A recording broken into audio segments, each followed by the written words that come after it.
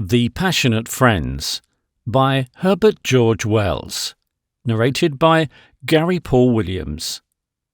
Chapter the First. I want very much to set down my thoughts and my experiences of life. I want to do so now that I have come to middle age, and now that my attitudes are all defined, and my personal drama worked out. I feel that the toil of writing and reconsideration may help to clear and fix many things that remain a little uncertain in my thoughts because they have never been fully stated, and I want to discover any lurking inconsistencies and unsuspected gaps. And I have a story. I have lived through things that have searched me. I want to tell that story as well as I can while I'm still a clear-headed and active man, and while many details that may presently become blurred and altered are still rawly fresh in my mind. And to one person in particular do I wish to think I am writing, and that is to you, my only son. I want to write my story, not indeed to the child you are now, but to the man you are going to be. You are half my blood, and temperamentally altogether mine. A day will come when you will realize this, and I want to know how life has gone with me, and then it may be altogether too late for me to answer your inquiries. I may have become inaccessible, as old people are sometimes inaccessible, and so I think of leaving this book for you. At any rate, I shall write it as if I meant to leave it for you. Afterwards, I can consider whether I will indeed leave it. The idea of writing such a book as this came to me first as I sat by the dead body of your grandfather, my father. It was because I wanted so greatly such a book from him that I am now writing this. He died, you must know, only a few months ago, and I went to his house to bury him and settle all his affairs. At one time, he had been my greatest friend. He had never indeed talked to me about himself or his youth, but he had always showed an extraordinary sympathy and helpfulness for me in all the confusion and perplexities into which I fell. This did not last to the end of his life. I was the child of his middle years, and suddenly, in a year or less, the curtains of age and infirmity fell between us. There came an illness, an operation, and he rose from it ailing, suffering, dwarfed, and altogether changed. Of all the dark shadows upon life, I think that change through illness and organic decay in the thoughts and spirits of those who are dear and close to us is the most evil and distressing and inexplicable. Suddenly he was a changeling, a being querulous and pitiful, needing indulgence and sacrifices. In a little while a new state of affairs was established. I ceased to consider him as a man to whom one told things, of whom one could expect help or advice. We all ceased to consider him at all in that way. We humoured him, put pleasant things before him, concealed what was disagreeable. A poor old man he was indeed, in those concluding years, weakly rebellious against the firm kindliness of my cousin, his housekeeper and nurse. He, who had once been so alert, was now at times astonishingly apathetic. At times an impish malice I had never known in him before gleamed in little acts and speeches. His talk rambled, and for the most part was concerned with small, long-forgotten contentions. It was indistinct and difficult to follow because of a recent loss of teeth, and he craved for brandy to restore even for a moment the sense of strength and well-being that ebbed and ebbed away from him. So that when I came to look at his dead face at last, it was something like amazement I perceived him, grave and beautiful, more grave and beautiful than he had been, even in the fullness of life. All the estrangement of the final years was wiped in an instant from my mind as I looked upon his face. There came back a rush of memories, of kind, strong, patient human aspects of his fatherhood, and I remembered, as every son must remember, even you, my dear, will some day remember, because it is in the very nature of sonship, insubordinations, struggles, ingratitudes, great benefits taken unthankfully, slights and disregards. It was not remorse I felt, nor repentance, but a tremendous regret that so things had happened and that life should be so. Why is it, I thought, that when a son has become to manhood he cannot take his father for a friend? I had a curious sense of unprecedented communion as I stood beside him now. I felt that he understood my thoughts. His face seemed to answer with an expression of still and sympathetic patience. I was sensible of amazing gaps. We had never talked together of love, never of religion, all sorts of things that a man of 28 would not dream of hiding from a coeval. He had hidden from me. For some days I had to remain in his house. I had to go through his papers, handle all those intimate personal things that accumulate around a human being year by year, letters, yellowing scraps of newspaper, tokens, relics kept, accidental vestiges, significant litter. I learnt many things I had never dreamt of. At times I doubted whether I was not prying, whether I ought not to risk the loss of those necessary legal facts I sought, and burn these papers unread. There were love letters, and many such touching things. My memories of him did not change because of these new lights, but they became wonderfully illuminated. I realized him as a young man. I began to see him as a boy.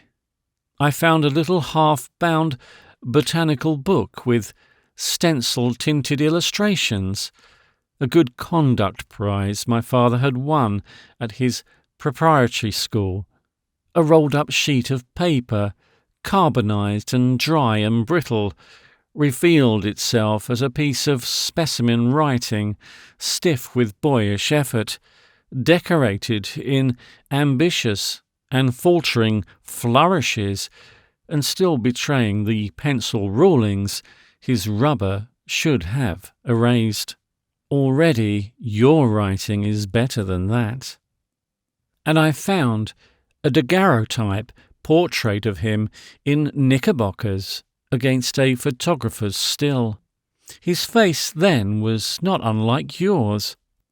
I stood with that in my hand at the little bureau in his bedroom and looked at his dead face. The flatly painted portrait of his father, my grandfather, hanging there in the stillness above the coffin, looked out on the world he had left with steady, humorous blue eyes that followed one about the room. That, too, was revivified, touched, into reality and participation by this and that, became a living presence at a conference of lives. Things of his were there also in that life's accumulation. There were 3 Strattons together, and down in the dining room were still engravings to take us back 2 generations further, and we had all lived full lives, suffered, attempted, signified. I had a glimpse of the long succession of mankind. What a huge, inaccessible lumber room of thought and experience we amounted to. I thought how much we are, how little we transmit. Each one of us was but a variation, an experiment upon the Stratton theme. All that I had now under my hands was but the merest hints and vestiges, moving and surprising indeed, but casual and fragmentary, of those obliterated repetitions. Man is a creature becoming articulate, and why should those men have left so much of the tale untold, to be lost and forgotten? Why must we all repeat things done, and come again, very bitterly, to wisdom our fathers have achieved before us? My grandfather there should have left me something better than the still enigma of his watching face. All my life so far has gone in learning very painfully what many men have learnt before me. I have spent the greater part of 40 years in finding a sort of purpose for the uncertain and declining decades that remain. Is it not time the generations drew together and helped one another? Cannot we begin now to make a better use of the experiences of life, so that our sons may not waste themselves so much? Cannot we gather into books that men may read in an hour or so the gist of these confused and multitudinous realities of the individual career? Surely the time is coming for that, when a new private literature will exist, and fathers and mothers, behind their roles of rulers, protectors and supporters, will prepare frank and intimate records of their thought and their feeling, told as one tells things to equals, without authority or reserves or discretions, so that they, being dead, their children may rediscover them as contemporaries and friends. That desire for self-expression is indeed already almost an instinct with many of us. Man is disposed to create a traditional wisdom. For me, this book I contemplate is a need. I am just a year and a half from a bitter tragedy and the loss of a friend as dear as life to me. It is very constantly in my mind. She opened her mind to me, as few people open their minds to anyone. In a way, little Stephen, she died for you, and I am so placed that I have no one to talk to quite freely about her. The one other person to whom I talk, I cannot talk to about her. It is strange, seeing how we love and trust one another, but so it is. You will understand that the better as the story unfolds. For 8 long years, before the crisis that culminated in her tragic death, I never saw her, yet, quite apart from the shock and distresses of that time, it has been left me extraordinarily lonely and desolate. and there was a kind of dreadful splendour in that last act of hers, which has taken a great hold upon my imagination. It has interwoven with everything else in my mind. It bears now upon every question. I cannot get away from it while it is thus pent from utterance. Perhaps, having written this to you, I may never show it to you, or leave it for you to see. But yet I must write it. Of all conceivable persons, you, when you have grown to manhood, are the most likely to understand. 2. You did not come to see your dead grandfather, nor did you know very much about the funeral. Nowadays we do not bring the sweet egotisms, the vivid, beautiful, personal intensities of childhood into the cold, vast presence of death. I would as soon, my dear, have sent your busy little limbs toiling up the Matterhorn. I have put by a photograph of my father for you as he lay in that last stillness of his, that you will see at a proper time.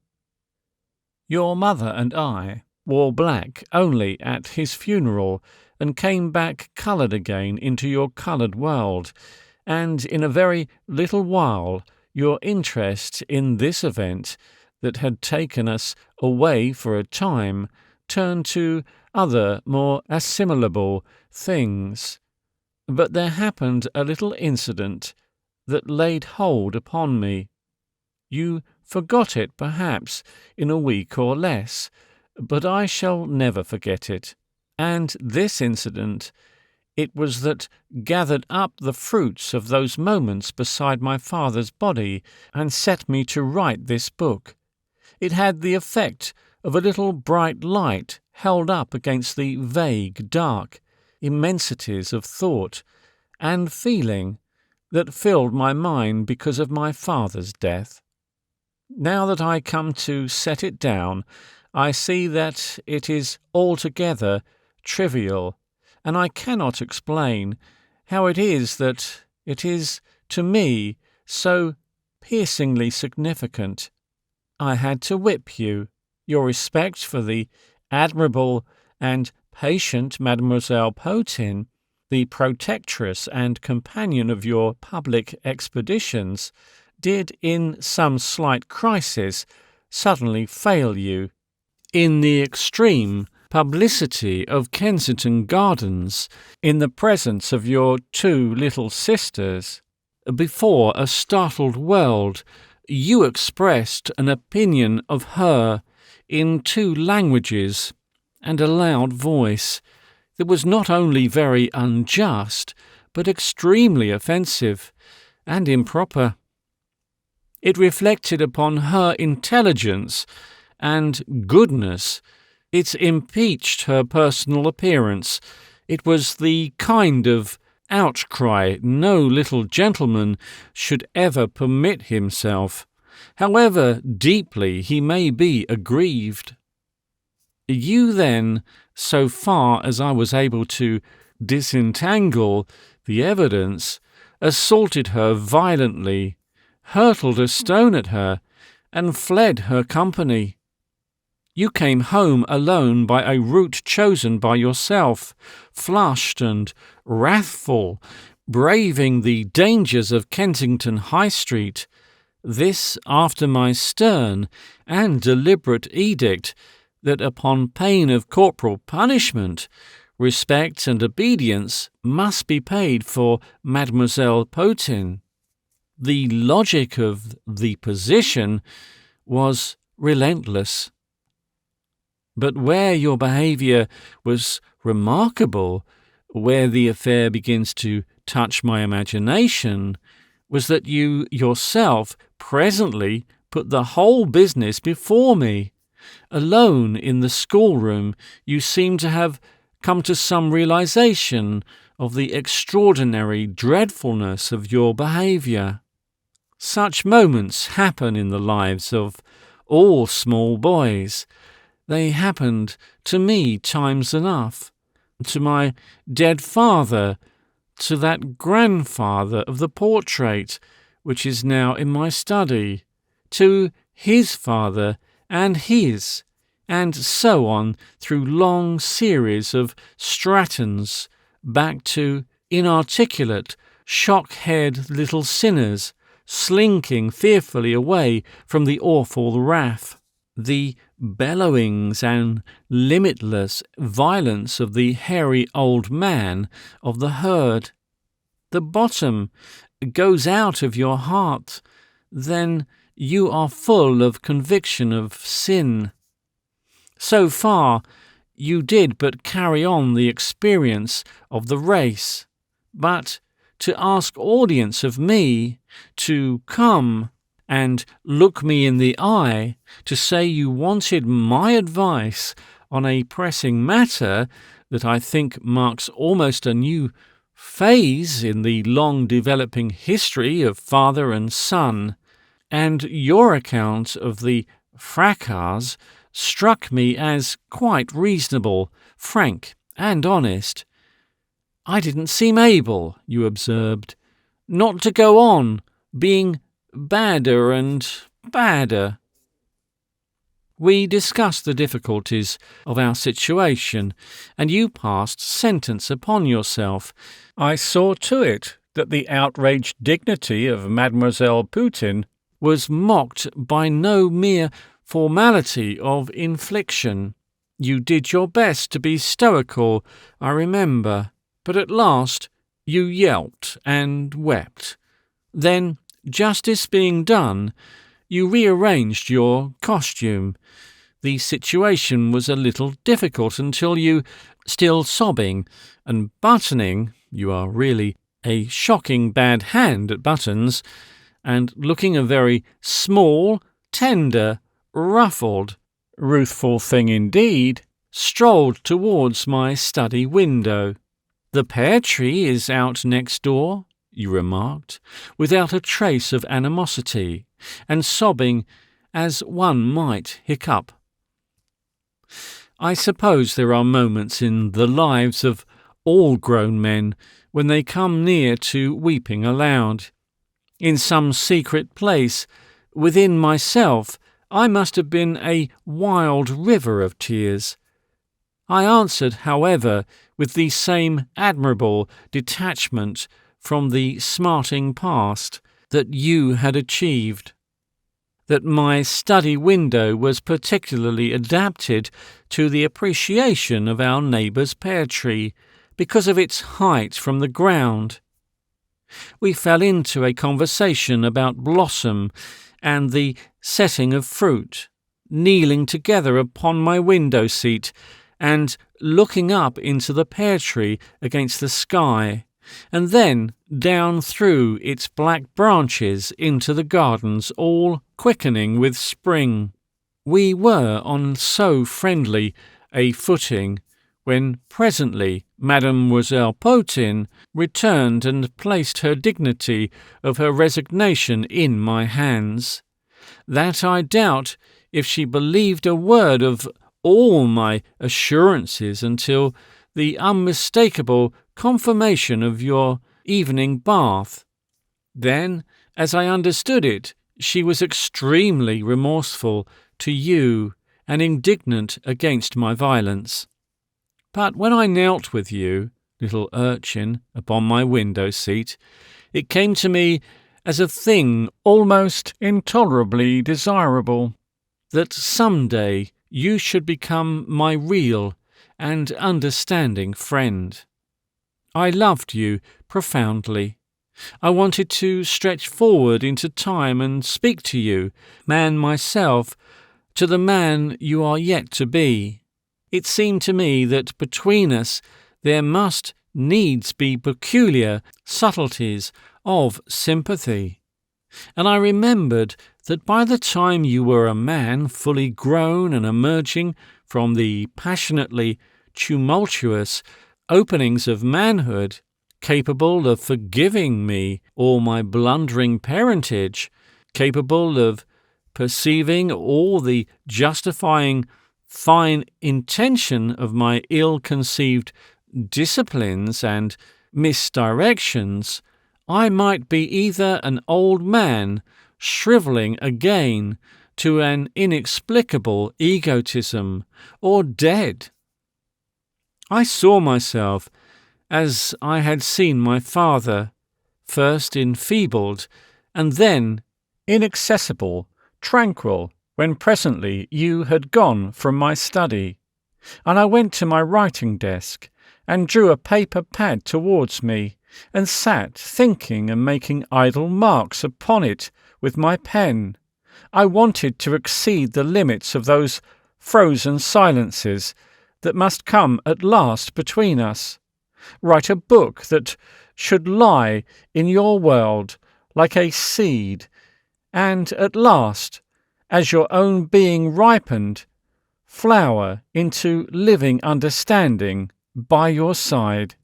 This book, which before had been only an idea for a book, competing against many other ideas and the demands of that toilsome work for peace and understanding to which I have devoted the daily energies of my life, had become, I felt, an imperative necessity between us. 3. And then there happened one of those crises of dread and apprehension and pain that are like a ploughing of the heart. It was brought home to me that you might die even before the first pages of this book of yours were written. You became feverish, complained of that queer pain you had felt twice before, and for the third time you were ill with appendicitis. Your mother and I came and regarded your tousled head and flushed little face on the pillow as you slept uneasily, and decided that we must take no more risks with you. So soon as your temperature had fallen again, we set about the business of an operation. We told each other that nowadays these operations were as safe as going to sleep in your bed, but we knew better. Our own doctor had lost his son. That, we said, was different, but we knew well enough in our hearts that you were going very near to the edge of death, nearer than you had ever been since first you came clucking into the world. The operation was done at home. A capable, fair-complexioned nurse took possession of us and my study because it has the best light and was transfigured into an admirable operating room. All its furnishings were sent away, every cloth and curtain, and the walls and floor were covered with white sterilized sheets. The high little mechanical table they erected before the window seemed to me like an altar on which I had to offer up my son. There were basins of disinfectants and towels conveniently about. The operator came, took out his array of scalpels and forceps and little sponges from the black bag he carried, put them ready for his hand, and then covered them from your sight with white cloth. And I brought you down in my arms, wrapped in a blanket from your bedroom, to the anaesthetist. You were beautifully trustful and submissive and unafraid. I stood by you until the chloroform had done its work, and then left you there, lest my presence should in the slightest degree embarrass the surgeon. The anaesthetic had taken all the colour out of your face, and you looked pinched and shrunken and greenish and very small and pitiful. I went into the drawing-room and stood there with your mother and made conversation. I cannot recall what we said. I think it was about the moorland to which we were going for your convalescence. Indeed, we were but the ghosts of ourselves. All our substance seemed listening to the little sounds that came to us from the study. Then, after long ages, there was a going to and fro of feet, a bump, the opening of a door, and our own doctor came into the room, rubbing his hands together and doing nothing to conceal his profound relief. "Admirable," he said. "Altogether successful." I went up to you and saw a tumbled little person in the bed, still heavily insensible and moaning slightly. By the table were bloody towels, and in a shallow glass tray was a small object, like a damaged piece of earthworm. "Not a bit too soon," said the surgeon, holding this up in his forceps for my inspection. "It's on the very verge of perforation." I affected a detached and scientific interest, but the prevailing impression in my mind was that this was a fragment from very nearly the centre of your being. He took it away with him, I know not whither. Perhaps it is now in spirits in a specimen jar, an example to all medical students of what to avoid in an appendix. Perhaps it was stained and frozen, and microtomized into transparent sections as they do such things, and mounted on glass slips and distributed about the world for curious histologists to wreak their eyes upon. For a little time you lay uneasily still and then woke up to pain. Even then you got a fresh purchase on my heart. It has always been our custom to discourage weeping and outcries, and you did not forget your training. "I shan't mind so much, Dada," you remarked to me, "if I may yelp." So, for a day, by special concession, you yelped, and then the sting of those fresh wounds departed.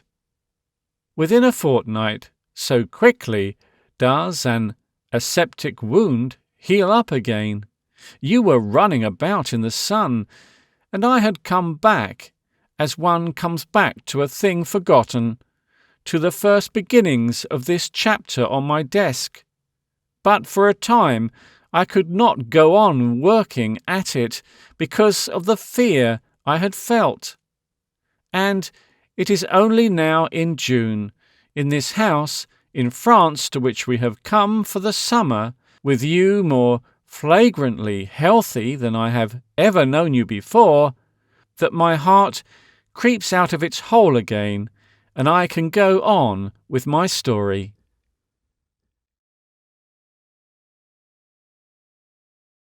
Chapter the 2nd.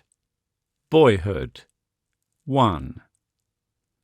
I was a Harbury boy, as my father and grandfather were before me, and as you are presently to be. I went to Harbury at the age of 14. Until then I was educated at home, first by a governess, then by my father's curate, Mr. Siddons, who went from us to St. Philip's in Hampstead, and succeeding marvellously there, is now Bishop of Exminster. My father became rector of Burnmore when I was 9. My mother had been dead 4 years, and my second cousin, Jane Stratton, was already his housekeeper. My father held the living until his resignation when I was nearly 30, so that all the most impressionable years of my life centre upon the Burnmore rectory and the easy spaciousness of Burnmore Park. My boyhood and adolescence alternated between the ivied red brick and ancient traditions of Harbury, and afterwards Christchurch, and that still untroubled countryside. I was never a town dweller until I married, and we took our present house in Holland Park. I went into London at last as one goes into an arena. It cramps me and wearies me, and at times nearly overwhelms me. But there it is that the life of men centres, and my work lies. But every summer we do as we have done this year and go to some house in the country, near the forests or moorland or such like open and uncultivated country, where one may have the refreshment of freedom among natural and unhurried things. This year we are in a walled garden upon the Seine, about 4 miles above Chateau Galliard, and with the forest reaching up to the paddock beyond the orchard close. You will understand better when I have told you my story, why I saw Burnmore for the last time when I was 21, and why my memories of it shine so crystalline clear. I have 1,000 vivid miniatures of it in my mind, and all of them are beautiful to me, so that I could quite easily write a whole book of landscapes from the park alone. I can still recall quite vividly the warm, beauty-soaked sensation of going out into the morning sunshine of the park, with my lunch in a little green Swiss tin under my arm, and the vast, interminable day all before me, the gigantic, divinely unconditional day that only boyhood knows, and the park so great and various that it was more than 2 hours going for me to reach its eastern fences. I was only a little older then than you are now. Sometimes I went right up through the woods to the house to companion with Philip and Guy Christian and their sister. I loved her then, and one day I was to love her with all my heart. But in those boyish times I liked most to go alone. My memories of the park are all under blue sky and sunshine, with just a thunderstorm or so. On wet days and cold days I was kept to closer limits, and it seems to me now rather an intellectual conviction than a positive memory that, save for a few pine-clad patches in the extreme southeast, its soil was all thick clay. That meant for me only beautiful green marshes, a number of vividly interesting meres upon the course of its stream, and a wealth of gigantic oaks. The meres lay at various levels, and the hand of Lady Ladislaw had assisted nature in their enrichment with lilies and water plants.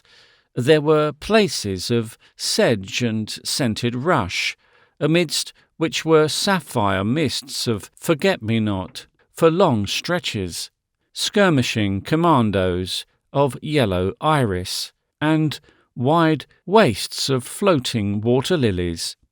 The gardens passed insensibly into the park and beyond the house, where broad stretches of grass, sunlit, barred with the deep green shadows of great trees, and animated with groups and lines of fallow deer. Near the house was an Italianate garden, with balustrading and statuary, and a great wealth of roses and flowering shrubs.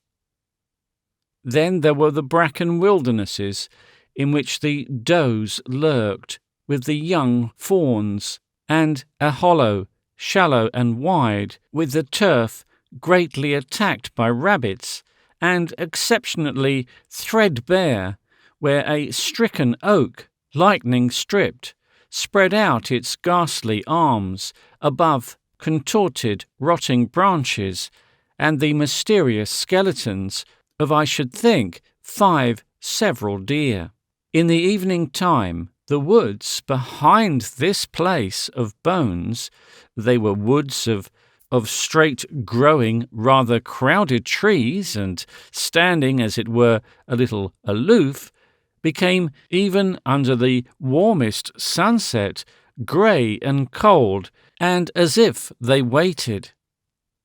And in the distant corner where the sand was, rose suddenly a steep little hill, surmounted by a wild and splendid group of pines, through which one looked across a vale of cornfields at an ancient town that became strange and magical as the sun went down, so that I was held gazing at it, and afterwards had to flee the twilight across the windy spaces and under the dim and darkling trees.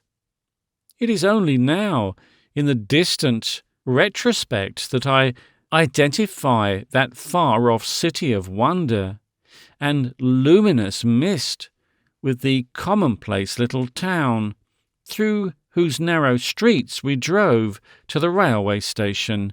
But of course, that is what it must have been. There are persons to be found mixed up in those childish memories. Lady Ladislaw, tall and gracious, in dresses of floating blue or grey, or thin, subtly folding flowering stuffs.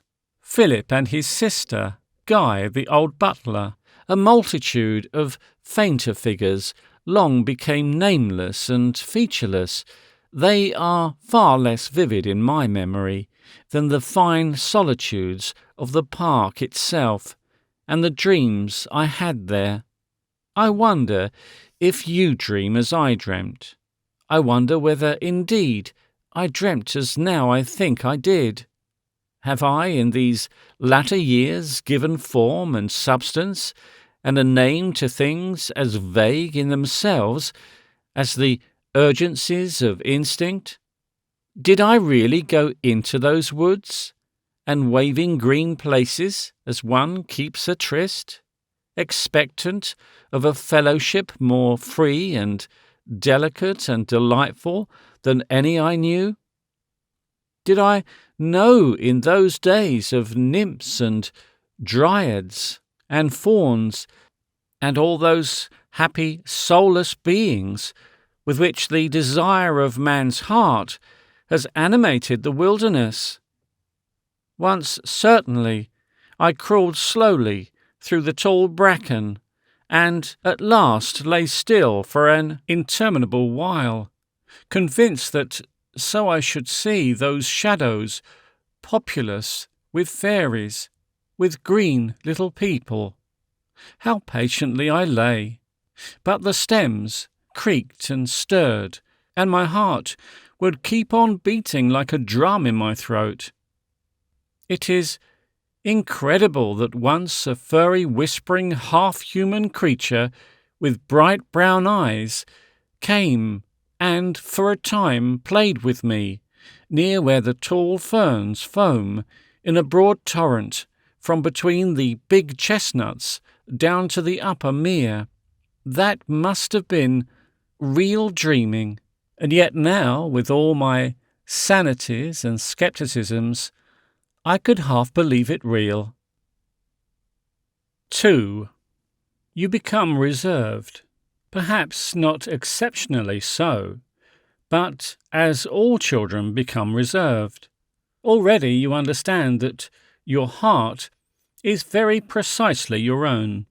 You keep it from me and everyone, so much so justifiably so, that when, by virtue of our kindred and all that we have in common, I get sudden glimpses right into your depths, there mixes with the swift spasm of love I feel, a dread lest you should catch me, as it were, spying into you, and that one of us, I know not which, should feel ashamed.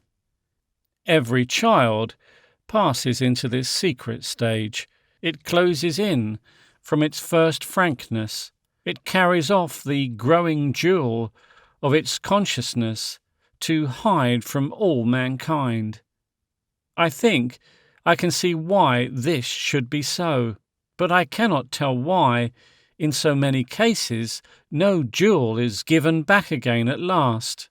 A light, ripened, wonderful, glowing with the deep fires of experience. I think that is what ought to happen. It is what does happen now with true poets and true artists.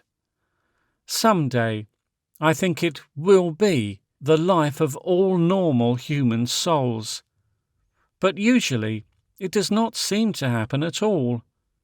Children pass out of a stage, open beautiful, exquisitely simple, into silences and discretions beneath an imposed and artificial life, and they are lost. Out of the finished, careful, watchful, restrained and limited man or woman, no child emerges again. I remember very distinctly how I myself came by imperceptible increments of reservation to withdraw those early delicacies of judgments, those original and personal standards and appreciations from sight and expression. I can recall specific moments when I perceive now that my little childish figure stood, as it were, obstinately and with a sense of novelty in a doorway, denying the self within. It was partly, I think, a simple instinct that drew that curtain of silences and concealments. It was much more a realization that I had no power of lucidity to save the worlds and deeds I sought to make expressive from complete misunderstanding. But most of all, it was the perception that I was under training and compulsion for ends that were all askew and irrelevant to the trend of my imaginations, the quality of my dreams. There was around me something unfriendly to this inner world, something very ready to pass from unfriendliness to acute hostility. And if indeed I succeeded in giving anything of my inner self to others, it was only, as people put it, to give myself away. My nurses, my governess, my tutor, my father, the servants about me, seemed all bent upon imposing an artificial personality upon me. Only in a very limited sense did they want me. What they wanted was something that could be made out of me by extensive suppressions and additions. They ignored the fact that I had been born with a shape of my own. They were resolved I should be pressed into a mould and cast. It was not that they wanted outer conformity to certain needs and standards that I think would be a reasonable thing enough to demand, but they wanted me to subdue my most private thoughts to their ideals. My nurses and my governesses would rate me for my very feelings, would clamour for gratitude and reproach me bitterly for betraying that I did not at some particular moment love. Only yesterday I heard Mademoiselle Potin doing that very same thing to you. It is that you do not care. Master Steve, it is that you do not care. You do not want to care. They went too far in that invasion of my personal life, but I perceive quite clearly the present need for most of the process of moulding and subjugation that children must undergo. Human society is a new thing upon the earth, an invention of the last 10,000 years. Man is a creature as yet not freely and instinctively gregarious. In his more primordial state, he must have been an animal of very small groups and limited associations, an animal rather self-centered and fierce. And he is still but imperfectly adapted, either morally or physically, to the wider social life his crowding interactions force upon him. He still learns speech and computation and civility and all the devices of this artificial, extended, and continually broadening tribal life with an extreme reluctance. He has to be shaped in the interests of the species. I admit to the newer conditions, the growing social order must be protected from the keen edge of his still savage individuality, and he must be trained in his own interests to save himself from the destruction of impossible revolts. But how clumsily is the thing done! How we are caught and jammed and pressed and crippled into citizenship! How excessive and crushing is the suppression, and how inadequate! Every child feels that, even if every child does not clearly know it. Every child presently begins to hide itself from the confused tyrannies of the social process, from the searching inspections and injunctions and interferences of parent and priest and teacher. I have got to be so, we all say deep down in ourselves, and more or less distinctly according to the lucidities of our minds. But in my heart I am this. And in the outcome we all try to seem at least to be so, while an ineffectual rebel struggles passionately like a beast caught in a trap, for ends altogether more deep and dangerous, for the rose and the star and the wildfire, for beauty and beautiful things. These, we all know, in our darkly vital recesses, are the real needs of life. The obediences imposed upon us by our crude necessities and jostling proximities, mere incidentals on our way to those profounder purposes. And when I write thus of ourselves, I mean our bodies quite as much as our imaginations. The two sides of us are covered up alike and put alike into disguise and unnatural shapes. We are taught and forced to hide them from a fear of ourselves and a fear of the people about us. The sense of beauty, the sense of one's body, the freedom of thought and of desire, and the wonder of life are all interwoven strands.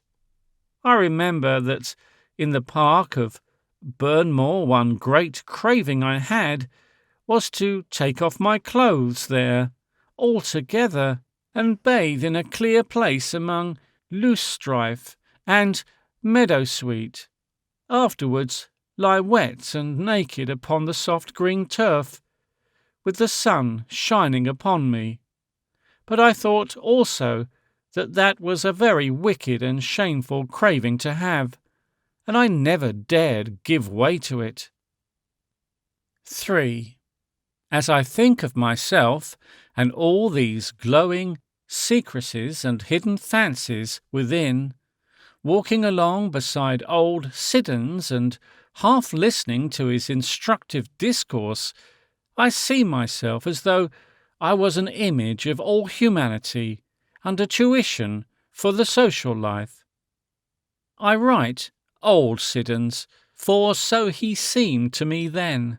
In truth, he was scarcely a dozen years older than I, and the other day, when I exchanged salutations with his gaitered presence in the Haymarket, on his way, I suppose, to the Athenaeum, it struck me that he it is who is now the younger man.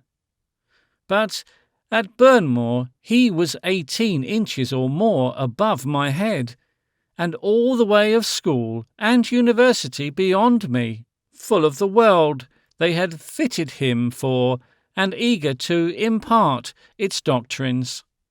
He went along in his tweeds that were studiously untidy, a Norfolk jacket of one clerically greyish stuff, and trousers of another somewhat lighter pattern, in thick boots, the collar of his calling, and a broad-minded hat, bearing his face heavenward as he talked, and not so much aware of me as appreciating the things he was saying.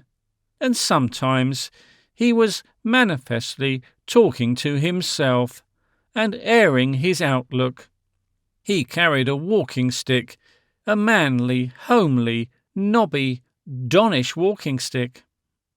He forced the pace a little, for his legs were long, and he had acquired the habit of strenuous pedestrianism at Oxford with all the other things.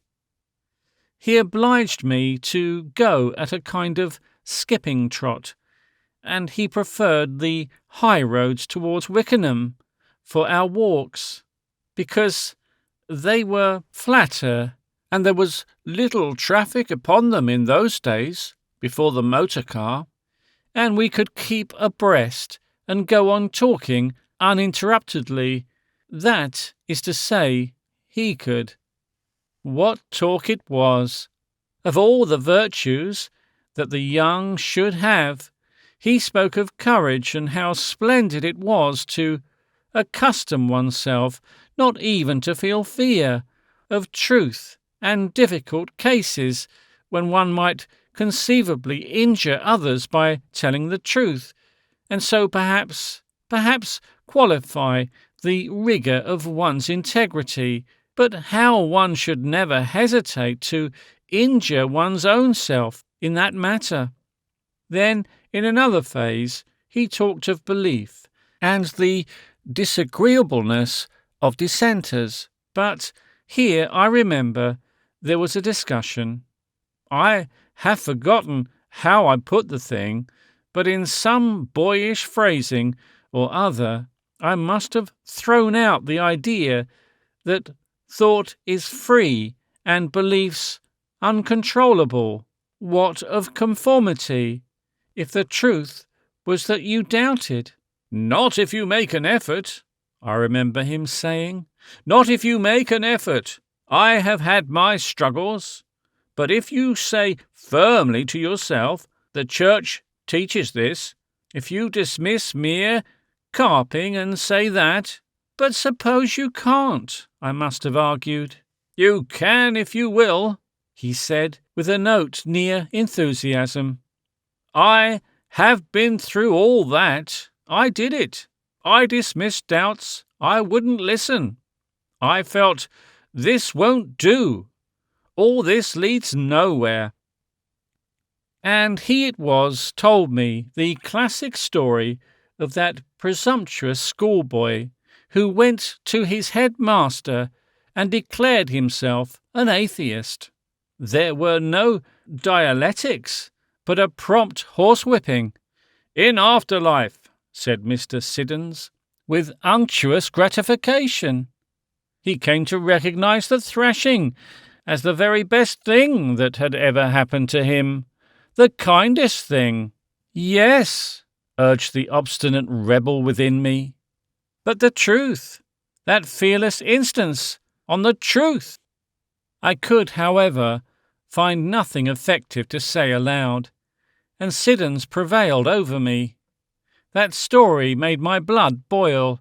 It filled me with an anticipatory hatred of and hostility to headmasters, and at the same time there was something in it brutally truer to the conditions of human association than any argument. I do not remember the various steps by which I came to be discussing doubts so early in my life. I could not have been much more than 13 when that conversation occurred. I am, I think, perhaps exceptionally unconscious about myself.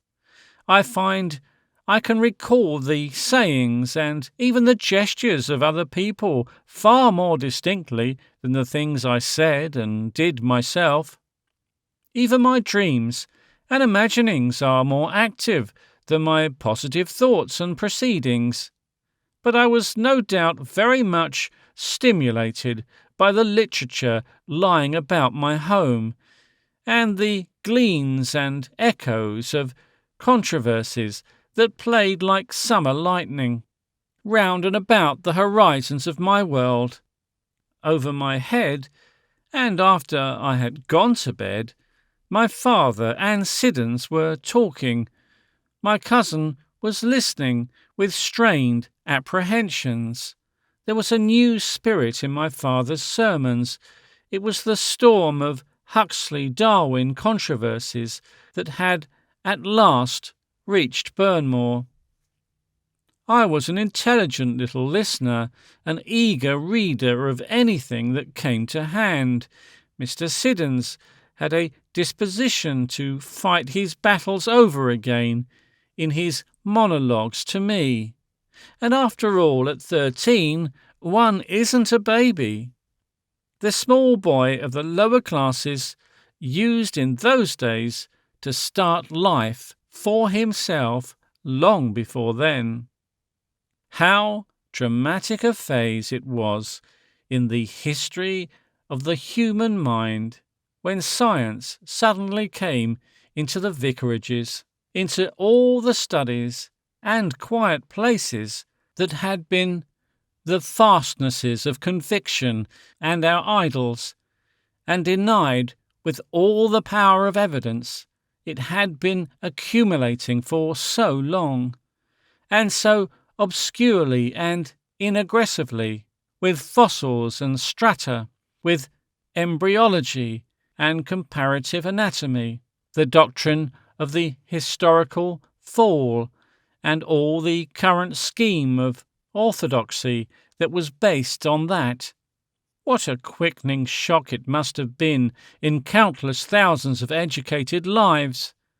And my father, after a toughly honest resistance, was won over to Darwinism. The idea of evolution got hold of him, the idea that life itself was intolerant of vain repetitions, and he had to consider this position in the Church. To him, as to innumerable other honest middle-aged and comfortable men, Darwinism came as a dreadful invitation to go out into the wilderness. Over my head, and just out of my range of my ears, he was debating that issue with Siddons as a foil and my cousin as a horrified antagonist. Slowly he was developing his conception of compromise, and meanwhile he wasn't going out into the wilderness at all, but punctually to and fro along the edge of the lawn by the bed of hollyhocks, and through the little green door in the garden wall, and across the corner of the churchyard to the vestry and perennial services and sacraments of the church. But he never talked to me privately of religion. He left that for my cousin and Mr. Siddons to do or not to do as they felt disposed, and in those silences of his I may have found another confirmation of my growing feeling that religion was, from one point of view, a thing somehow remote and unreal, claiming unjustifiable interventions in the detailed conduct of my life, and for another peculiar concern of my father's and Mr. Siddons, to which they went through the vestry, changing into strange garments on the way. 4. I do not want to leave the impression, which my last section may have conveyed, that at the age of 13 or thereabouts, I walked about with Mr. Siddons discussing doubt in a candid and intelligent manner, and maintaining theological positions. That particular conversation, you must imagine, with Mr. Siddons, somewhat monologuing, addressing himself not only to my present self, but with an unaccustomed valiance to my absent father. What I may have said or not said, whether I did indeed dispute or merely and by kind of accident implied objections, I have altogether forgotten long ago. A boy, far more than a man, is mentally a discontinuous being. The drifting chaos of his mind makes its experimental beginnings at 100 different points and in 100 different spirits and directions. Here he flashes into a concrete realization, here into a conviction unconsciously incompatible. Here is something originally conceived. Here something uncritically accepted. I know that I criticised Mr. Siddons quite acutely and disbelieved in him. I know also that I accepted all sorts of suggestions from him quite unhesitatingly, and that I did my utmost to satisfy his standards and realise his ideals of me. Like an outer casing to that primordial creature of senses and dreams which came to the surface in the solitudes of the park, was my Siddonsecue self, a high-minded and clean and brave English boy, conscientiously loyal to Queen and country, athletic, and a good sportsman, and acuity alive to good and bad form. Mr. Siddons made me aware of my clothed self as a visible object.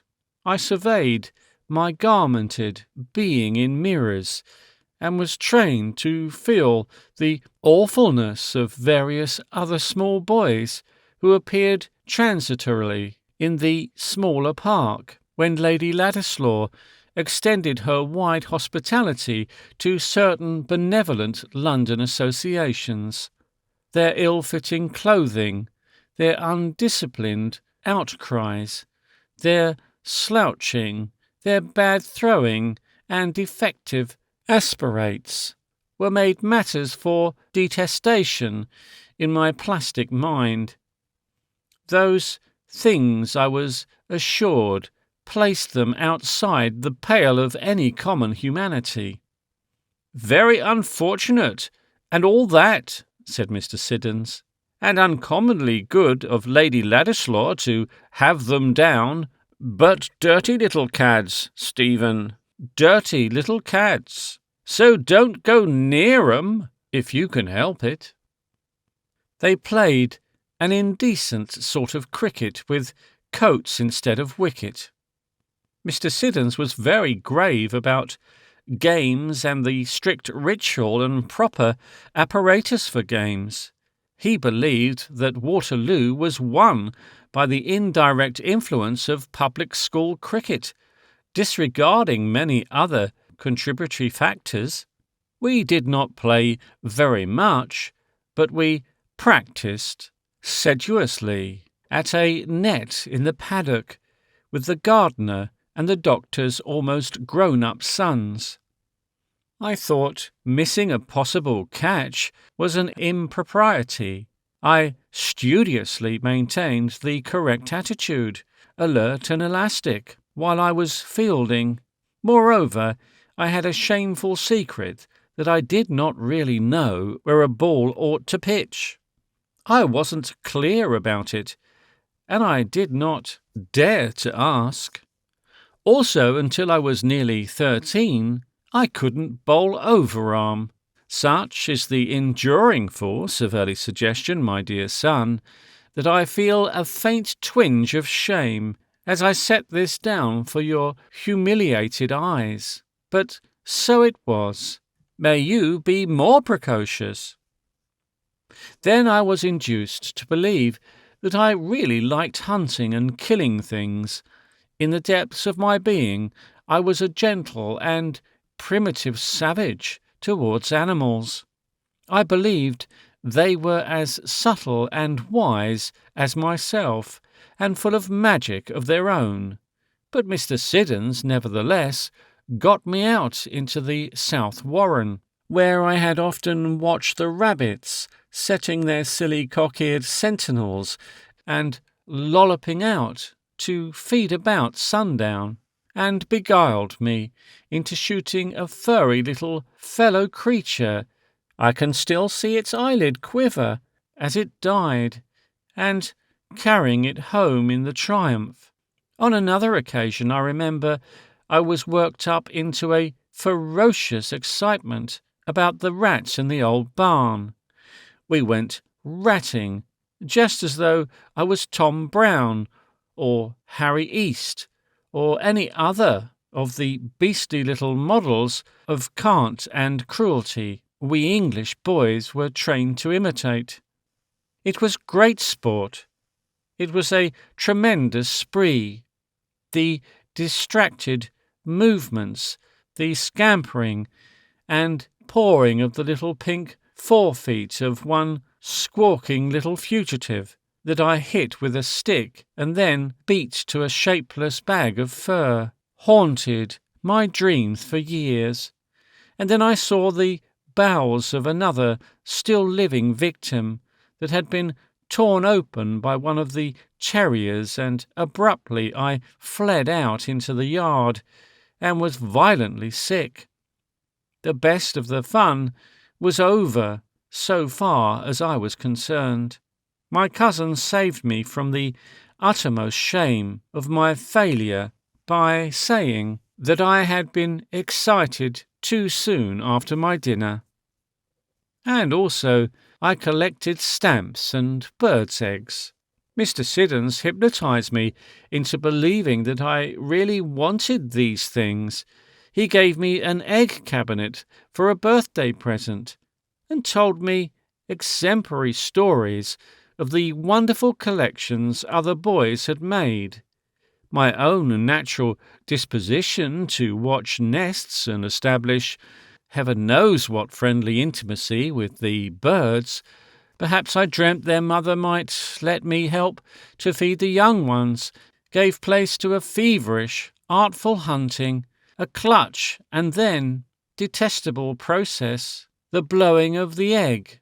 Of course, we were very humane. We never took the nest, but just frightened off the sitting bird and grabbed a warm egg or so.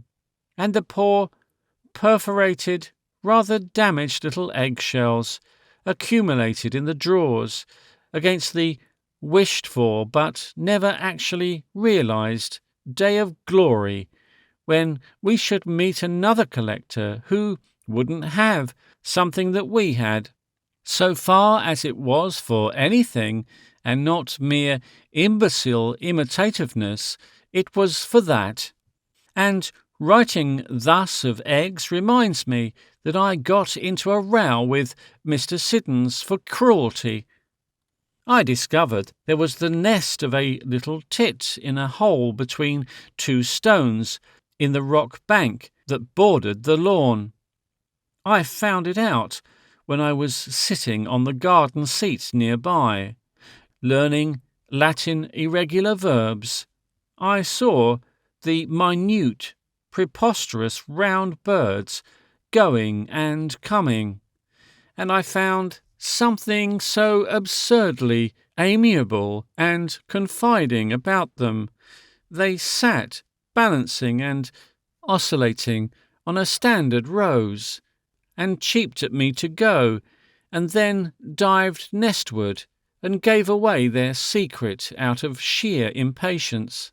that I could not bring myself to explore further, and kept the matter altogether secret from the enthusiasm of Mr. Siddons. And in a few days there were no more eggs, and I could hear the hungry little nestlings making the minutest of fairy hullabaloos, the very finest spun silk of sound. A tremendous traffic in victual began, and I was the trusted friend of the family. Then one morning I was filled with amazement and anguish. There was a rock torn down and lying in the path. A paw had gone up to that little warm place. Across the gravel, shreds of the nest and a wisp or so of down were scattered. I could imagine the brief horrors of that night attack. I started off, picking up stones as I went, to murder that sandy devil, the stable cat. I got her once, alas, that I am still glad to think of it, and just missed her as she flashed a ginger streak through the gate into the paddock. "Now, Steve, now!" came Mr. Siddons' voice behind me. How can one explain things of that sort to a man like Siddons? I took my lecture on the utter caddishness of wanton cruelty in a black rebellious silence. The affair and my own emotions were not only far beyond my powers of explanation, but far beyond my power of understanding. Just then my soul was in shapeless and aimless revolt against something greater and higher and deeper and darker than Siddons, and his reproaches were no more than the chattering of a squirrel while a storm uproots great trees. I wanted to kill the cat. I wanted to kill whatever had made that cat. 5. Mr. Siddons it was who first planted the conception of life as a career in my mind.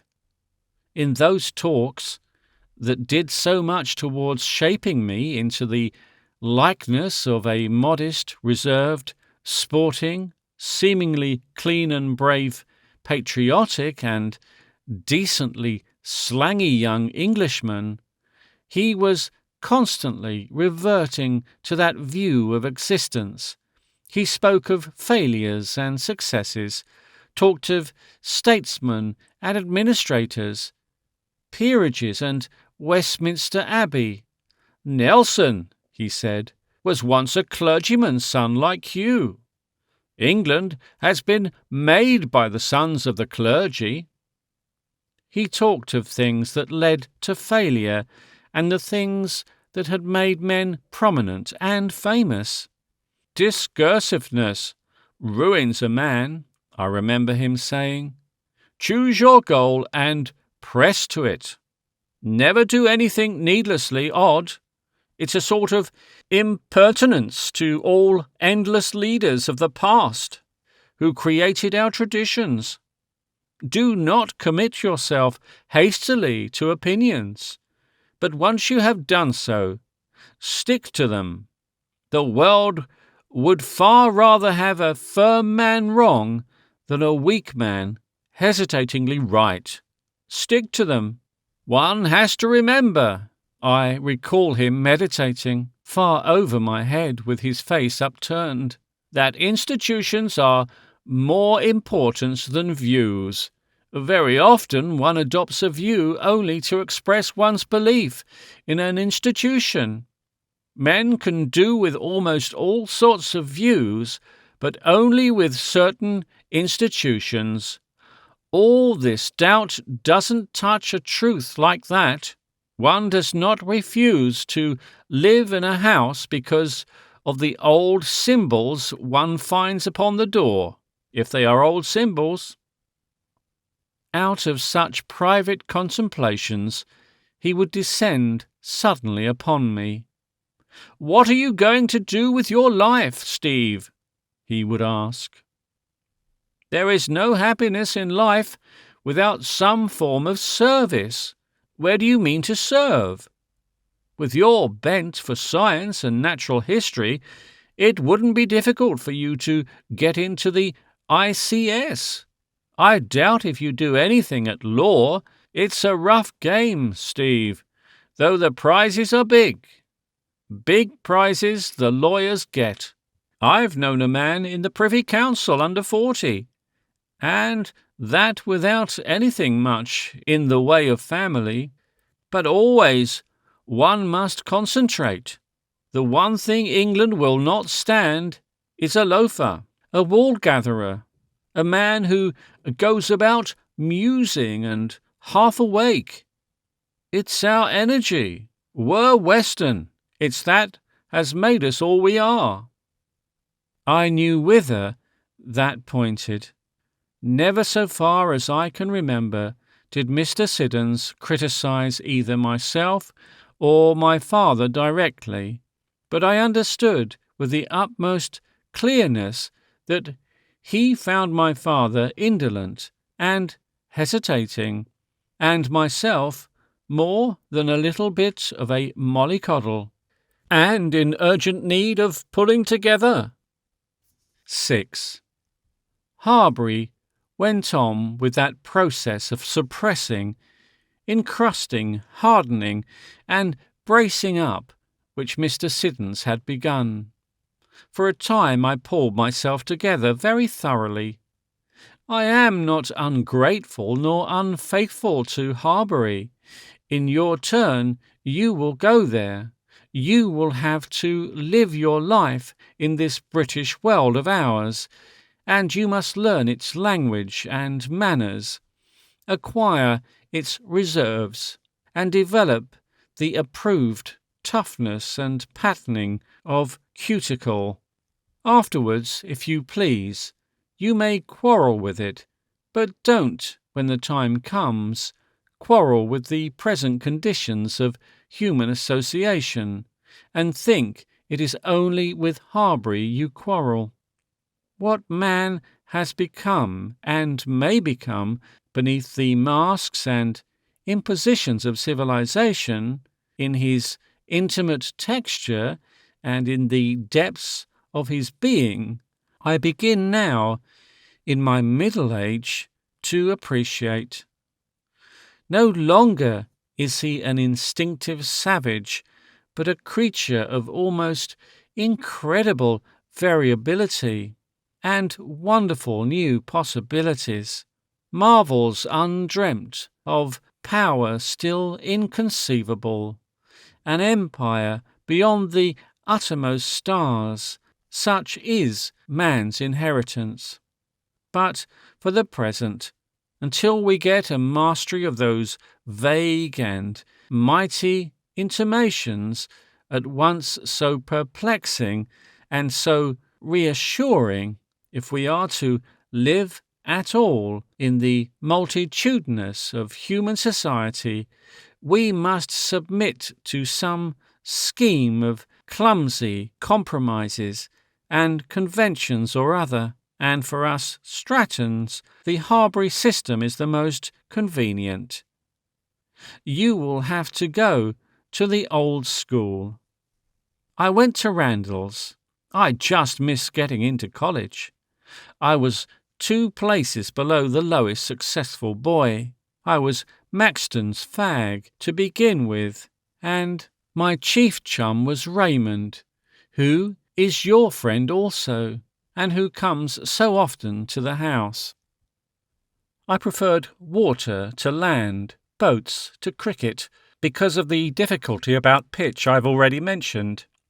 But I was no great sportsman. Raymond and I shared a boat, and spent most of the time we gave to it under the big trees near Dartpool Lock, reading or talking.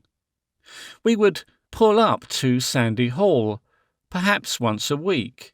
I never rowed in any of the 8s, though I was urged to do so.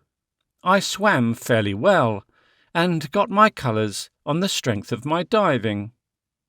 On the whole, I found Harbury a satisfactory and amusing place. I was neither bullied, nor do I think I greatly bullied. And of all that furtive and puerile lasciviousness, of which one hears so many hints nowadays, excitable people talk of it as though it was the most monstrous and singular of vices, instead of a slightly debasing but almost unavoidable and very obvious result of heaping boys together under the inefficient control of a timid, pretentious class of men, of such uncleanness, as I say, scarcely more than a glimpse and a whisper and a vague, tentative talk or so reached me.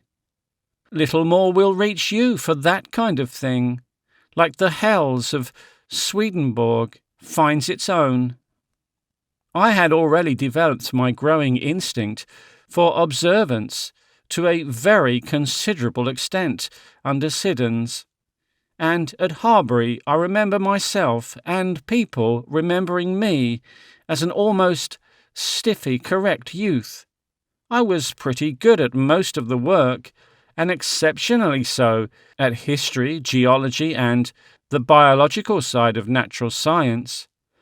I had to restrain my interest in these latter subjects, lest I should appear to be a swot, and a modern side swot at that. I was early in the sixth, and rather a favourite with old Latimer. He incited me to exercise what he called a wholesome influence on the younger boys, and I succeeded in doing this fairly well, without any gross interventions. I implied rather than professed soundly orthodox views about things in general, and I was extremely careful to tilt my straw hat forward over my nose, so as just not to expose the crown of my head behind, and to turn up my trousers with exactly that width of margin which the judgment of my fellow creatures had decided was correct. My socks were spirited without being vulgar, and the ties I wore were tied with a studious avoidance of either slovenliness or priggish neatness. I wrote 2 articles in the Harburonian, became something of a debater in the Literacy and Political, conducted many long conversations with my senior contemporaries upon religion, politics, sport, and social life, and concealed my innermost thoughts from every human being. Indeed, so effective had been the training of Harbury and Mr. Siddons that I think at that time I came very near concealing them from myself. I could suppress wonder, I could pass by beauty as if I did not see it. Almost, I think, I did not see it for a time, and yet I remember it in those years too, 100 beautiful things. Harbury itself is a very beautiful place. The country about it has all the charm of river scenery in a settled and ancient land, and the great castle and piled town of Wetmore, cliffs of battlemented grey, wall rising above a dense cluster of red roofs, form the background to innumerable gracious prospects of great stream-fed trees, level meadows, of buttercups, sweeping curves of osier and rush-rimmed river, the playing fields, and the sedgy, lily-spangled levels of Avonlea. The college itself is mostly late Tudor and Stuart brickwork, very ripe and mellow now, but the great grey chapel, with its glorious east window, floats over the whole like a voice singing in the evening. And the evening cloudscapes of Harbury are a perpetual succession of glorious effects, now serene, now mysteriously threatening and profound, now towering to incredible heights, now revealing undreamt-of distances of luminous colour. Assuredly, I must have delighted in all those aspects, or why should I remember them so well? But no confessed recognition of them, no deliberate going out of my spirit, open and unashamed to such things. I suppose one's early adolescence is necessarily the period of maximum shyness in one's life. Even to Raymond I attempted no extremities of confidence. Even to myself I tried to be the thing that was expected of me. I professed a modest desire for temperate and tolerable achievement in life, though deep in my lost depths I wanted passionately to excel. I worked hard, much harder than I allowed to appear, and I said I did it for the credit of the school. I affected a dignified loyalty to the Queen and country and church. I pretended a stoical disdain for appetites and delights and all the arts, though now and then a chance fragment of poetry would light me like a fire, or a lovely picture stir unwonted urgencies, though visions of delight haunted the shadows of my imagination and did not always fly when I regarded them. But on the other hand, I affected an interest in games that I was far from feeling. Of some boys I was violently jealous, and this also I masked beneath a generous appreciation. Certain popularities I applauded while I doubted. Whatever my intimate motives, I became less and less disposed to obey them until I had translated them into a plausible rendering of the accepted code. If I could not so translate them, I found it wise to control them. When I wanted urgently one summer to wander by night over the hills towards Kettering and lie upon heather and look up at the stars and wonder about them, I cast about and at last hit upon the well-known and approved sport of treacling for moths as a cloak for so strange an indulgence. I must have known even then what a mask and front I was, because I knew quite well how things were with other people. I listened politely, and respected and understood the admirable explanations of my friends. When some fellow got a scholarship unexpectedly, and declared it was rotten bad luck on the other chap, seeing the papers he had done, and doubted whether he shouldn't resign, I had an intuitive knowledge that he wouldn't resign, and I do not remember any time in my career as the respectful listener to Mr. Siddon's aspirations for service and devotion when I did not perceive quite clearly his undeviating eye upon a bishopric. He thought of gaiters, though he talked of wings. How firmly the bonds of an old relationship can hold one. I remember when a few years ago he reached that toiled for a goal. I wrote in a tone of gratified surprise that in this blatant age such disinterested efforts as his should receive even so belated a recognition. Yet what else was there for me to write?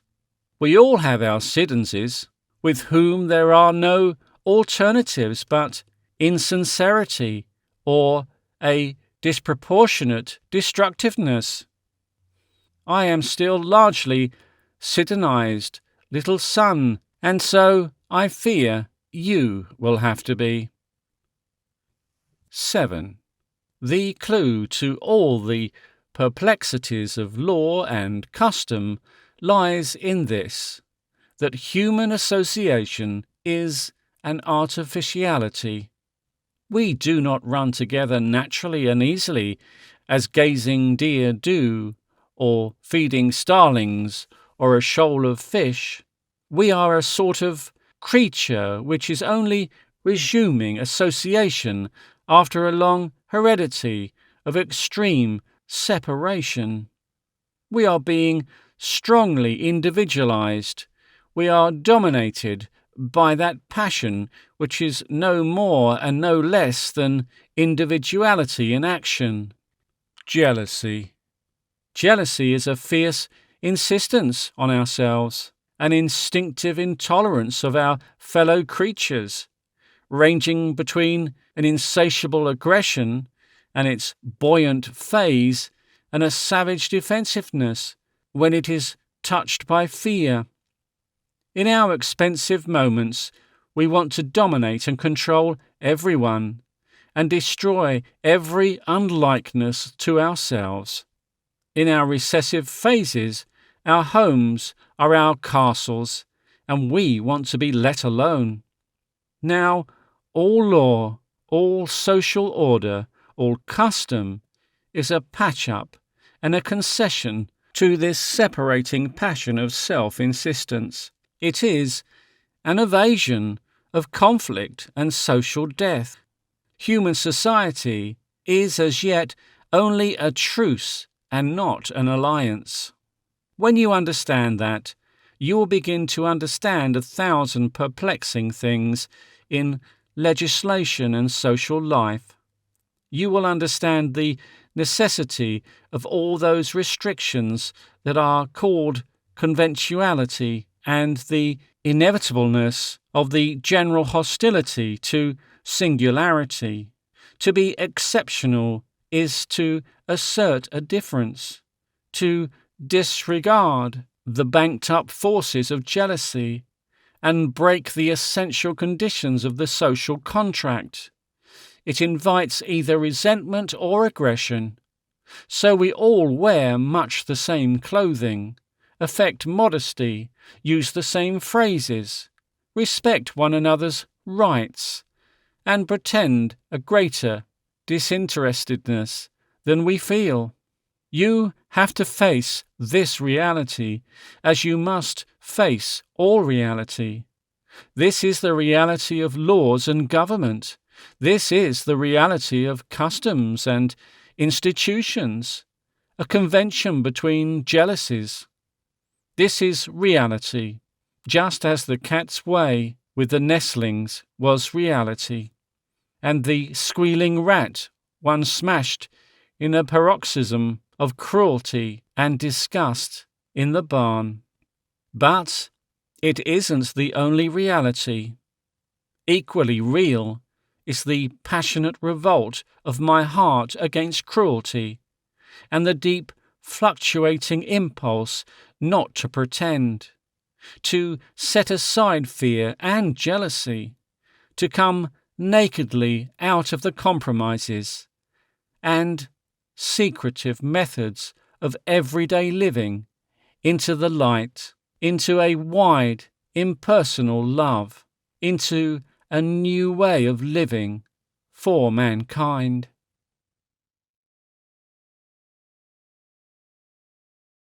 Chapter the 3rd. Intentions and the Lady Mary Christian. 1. I know that before the end of my Harbury days I was already dreaming of a career, of some great and conspicuous usefulness in the world.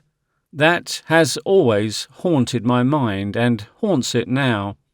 I may be cured perhaps of the large and showy anticipations of youth. I may have learnt to drop the great and conspicuous, but still I find it necessary to believe that I matter, that I play a part no one else can play in a progress, in a universal scheme moving towards triumphant ends. Almost wholly, I think I was dreaming of public service in those days. The Harbury tradition pointed steadfastly towards the state, and all my world was bare of allurements to any other type of ambition.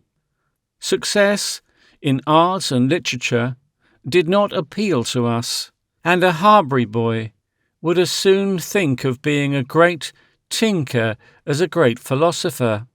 Science we called stinks. Our 3 science masters were ex officio ridiculous, and the practical laboratory a refuge for oddities. But a good half of our fathers, at least, were peers or members of Parliament, and our sense of politics was close and keen. History, and particularly history as it came up through the 18th century to our own times, supplied us with a gallery of intimate models. Our great uncles and grandfathers and ancestors at large figured abundantly in the story and furnished the pattern to which we cut our anticipation of life. It was a season of imperialism, the picturesque imperialism of the earlier Kipling phase, and we were all of us enthusiasts for the empire. It was the empire of the white man's burthen in those days. The sordid anticlimax of the tariff reform movement was still some years ahead of us. It was easier for us at Harbury to believe then than it has become since, in our own racial and national and class supremacy. We were the Anglo-Saxons, the elect of the earth, leading the world in social organisation, in science and economic method. In India and the East, more particularly, we were the apostles of even-handed justice, relentless veracity, personal cleanliness, and modern efficiency. In a spirit of adventurous benevolence, we were spreading those blessings over a reluctant and occasionally recalcitrant world of people, for the most part coloured. Our success in this had aroused the bitter envy and rivalry of various continental nations, and particularly of France, Russia, and Germany. But France had been diverted to North Africa, Russia to Eastern Asia, and Germany was already the most considered antagonist in our path towards an empire over the world. This was the spacious and by no means ignoble project of the later 90s. Most of us Harbury boys, trained as I had been trained to be uncritical, saw the national outlook in those terms. We knew little or nothing until the fierce wranglings of the free traders and tariff reforms a few years later brought it home to us of the commercial, financial and squalid side of our relations with the vast congeries of exploited new territories and subordinated and subjugated populations. We knew nothing of the social conditions of the mass of people in our own country. We were blankly ignorant of economics. We knew nothing of that process of expropriation and the exploitation of labour, which is giving the world the servile state. The very phrase was 20 years ahead of us. We believed that an Englishman was a better thing in every way than any other sort of man, that English literature, science and philosophy were a shining and unapproachable light to all other peoples, that our soldiers were better than all other soldiers, and our sailors than other sailors. Such civilization and enterprise as existed in Germany, for instance, we regarded as a shadow, an envious shadow, following our own. It was still generally believed in those days that German trade was concerned entirely with the dishonest imitation of our unapproachable English goods. And as for the United States, well, the United States, though blessed with a strain of English blood, were nevertheless out of it, marooned in a continent of their own, and, we had to admit it, corrupt. Given such ignorance, you know it wasn't by any means ignoble to be patriotic, to dream of this propagandist empire of ours, spreading its great peace and culture, its virtue and its amazing and unprecedented honesty, its honesty round the world. 2. When I look and try to recover those early intentions of mine, I am astonished at the way in which I took them ready-made from the world immediately about me. In some way, I seem to have stopped looking, if ever I had begun looking, at the heights and depths above and below that immediate life. I seem to have regarded these profounder realities no more during this phase of concentration than a cow in a field regards the sky. My father's vestments, the Burnmore altar, the Harbury pulpit, and Mr. Siddons stood between me and the idea of God, so that it needed years and much bitter disillusionment before I discovered my need of it, and I was as wanting in subtlety as in depth. We did no logic nor philosophy at Harbury, and at Oxford it was not so much thought we came to deal with as a mistranslation and vulgarization of ancient and alien exercises in thinking. There is no such effective serum against philosophy as the scholarly decoction of a dead philosopher. The philosophical teaching of Oxford at the end of the last century was not so much teaching as a protective inoculation. The stuff was administered with a mysterious gilding of Greek and reverence. Old Hegel's monstrous web was the ultimate modernity, and Plato, that intellectual journalist artist, that bright, restless experimentalist in ideas, was, as it were, the god of wisdom, only a little less omniscient, and on the whole more of a scholar and a gentleman than the god of fact. So I fell back upon the empire in my first attempts to unify my life. I would serve the empire. That should be my total significance. There was a Roman touch, I perceive, in this devotion. Just how or where I should serve the empire I had not as yet determined. At times I thought of the civil service. In my more ambitious moments I turned my thoughts to politics. But it was doubtful whether my private expectations made the last and reasonable possibility. I would serve the empire. 3. And all the while that the first attempts to consolidate, to gather one's life together into a purpose and a plan of campaign, are going on upon the field of the young man's life. There come and go, and come again in the sky above him, the threatening clouds, the ethereal Sirius, the red dawns of the glowing afternoons of that passion of love which is the source and renewal of being.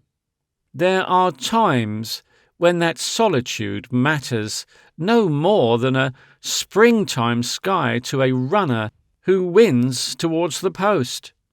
there are times when its passionate urgency dominates every fact in his world. 4. One must have children and love them passionately before one realizes the deep indignity of accident in life. It is not that I mind so much when unexpected and disconcerting things happen to you or your sisters, but that I mind before they happen.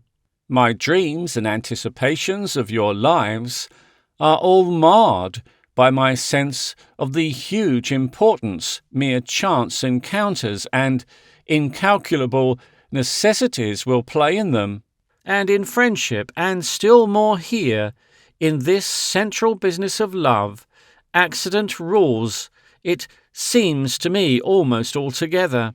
What personalities you will encounter in life, and have for a chief interest in life, is nearly as much a matter of chance as the drift of a grain of pollen in the pine forest. And once the light hazard has blown, it has blown, never to drive again.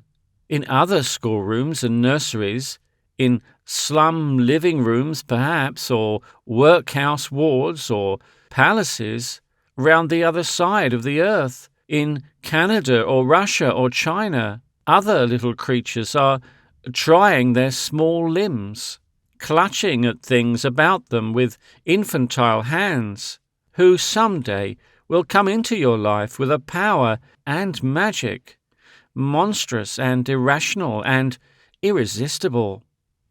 They will break the limits of your concentrating self, call you out to the service of beauty and the service of the race, sound you to your highest and your lowest, give you your chance to be godlike or filthy, divine or utterly ignoble, react together with you upon the very core and essence of your being.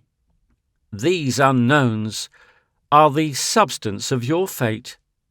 You will in extreme intimacy love them, hate them, serve them, struggle with them, and in that interaction the vital force in you and the substance of your days will be spent. And who they may chance to be, and their peculiar quality and effect, is haphazard, utterly beyond designing.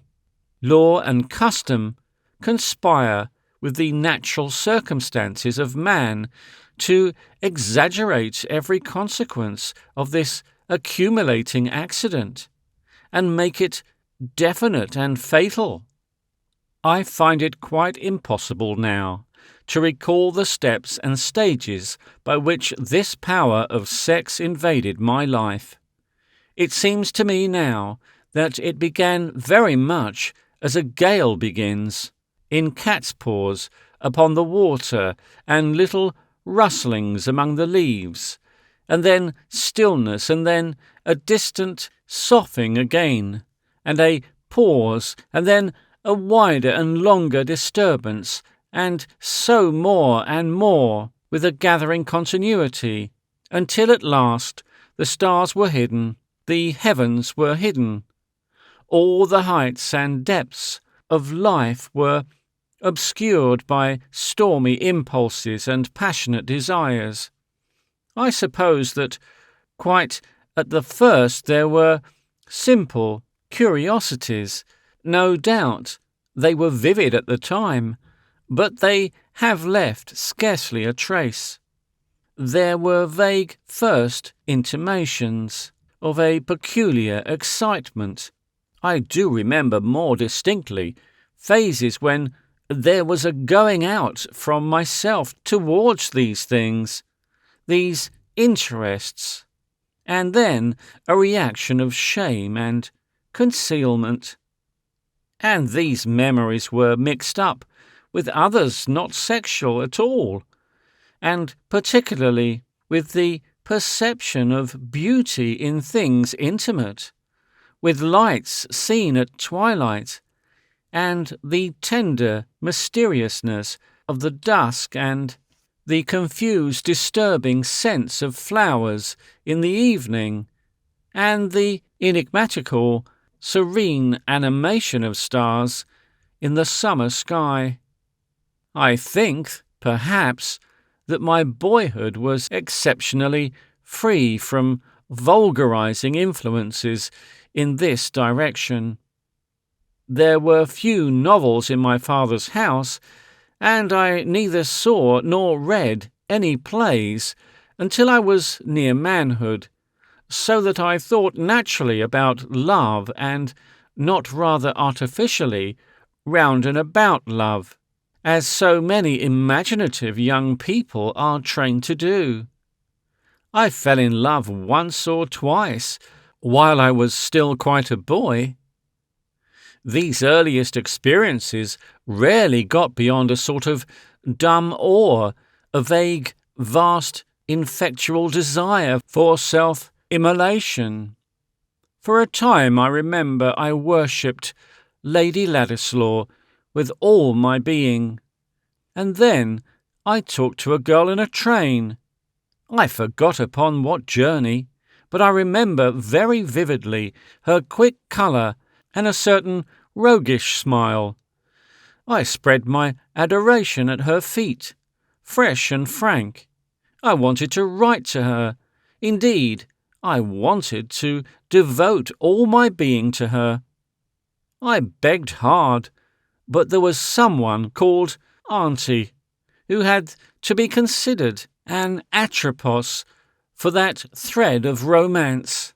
Then there was a photograph in my father's study of the Delphic Sibyl from the Sistine Chapel that for a time held my heart, and, yes, there was a girl in a tobacconist's shop in the Harbury High Street. Drawn by an irresistible impulse, I used to go and buy cigarettes and sometimes converse about the weather. But afterwards, in solitude, I would meditate tremendously, conversations and encounters with her. The cigarettes increased the natural melancholy of my state, and led to a reproof from old Henson. Almost always, I suppose, there is that girl in the tobacconist's shop. I believe if I made an effort, I could disinter some dozens of such memories, more and more faded until the marginal ones would be featureless and all but altogether effaced. As I look back at it now, I am struck by an absurd image. It is as if a fish nibbled at this bait and then at that. Given but the slightest aid from accidental circumstances, and any of those slight attractions might have become a power to deflect all my life. The day of decision arrived when the Lady Mary Christian came smiling out of the sunshine to me into a pavilion at Burnmore. With that, the phase of stirrings and intimations was over forever in my life. All those other impressions went. Then the dusty lumber room, from which I now so slightingly dissenter them. 5. We 5 had all been playmates together. There were Lord Maxton, who was killed at Pardenburg while I was in Ladysmith.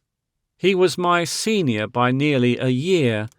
Philip, who is now Earl Ladislaw, and who was about 18 months younger than I.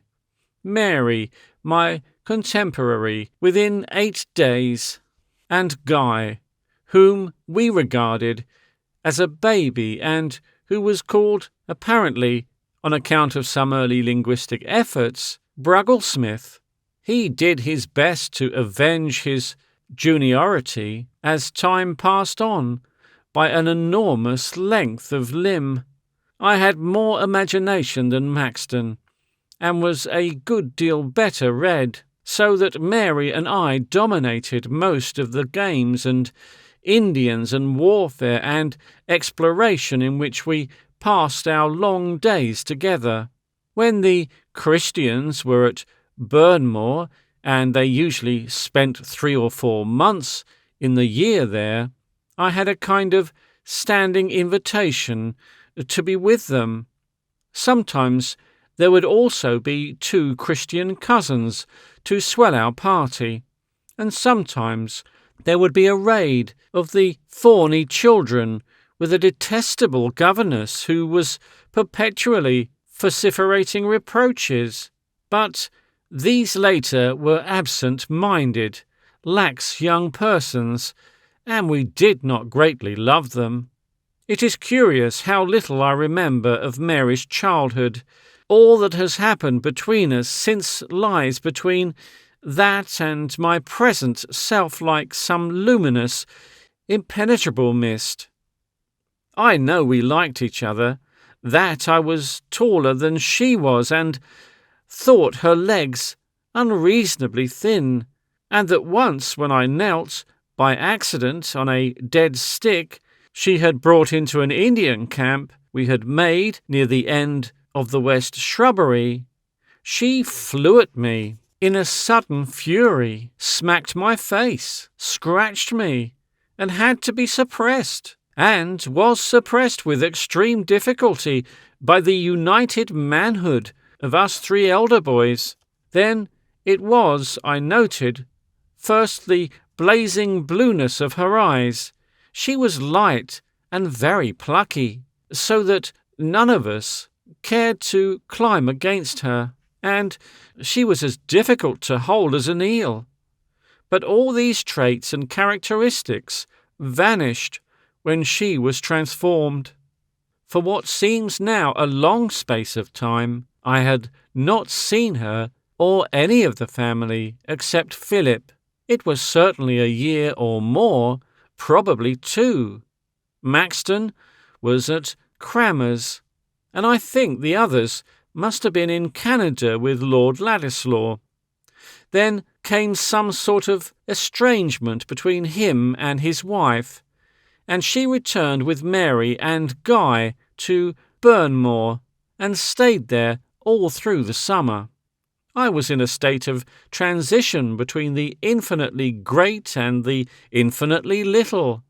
I had just ceased to be that noble and potent being, that almost statesmanlike personage, a sixth-form boy at Harbury, and I was going to be an Oxford undergraduate. Philip and I came down together by the same train from Harbury. I shared the Burnmore dog-cart and luggage cart, and he dropped me at the rectory. I was a long-limbed youngster of 17, as tall as I am now, and fair, so fair that I was still boyish-faced, while most of my contemporaries and Philip, who favoured his father, were at least smudgy with moustaches, and with the headmaster's validation, and the grave elder brotherliness of old Henson, and the shrill cheers of a little crowd of juniors still echoing in my head. I very naturally came home in a mood of exalted gravity, and I can still remember pacing up and down the oblong lawn behind the rockery and the fig-tree wall with my father, talking of my outlook with all the tremendous savoir-faire that was natural to my age, and noting with a secret gratification that our shoulders were now on a level. No doubt we were discussing Oxford, and all that I was to do at Oxford. I don't remember a word of our speech, though I recall the exact tint of its colour and the distinctive feeling of our measured equal paces in the sunshine. I must have gone up to Burnmore House the following afternoon. I went up alone, and I was sent out through the little door at the end of the big gallery into the garden.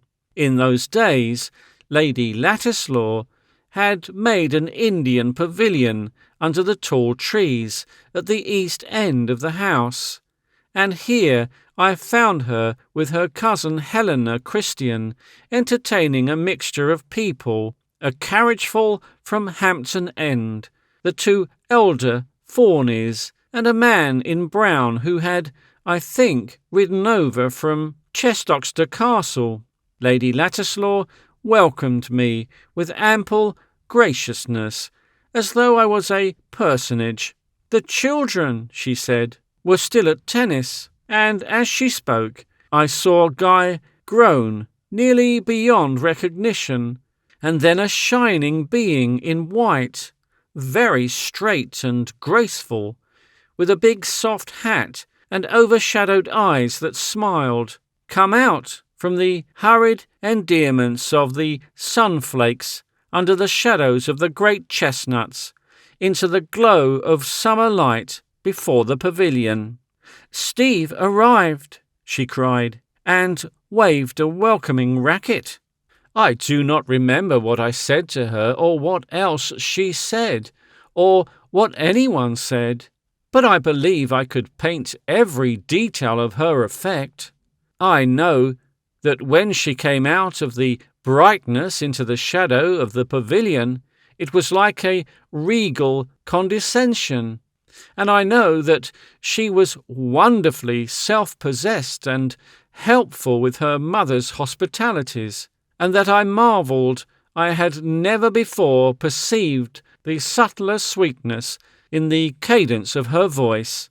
I seem also to remember a severe internal struggle for my self-possession, and that I had to recall my exalted position in the sixth form to save myself from becoming tongue-tied and abashed and awkward and utterly shamed. You see, she had her hair up and very prettily dressed, and those aggressive lean legs of hers had vanished, and she was sheathed in muslin that showed her the most delicately slender and beautiful of young women, and she seemed so radiantly sure of herself. After our first greeting, I do not think I spoke to her or looked at her again throughout the meal. I took things that she handed me with an appearance of supreme indifference, was politely attentive to the elder Miss Fawney, and engaged with Lady Ladislaw and the horsey little man in brown in a discussion of the possibility of mechanical vehicles upon the high road. That was in the early 90s. We were all of the opinion that it was impossible to make a sufficiently light engine for the purpose. Afterwards, Mary confessed to me how she had been looking forward to our meeting and how snubbed I had made her feel. Then, a little later than this meeting in the pavilion, though I am not clear now whether it was the same or some subsequent afternoon, we are walking in the sunken garden, and great clouds of purple clematis and some less lavish heliotrope-coloured creeper foam up against the ruddy stone balustrading. Just in front of us, a fountain gushes out of a grotto of artificial stalagmite and bathes the pedestal of an absurd little statue of the god of love. We are talking almost easily. She looks sideways at my face, already with the quiet, controlled watchfulness of a woman interested in a man. She smiles, and she talks of flowers and sunshine, the Canadian winter, and with an abrupt transition of old times we've had together in the shrubbery and the wilderness of bracken out beyond. She seems tremendously grown up and womanly to me. I am talking my best, and glad, and in a manner scared at the thrill her newly discovered beauty gives me, and keeping up my dignity and coherence with an effort. My attention is constantly being distracted, to note how prettily she moves, to wonder why it is I never noticed the sweet fall, the faint, delightful whisper of a lisp in her voice before. We agree about the flowers and the sunshine and the Canadian winter, about everything. I think so often of those games we used to invent, she declares. So do I say, so do I.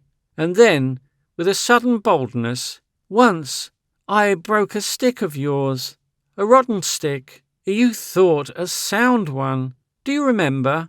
Then we laughed together and seemed to approach across a painful, unnecessary distance that has separated us. It vanishes forever. I couldn't now, she says. Smack your face like that, Stephen.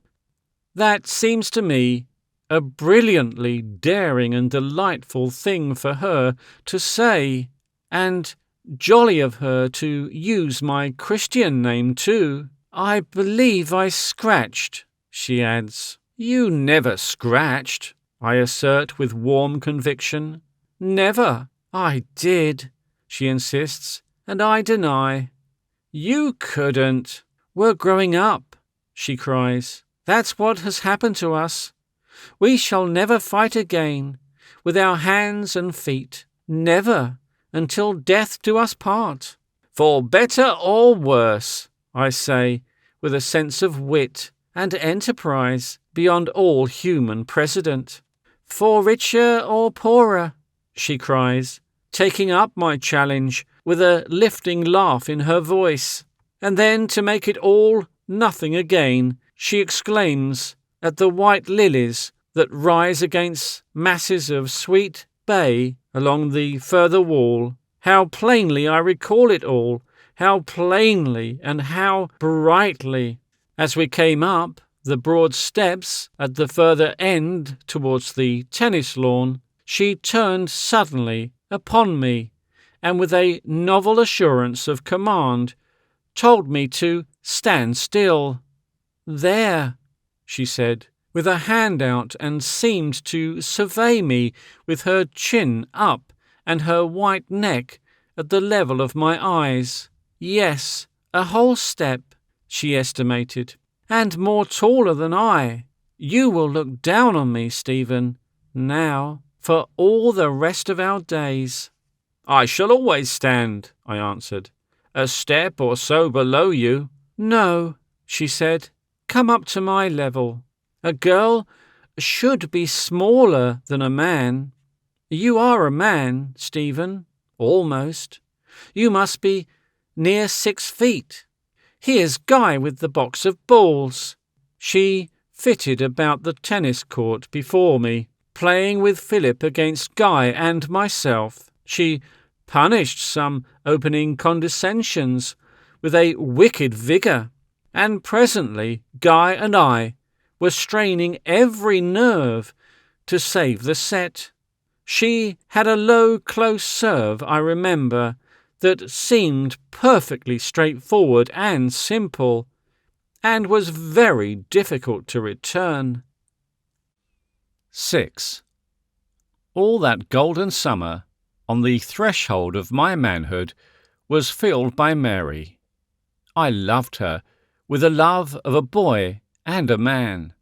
Either I was with Mary, or I was hoping and planning to be with Mary, or I was full of some vivid new impression of her, or some enigmatical speech, some pregnant nothing, some glance or gesture engaged and perplexed my mind.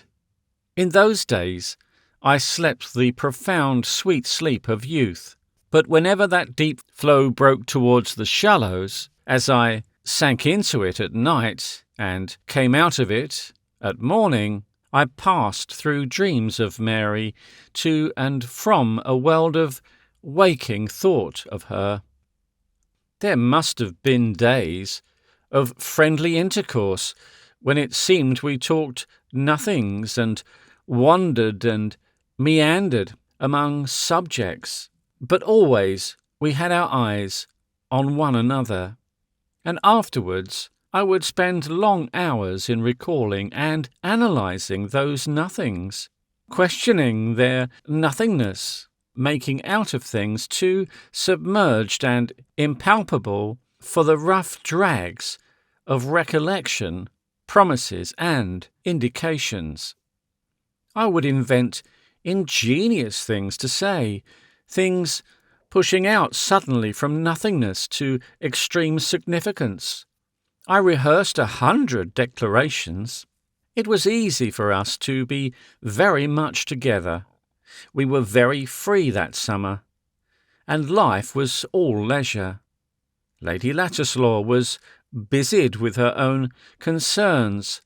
She sometimes went away for 2 or 3 days, leaving no one but an attenuated governess, with even the shadow of a claim to interfere with Mary. Moreover, she was used to seeing me with her children at Burnmore. We were still in her eyes no more than children, and also perhaps she did not greatly mind if indeed we did a little fall in love together. To her, that may have seemed a very natural and slight and transitory possibility. One afternoon of warm shadows in the wood near the red-lacquered Chinese bridge, we two were alone together, and we fell silent. I was trembling and full of wild courage. I can feel now the exquisite surmise, the doubt of that moment. Our eyes met. She looked up at me with an unwonted touch of fear in her expression, and I laid my hands on her. She did not recoil. She stood mute with her lips pressed together, looking at me steadfastly. I can feel that moment now as a tremendous hesitation, blank and yet full of light and life, like a clear sky in the moment before dawn. She made a little move towards me, impulsively, with no words said. We kissed. 7. I would like very much to give you a portrait of Mary as she was in those days. Every portrait I have ever had of her I burnt in the sincerity of what was to have been our final separation, and now I have nothing of her in my possession. I suppose that in the files of old illustrated weeklies, somewhere, a score of portraits must be findable. Yet photographs have a queer quality of falsehood. They have no movement, and always there was a little movement about Mary, just as there is always a little scent about flowers. She was slender and graceful, so that she seemed taller than she was. She had beautifully shaped arms, and a brightness in her face. It seemed to me always that there was light in her face, more than the light that shone upon it. Her fair, very slightly reddish hair, it was warm like Australian gold, flowed with a sort of joyous bravery back from her low, broad forehead. The colour under her delicate skin was bright and quick, and her mouth always smiled faintly. There was a peculiar charm for me about her mouth, a sort of humorous resolve in the way in which the upper lip fell upon the lower, and in a faint obliquity that increased with her quickening smile. She spoke with a very clear, delicate intonation that made one want to hear her speak again. She often said faintly daring things, and when she did, she had that little catch in the breath of one who dares. She did not talk hastily. Often before she spoke came a brief grave pause. Her eyes were brightly blue, except when the spirit of mischief took her, and then they became black, and there was something about the upper and lower lids that made them not only the prettiest, but the sweetest and kindest eyes in the world. And she moved with a quiet rapidity, without any needless movements, to do whatever she had in mind to do. But how impossible it is to convey the personal charm of a human being. I catalogue these things, and it is as if she moved about silently behind my stumbling enumeration, and smiled at me still, with her eyes a little darkened, mocking me. That phantom will never be gone from my mind. It was all of these things and none of these things that made me hers, as I have never been any other person's. We grew up together. The girl of 19 mingles in my memory with the woman of 25. Always we were equals, or if anything, she was the better of us two. I never made love to her, in the commoner sense of the word, a sense in which the woman is conceived of as shy, unawakened, younger, more plastic, and the man is tempting, creating responses, persuading and compelling. We made love to each other as youth should. We were friends lit by a passion. I think that is the best love. If I could wish your future, I would have you love someone neither older and stronger nor younger and weaker than yourself. I would have you have neither a toy nor a devotion, for the one makes a woman contemptible and the other the man. There should be something almost sisterly between you. Love neither a goddess nor a captive woman. But I would wish you a better fate in your love than chanced to me. Mary was not only naturally far more quick-minded, more swiftly understanding than I, but more widely educated. Mine was the stiff, limited education of the English public school and university.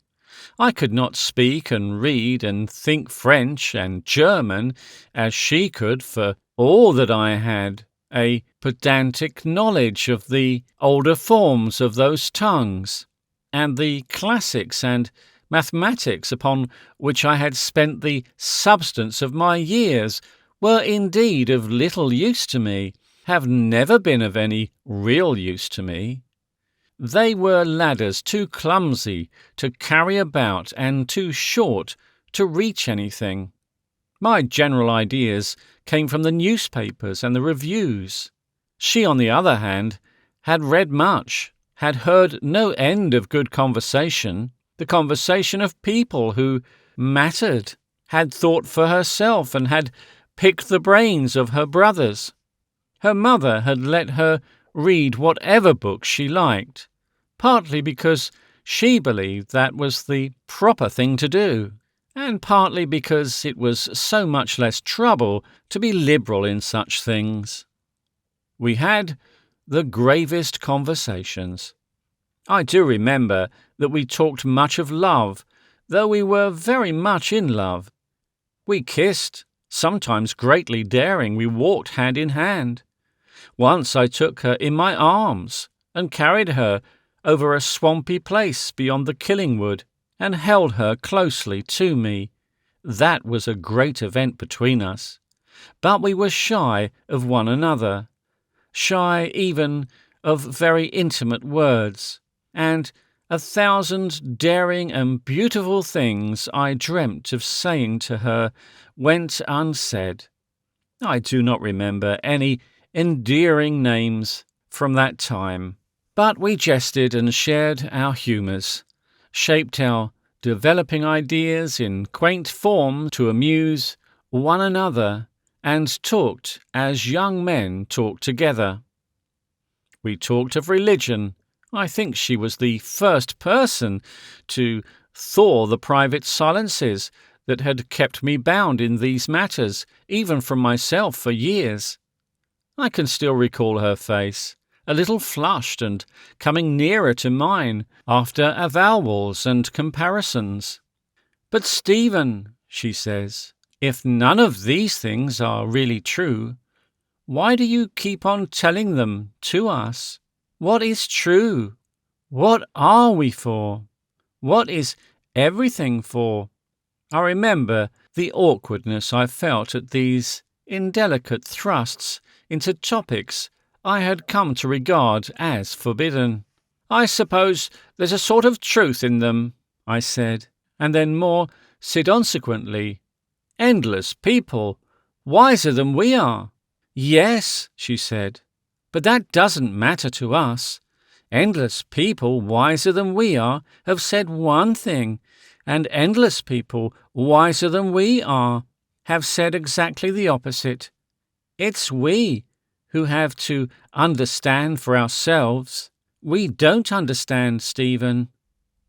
I was forced to a choice between faith and denial, but I parried with questions. "Don't you," I asked, "feel there is a God?" She hesitated. "There is something very beautiful," she said, and stopped as if her breath had gone. "That is all I know, Stephen."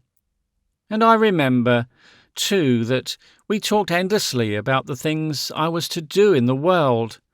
I do not remember that we talked about the things she was to do. By some sort of instinct and some sort of dexterity, she evaded that. From the very first, she had reserves from me. But my career and purpose became, as it were, the form in which we discussed all the purpose of life. I became man in her imagination, the protagonist of the world.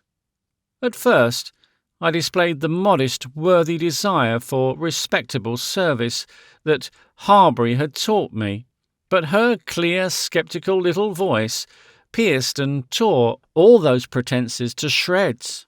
"Do some decent work," I said, or some such phrase. "But is that all you want?" I can hear her asking. "Is that all you want?" I lay prone upon the turf and dug up a root of grass with my penknife. "Before I met you it was," I said. "And now?" "I want you." "I'm nothing to want. I want you to want all the world. Why shouldn't you?" I think I must have talked of the greatness of serving the Empire. "Yes, but splendidly," she insisted. "Not doing little things for other people who aren't doing anything at all. I want you to conquer people and lead people. When I see you, Stephen, sometimes I almost wish I were a man in order to be able to do all the things that you are going to do." "For you," I said, "for you." I stretched out my hand for hers, and my gesture went disregarded. She sat rather crouched together with her eyes gazing far away across the great spaces of the park. "That is what women are for," she said, "to make men see how splendid life can be, to lift them up out of all sort of timid grubbiness." She turned upon me suddenly. "Stephen," she said, "promise me, whatever you become, you promise and swear here and now never to be grey and grubby, never to be humpy and snuffy, never to be respectable and modest and dull and a little fat, like everybody, ever." "I swear," I said. "By me?" "By you. No book to kiss. Please give me your hand." 8. Although that summer we saw much of each other, I was up at the house perhaps every other day. We young people were supposed to be all in a company together, down by the tennis lawns. But indeed we disappeared and came and went by a kind of tacit understanding. Guy and Philip, each with one of the Fawney girls, and I with Mary. I put all sorts of constrictions upon the freedom I was given with her, but I perceive now that we still seemed scarcely more than children to Lady Ladislaw, and that the idea of our marriage was as inconceivable to her as if we had been brother and sister. Matrimonially, I was as impossible as one of the stable boys. All the money I could hope to earn for years to come would not have sufficed even to buy Mary clothes. But as yet we thought little of matters so remote, glad in our wonderful new discovery of love, and when at last I went off to Oxford, albeit the parting moved us to much tenderness, vows, and embraces, I had no suspicion that never more in all our lives would Mary and I meet freely and gladly, without restriction. Yet so it was. From that day came restraints and difficulties. The shadow of furtiveness fell between us. Our correspondence had to be concealed. I went to Oxford as one goes into exile, she to London. I would post to her so that the letters reached Landor House before lunch, when the sun of Lady Ladislaw came over the horizon. But indeed, as yet no one was watching her letters. Afterwards, as she moved about, she gave me other instructions, and for the most part I wrote to her in envelopes, addressed for her by one of the Fawney girls, who was under her spell, and made no inquiry for what purpose these envelopes were needed. To me, of course, Mary wrote without restraint. All her letters to me were destroyed after our crisis, but some of mine, to her, she kept for many years. At last they came back to me, so that I have them now, and for all their occasional cheapness and crudity, I do not find anything in them to be ashamed of. They reflect, they are chiefly concerned with, that search for a career of fine service, which was then the chief preoccupation of my mind. The bias is all to a large imperialism, but it is manifest that already the first ripples of a rising tide of criticism against the imperialist movement had reached and were exercising me. In one letter, I am explaining that imperialism is not a mere aggressiveness, but the establishment of peace and order throughout half the world. "We may never withdraw," I wrote, with all the confidence of a foreign secretary, "from all these great territories of ours, but we shall stay only to raise their peoples ultimately to an equal citizenship with ourselves." And then, in the same letter, "And if I do not devote myself to the empire, what else is there that gives anything like the same opportunity of a purpose in life? I find myself in another tolerantly disposed to accept socialism, but manifestly hostile to the narrow mental habits of the socialists, the large note of youth. And in another, I am clearly very proud and excited, and a little mock-modest over the success of my first 2 speeches in the Union. On the whole, I like the rather boyish, tremendously serious young man of those letters. An egotist, of course, but what youth was ever anything else?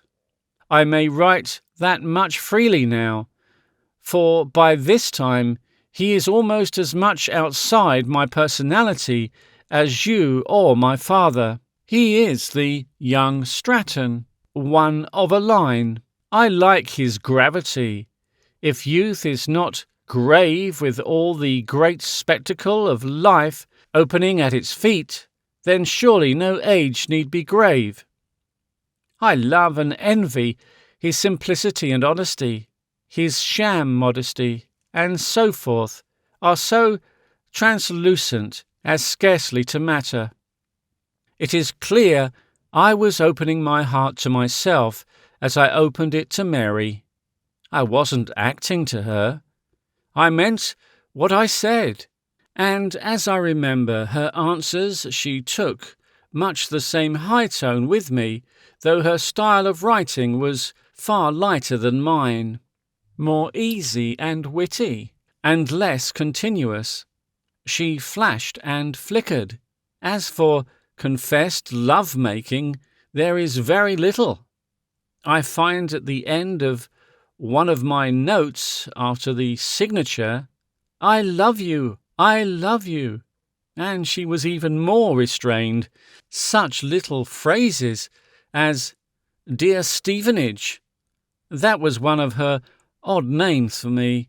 "I wish you were here," or "Dear, dear Stevenage," were epistolary events, and I would reread the blessed wonderful outbreak 100 times. Our separation lengthened. There was a queer, detached, unexpected meeting in London in December for some afternoon gathering. I was shy and the more disconcerted because she was in Wintertown clothes that made her seem strange and changed.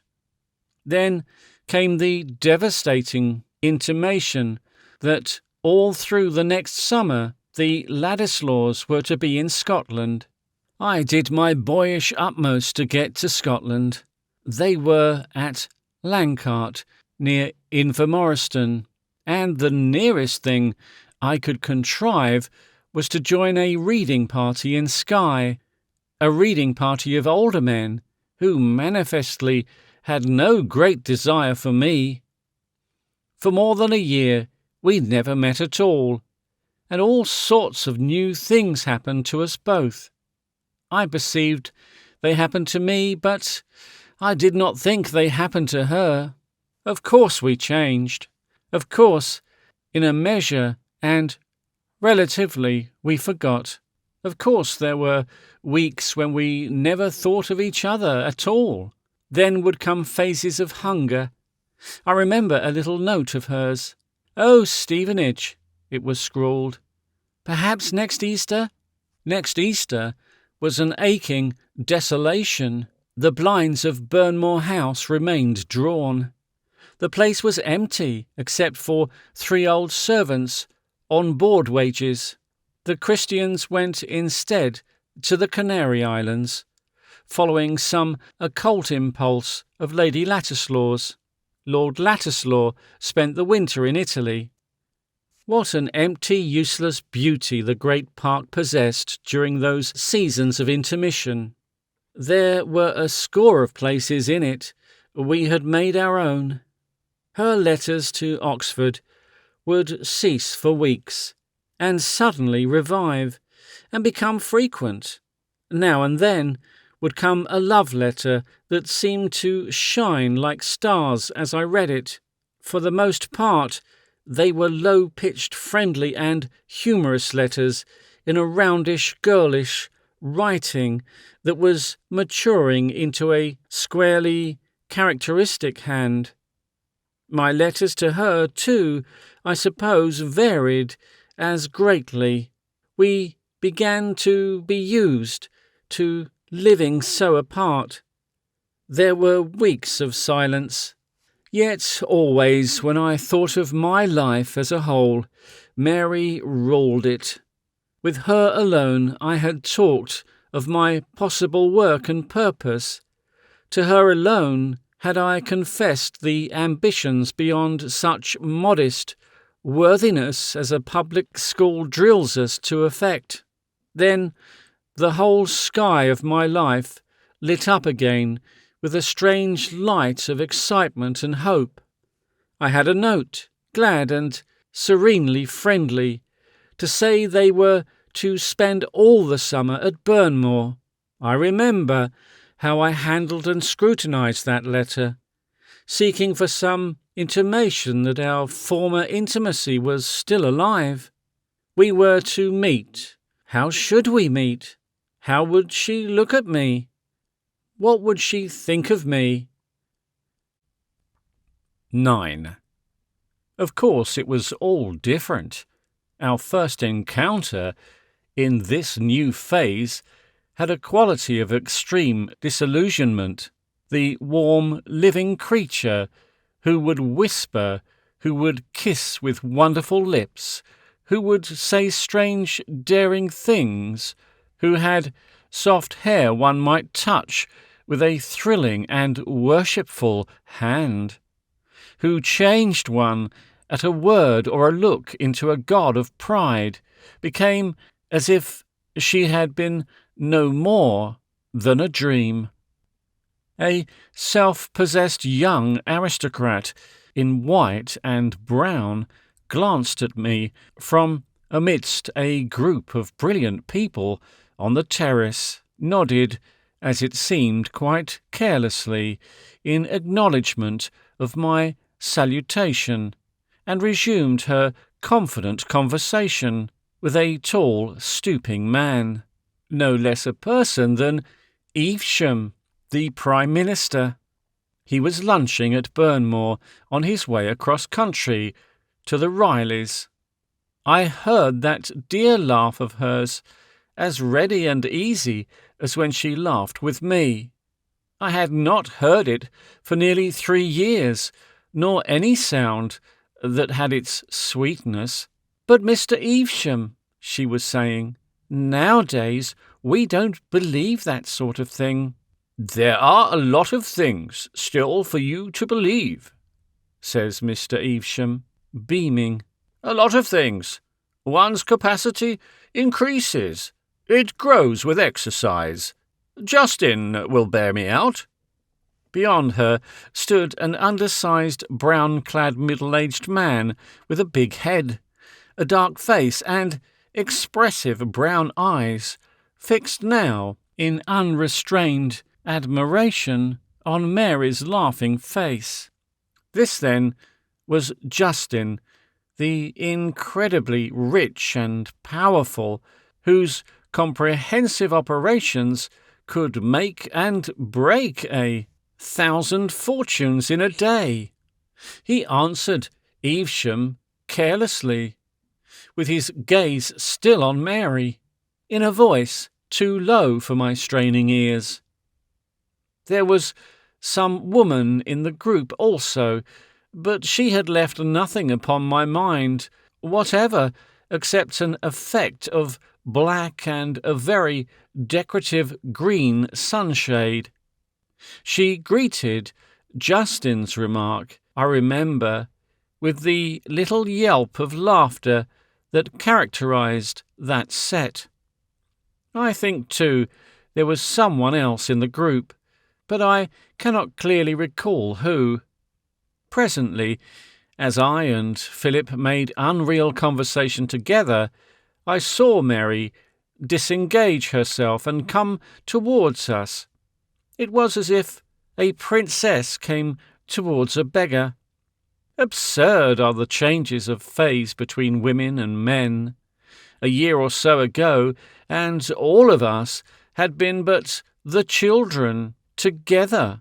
Now here were I and Philip, mere youths still, nobodies, echoes and aspirations, crude promises at the best. And here was Mary in full flower, as glorious and central as the Hampton Court azaleas in spring. "And this is Stephen," she said, aglow with happy confidence. I made no memorable reply, and there was a little pause, thick with mute questionings. "After lunch," she said, with her eye on mine, "I'm going to measure against you on the steps. I'd hoped, when you weren't looking, I might creep up." "I've taken no advantage," I said. "You've kept your lead." Justin had followed her towards us and now held out a hand to Philip. "Well, Philip, my boy," he said, and defined our places. Philip made some introductory gesture with a word or so towards me. Justin glanced at me, as one might glance at someone's new dog, gave an expressionless nod to my stiff movement of recognition, and addressed himself at once to Mary. "Lady Mary," he said, "I've wanted to tell you."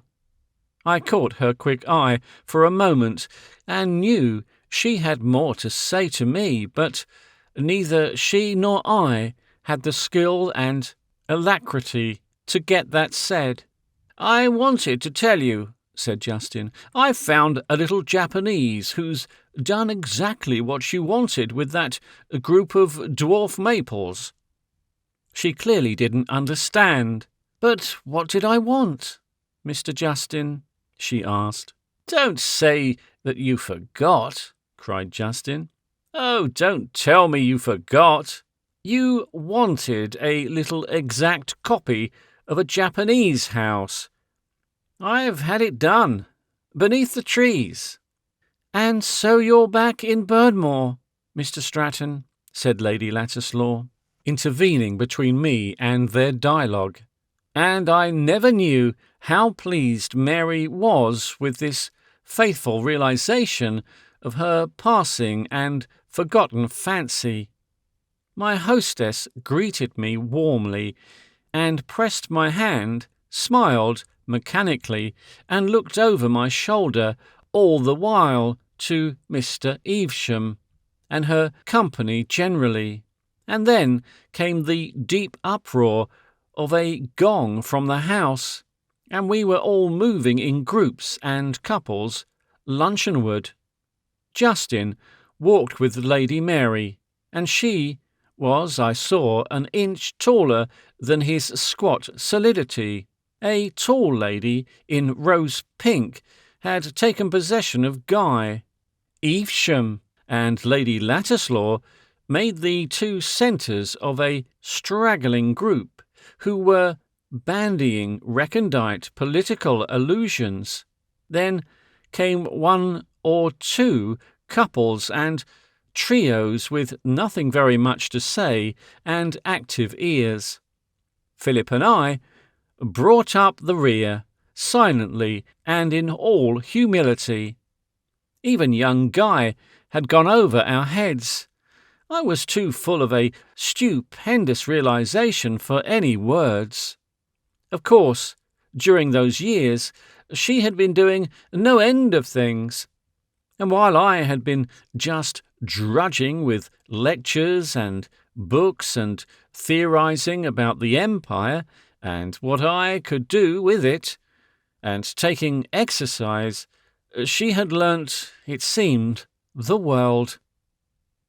10. Lunch was in the great dining room. There was a big table and two smaller ones. We sat down anyhow, but the first comers had grouped themselves about Lady Ladislaw and Evesham, and Justin and Mary in a central orb, and I had to drift, perforce, to one of the satellites. I secured a seat whence I could get a glimpse ever and again over Justin's assiduous shoulders, of a delicate profile, and I found myself immediately engaged in answering the innumerable, impossible questions of Lady Viping, the widow of terrible old Sir Joshua, that devastating divorce court judge who didn't believe in divorces. His domestic confidences had, I think, corrupted her mind altogether, She cared for nothing but evidence. She was a rustling, incessant, sandy-peering woman with a lorgnette and rapid, confidential, lisping undertones, and she wanted to know who everybody was and how they were related. This kept us turning towards the other tables, and when my information failed, she would call upon Sir Geoffrey Clavier, who was explaining rather testily, on account of her interruptions, to Philip Christian and a little lady in black and the elder Fawney girl just why he didn't believe Lady Latterslaw's new golf course would succeed. There were 2 or 3 other casual people at our table. One of the Rodden girls, a young guardsman, and, I think, some other man, whom I don't clearly remember. "And so that's the great Mr. Justin," rustled Lady Viping, and stared across me. I saw Evesham leaning rather over the table to point some remark at Mary, and noted her lips part to reply. "What is the word?" insisted Lady Viping, like a fly in my ear. I turned on her guiltily. "Whether it's Bracky," said Lady Viping, "or whether it's Dolly, I can never remember. I guess she was talking of Justin's head." "Oh, brachycephalic," I said. I had lost Mary's answer. "They say he's a woman-hater," said Lady Viping. "It hardly looks like it now, does it?" "Who?" I asked. "What?" "Oh, Justin. The great financial cannibal. Suppose she turned him into a philanthropist. Stranger things have happened. Look, now. The man's face is positively tender. I hated looking, and I could not help but look. It was as if this detestable old woman was dragging me down and down, down far below all dignity to her own level of a peeping observer.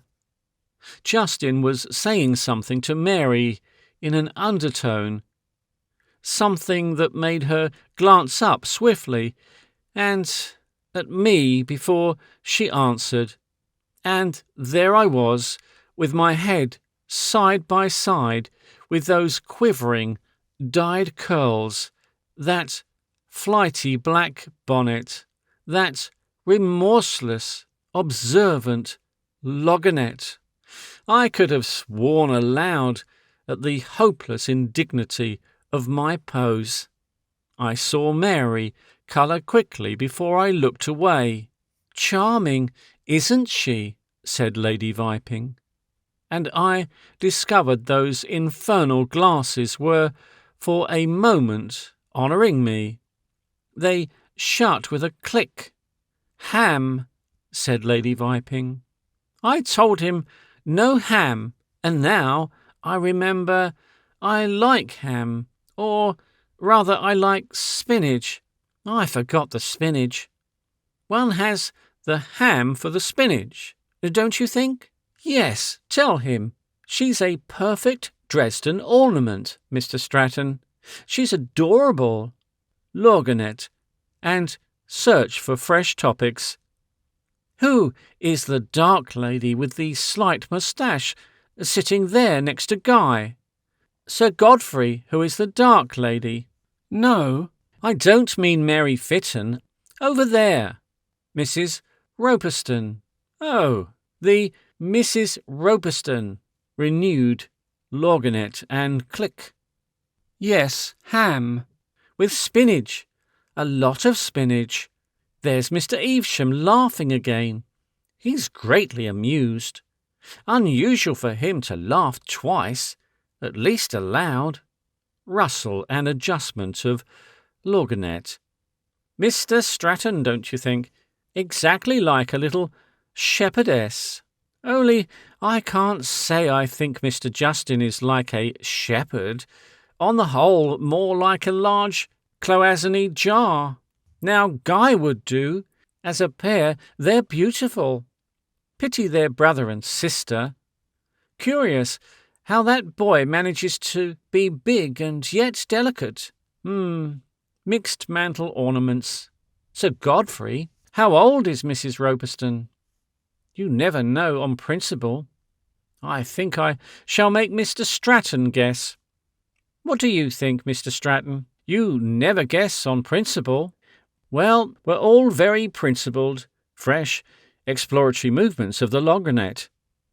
Mr. Stratton, tell me, is that little peaked man near Lady Ladislaw Mr. Robertson? I thought as much. All this chatter is mixed up in my mind with an unusual sense of hovering attentive men-servants, who seemed, all of them, to my heated imagination, to be watching me, and particularly one clean-shaven, reddish-haired, full-faced young man, lest I looked too much at the Lady Mary Christian. Of course, they were merely washing our plates and glasses, but my nerves and temper were now in such a state that if my man went off to the buffet to get Sir Godfrey the pickled walnuts, I fancied he went to report the progress of my infatuation, and if a strange face appeared with the cider cup, that this was a new observer come to mark the revelation of my behaviour. My food embarrassed me. I found hidden meanings in the talk of the Rodden girl and her guardsman, and an ironical discovery in Sir Godfrey's eye. I felt indignant with Mary. I felt she disowned me and deserted me and repudiated me, that she ought in some manner to have recognized me. I gave her no credit for her speech to me before the lunch, or her promise to measure against me again. I blinded myself to all her frank friendliness. I felt she ought not to notice Justin, ought not to answer him. Clearly, she liked those men to flatter her.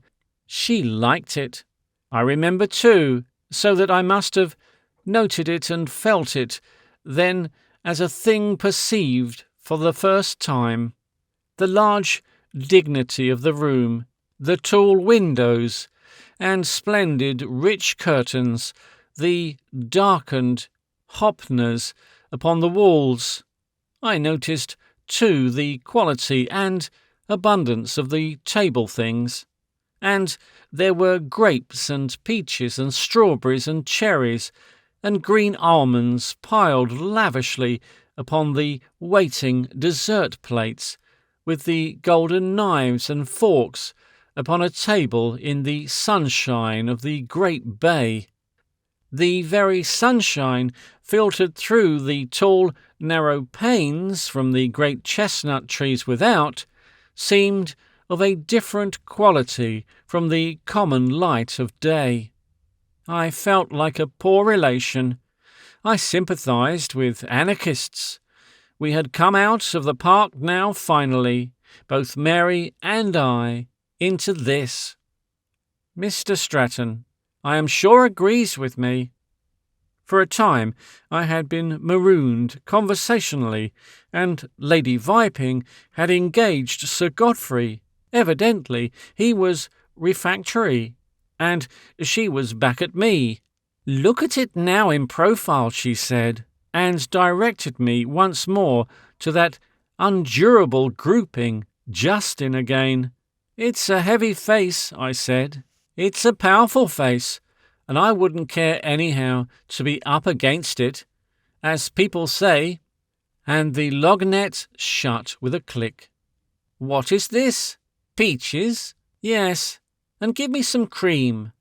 I hovered long for that measuring I had been promised on the steps, but either Mary had forgotten, or she deemed it wiser to forget. 11. I took my leave of Lady Ladislaw when the departure of Evesham broke the party into dispersing fragments. I started down the drive towards the rectory, and then vaulted the railings by the paddock and struck across beyond the mere. I could not go home with the immense burthen of thought and new ideas and emotions that had come upon me. I felt confused and shattered to incoherence by the new quality of Mary's atmosphere. I turned my steps towards the wilder, lonelier part of the park beyond the Killingwood, and laid down in a wide space of grass between two divergent thickets of bracken, and remained there for a very long time. There it was, in the park, that for the first time I pitted myself against life upon a definite issue, and prepared my first experience of defeat. "I will have her," I said, hammering at the turf with my fist. "I will! I do not care if I give all my life." Then I lay still and bit the sweetness out of joints of grass, and presently thought and planned.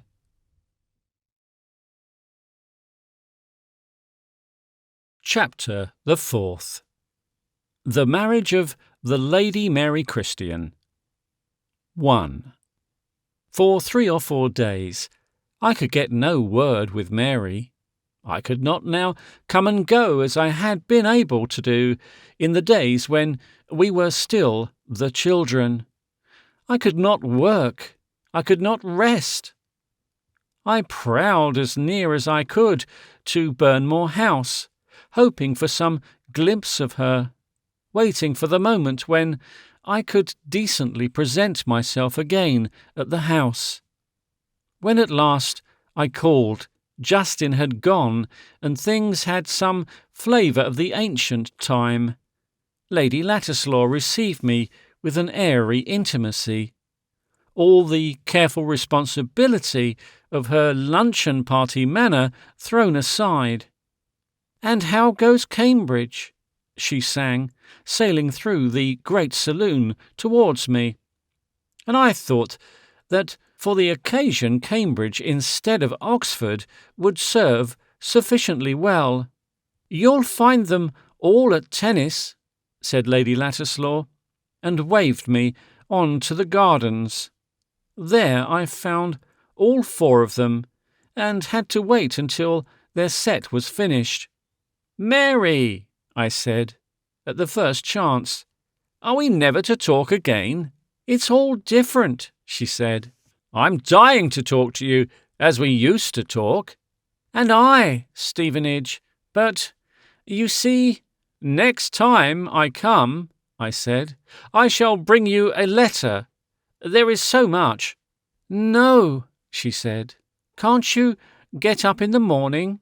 Very early, 5 or 6? No one is up until ever so late." "I'd stay up all night." "Serve," said Maxton, who was playing the 2 of us, and had stopped, I think, to tighten a shoe. Things conspired against any more intimacy for a time, but we got our moment on the way to tea. She glanced back at Philip, who was loosening the net, and then forward to estimate the distance of Maxton and Guy. "They're all 3 going," she said, "after Tuesday, then before 6. Wednesday?" "Yes." "Suppose, after all," she threw out, "I can't come. Fortunes of war. If I can't come one morning, I may come another." She spoke hastily, and I perceived that Guy and Maxton had turned and were waiting for us. "You know the old ice house? Towards the gardens?" Yes, on the further side. Don't come by the road, come across by the end of the mere. Lie in the bracken until you see me coming. I've not played tennis 12 times this year, not half a dozen. This last was for the boys. You've played 20 times at least since you've been here, said Guy, with the simple bluntness of a brother. I'm certain. 2. To this day, a dewy morning in late August brings back the thought of Mary and those stolen meetings. I have the minutest recollection of the misty bloom upon the turf, and the ragged, filmy carpet of gossamer on either hand, of the warm wetness of every little blade and blossom, and of the little scraps and seeds of grass upon my soaking and discoloured boots. Our footsteps were dark green upon the dew-grey grass, and I feel the same hungry freshness again at the thought of those stolen meetings. Presently came the sunrise, blinding, warming, dew dispelling arrows of gold, smiting through the tree stems, a flood of light foaming over the bracken and gliding the undersides of the branches. Everything is different and distinctive in those opening hours. Everything has a different value from what it has by day. All the little things upon the ground, fallen branches, tussocks, wood-piles, have a peculiar intensity and importance, seem magnified because of the length of their shadows in the slanting rays, and all the great trees seem lifted above the light and merged with the sky, and at last a cool grey outline against the blaze, and with a glancing iridescent halo about her comes Mary, flitting, adventurous, friendly, wonderful. "Oh, Stevenage," she cries, "to see you again." We each hold out both our hands, and clasp and hesitate, and rather shyly kiss. "Come," she says, "we can talk for an hour. It's still not 6, and there is a fallen branch where we can sit and put our feet out of the wet. Oh, it's so good to be out of things again, clean out of things with you. Look, there is a stag watching us." "You're glad to be with me?" I ask, jealous of the very sunrise. "I'm always glad," she says, "to be with you. Why don't we always get up at dawn, Stevenage, every day of our lives?" We go rustling through the grass to the prostrate timber she has chosen. I can remember even the thin bracelet on the wrist of the hand that lifted her skirt.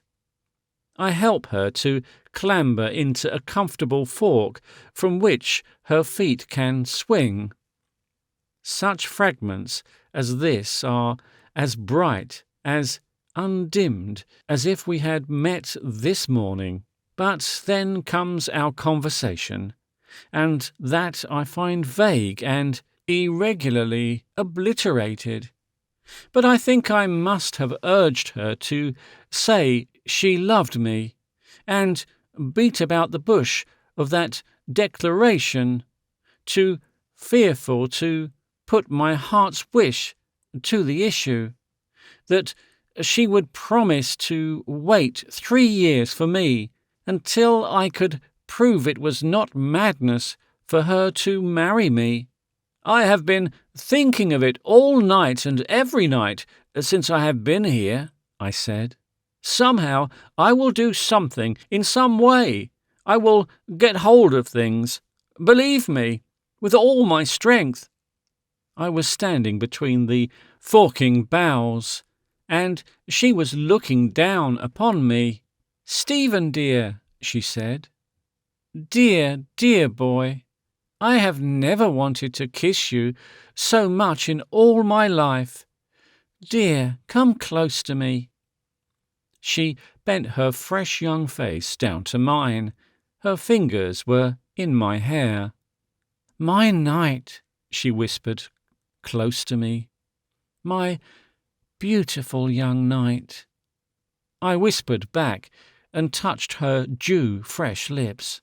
"And tell me what you would do to conquer the world for me," she asked. I cannot remember now a word of all the vague threatenings against the sundering universe with which I replied. Her hand was on my shoulder as she listened. But I do not know that even on this first morning she left me with a sense of beautiful unreality, of having dipped for some precious moments into heroic gossamer.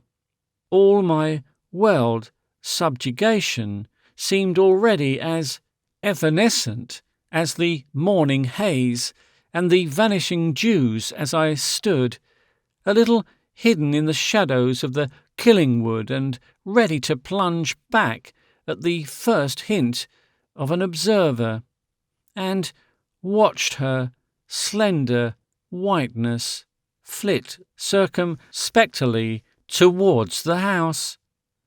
3. Our next 3 or 4 meetings are not so clearly defined. We did not meet every morning for fear that her early rising should seem too punctual to be no more than a chance impulse, nor did we go to the same place. But there stands out very clearly a conversation in a different mood. We had met at the sham ruins, at the far end of the great shrubbery, a huge, shattered Corinthian portico, rather damaged stucco, giving wide views of the hills towards Alfredsholm between its 3 erect pillars and affording a dry seat upon its fallen ones. It was an overcast morning. I remember probably the hour was earlier. A kind of twilight clearness made the world seem strange, and the bushes and trees between us and the house very heavy and still and dark. And we were at cross purpose, for now it was becoming clear to me that Mary did not mean to marry me, that she dreaded making any promise to me for the future, that all the heroic common cause I wanted with her was quite alien to her dreams. "But Mary," I said, looking at her colourless, delicate face, "don't you love me? Don't you want me?" "You know I love you, Stevenage," she said. "You know." "But if 2 people love one another, they want to be always together. They want to belong to each other." She looked at me with her face very intent upon her meaning. "Stevenage," she said, after one of those steadfast pauses of hers, "I want to belong to myself." "Naturally," I said, with an air of disposing of an argument, and then paused. "Why should one have to tie oneself always to one other human being?" she asked. "Why must it be like that?"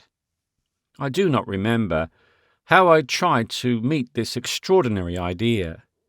"One loves," I may have said. The subtle scepticisms of her mind went altogether beyond my habits of thinking. It had never occurred to me that there was any other way of living except in these voluntary and involuntary mutual servitudes in which men and women live and die. "If you love me," I urged, "if you love me, I want nothing better in all my life but to love and serve and keep you and make you happy." She surveyed me and weighed my words against her own. "I love meeting you," she said. "I love your going because it means that afterwards you will come again. I love this slipping out of you. But up there is a room in the house that is my place, me, my own. Nobody follows me there. I want to go on living, Stevenage, just as I am living now. I don't want to become someone's certain possession, to be just usual and familiar to anyone. No, not even to you." "But if you love me," I cried. "To you, least of all. Don't you see? I want to be wonderful to you, Stevenage, more than to anyone. I want always to make your heart beat faster.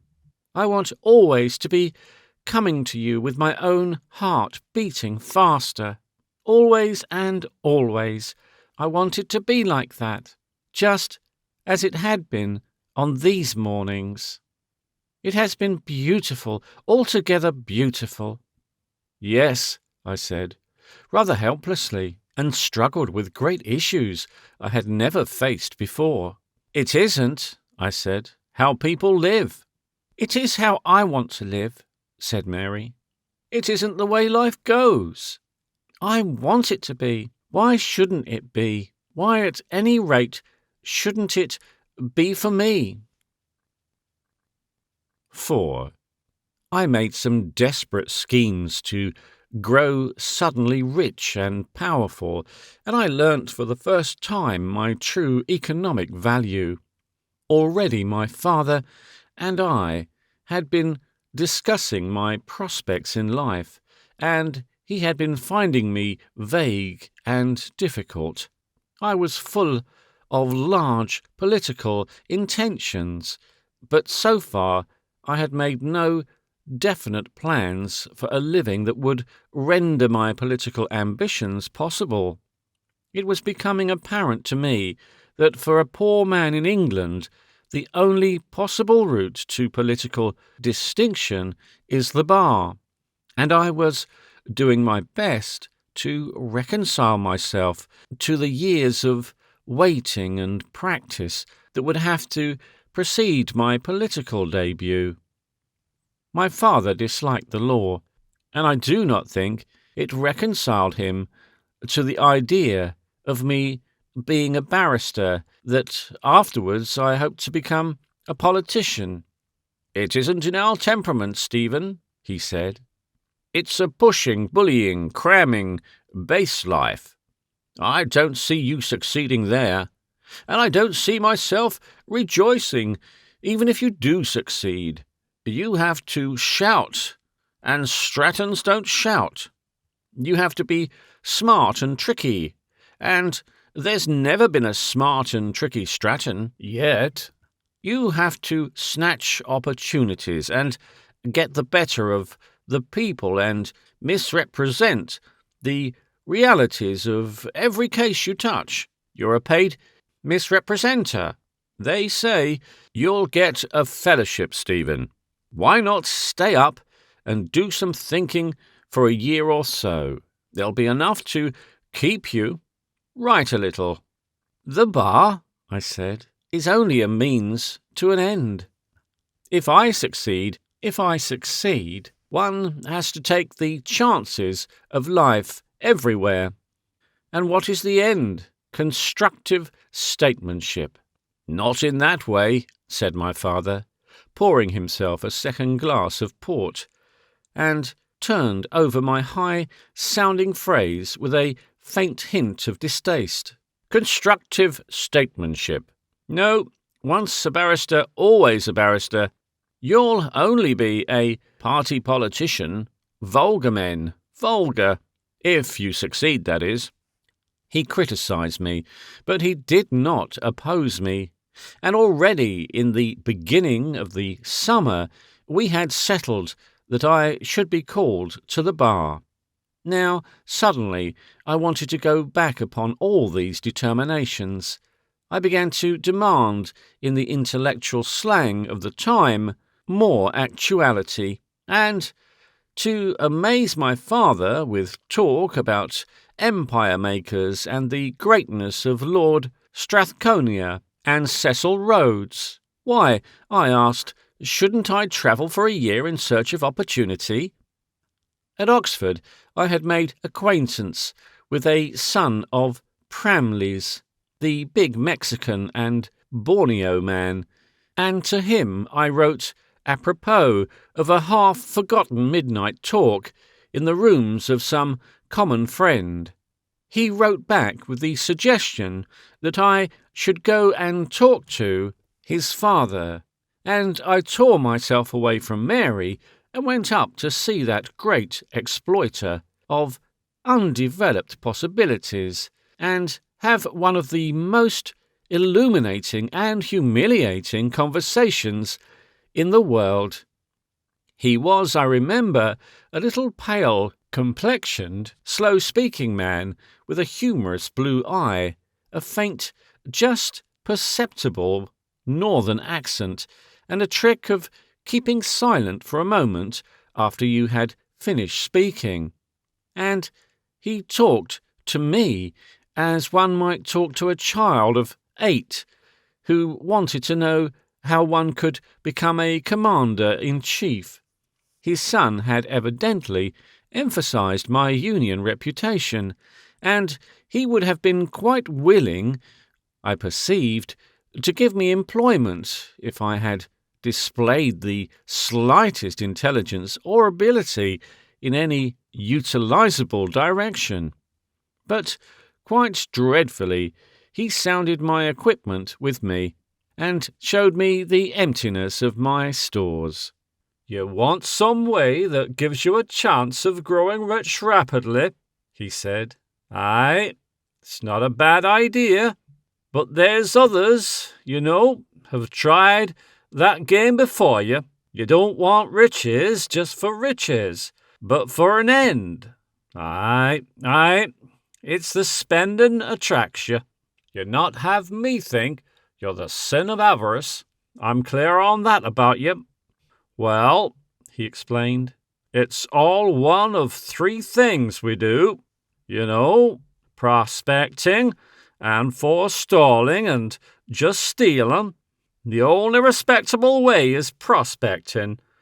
You prefer the respectable way, I suppose. I know you would. Well, let's see what chances you have." And he began to probe my practical knowledge. It was like an unfit man stripping for a medical inspection.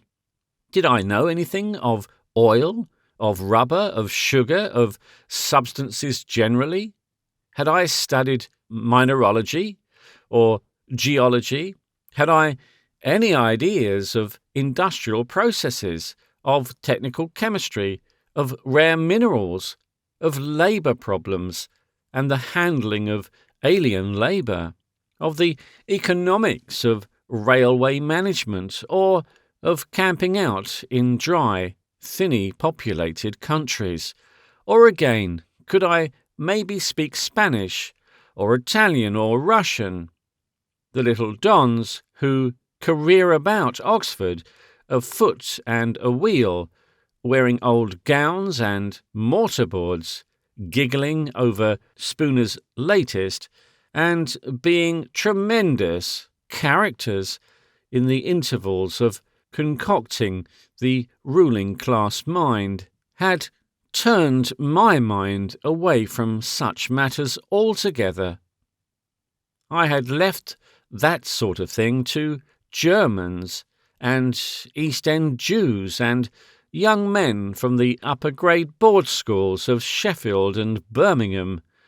I was made to realise appalling wildernesses of ignorance. "You see," said old Pramley, "you don't seem to know anything whatever. It's a difficulty. I'll stand in your way a little now, though no doubt you'll be quick at the uptake. After all the education they're giving you, but it stands in your way.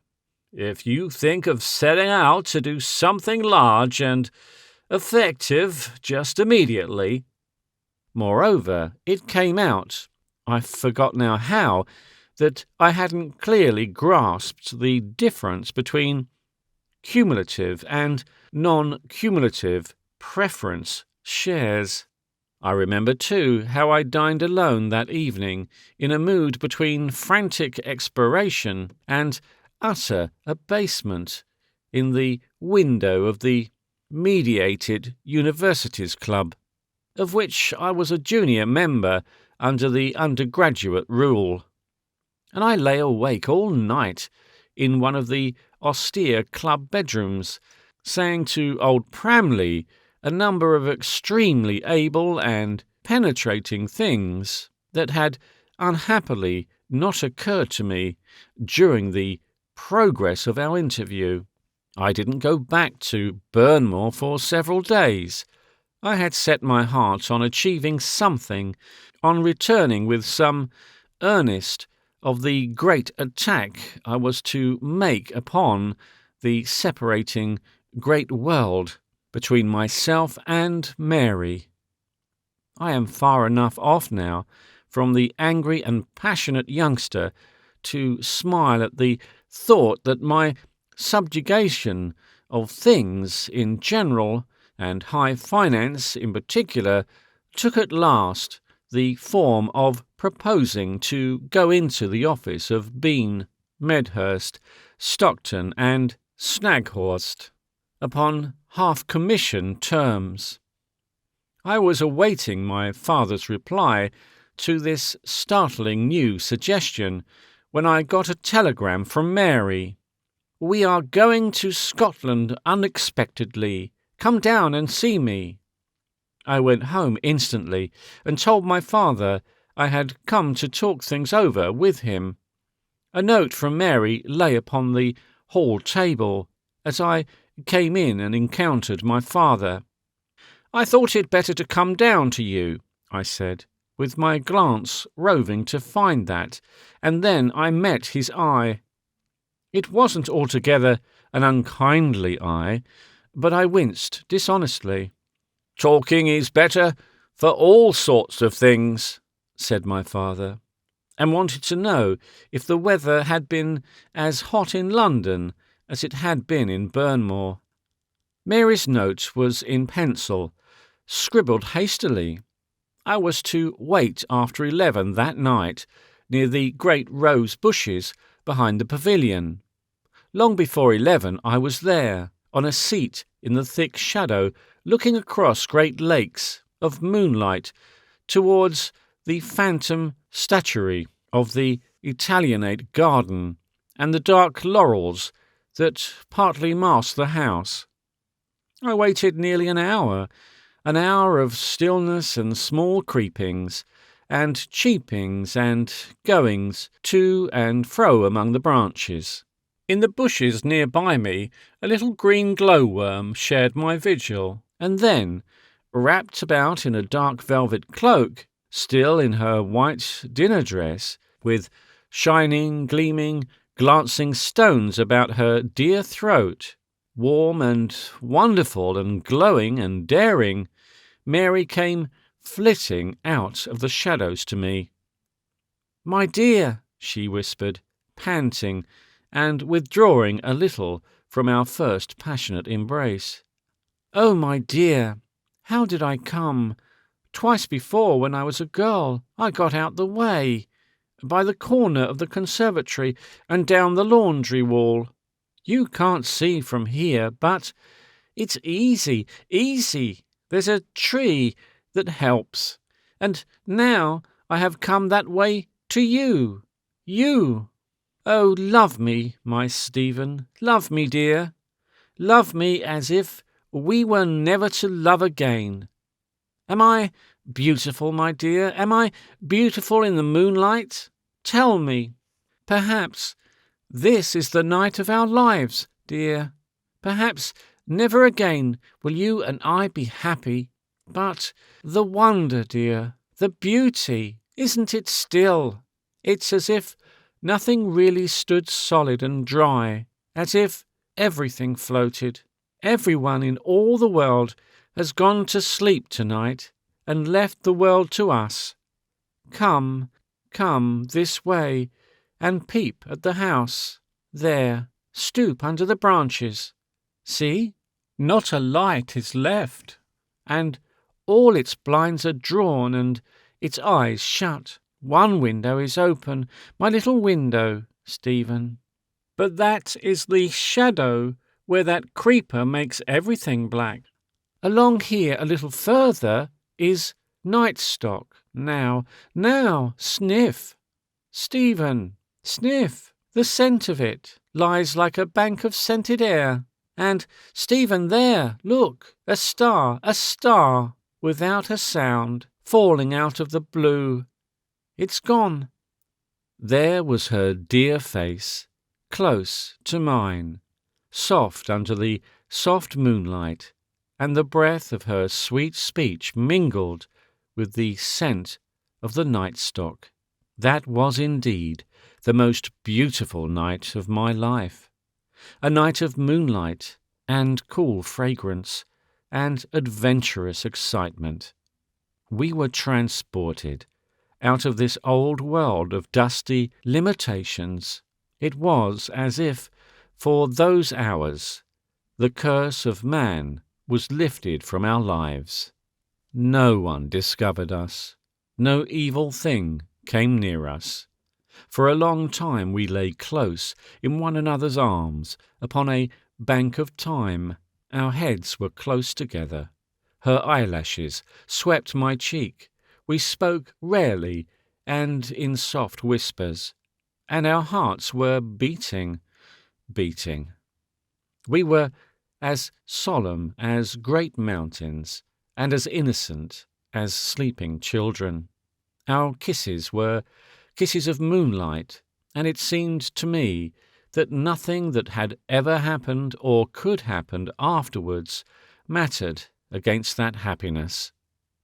It was nearly 3 when at last I came back into my father's garden. No one had missed me from my room, and the house was all asleep.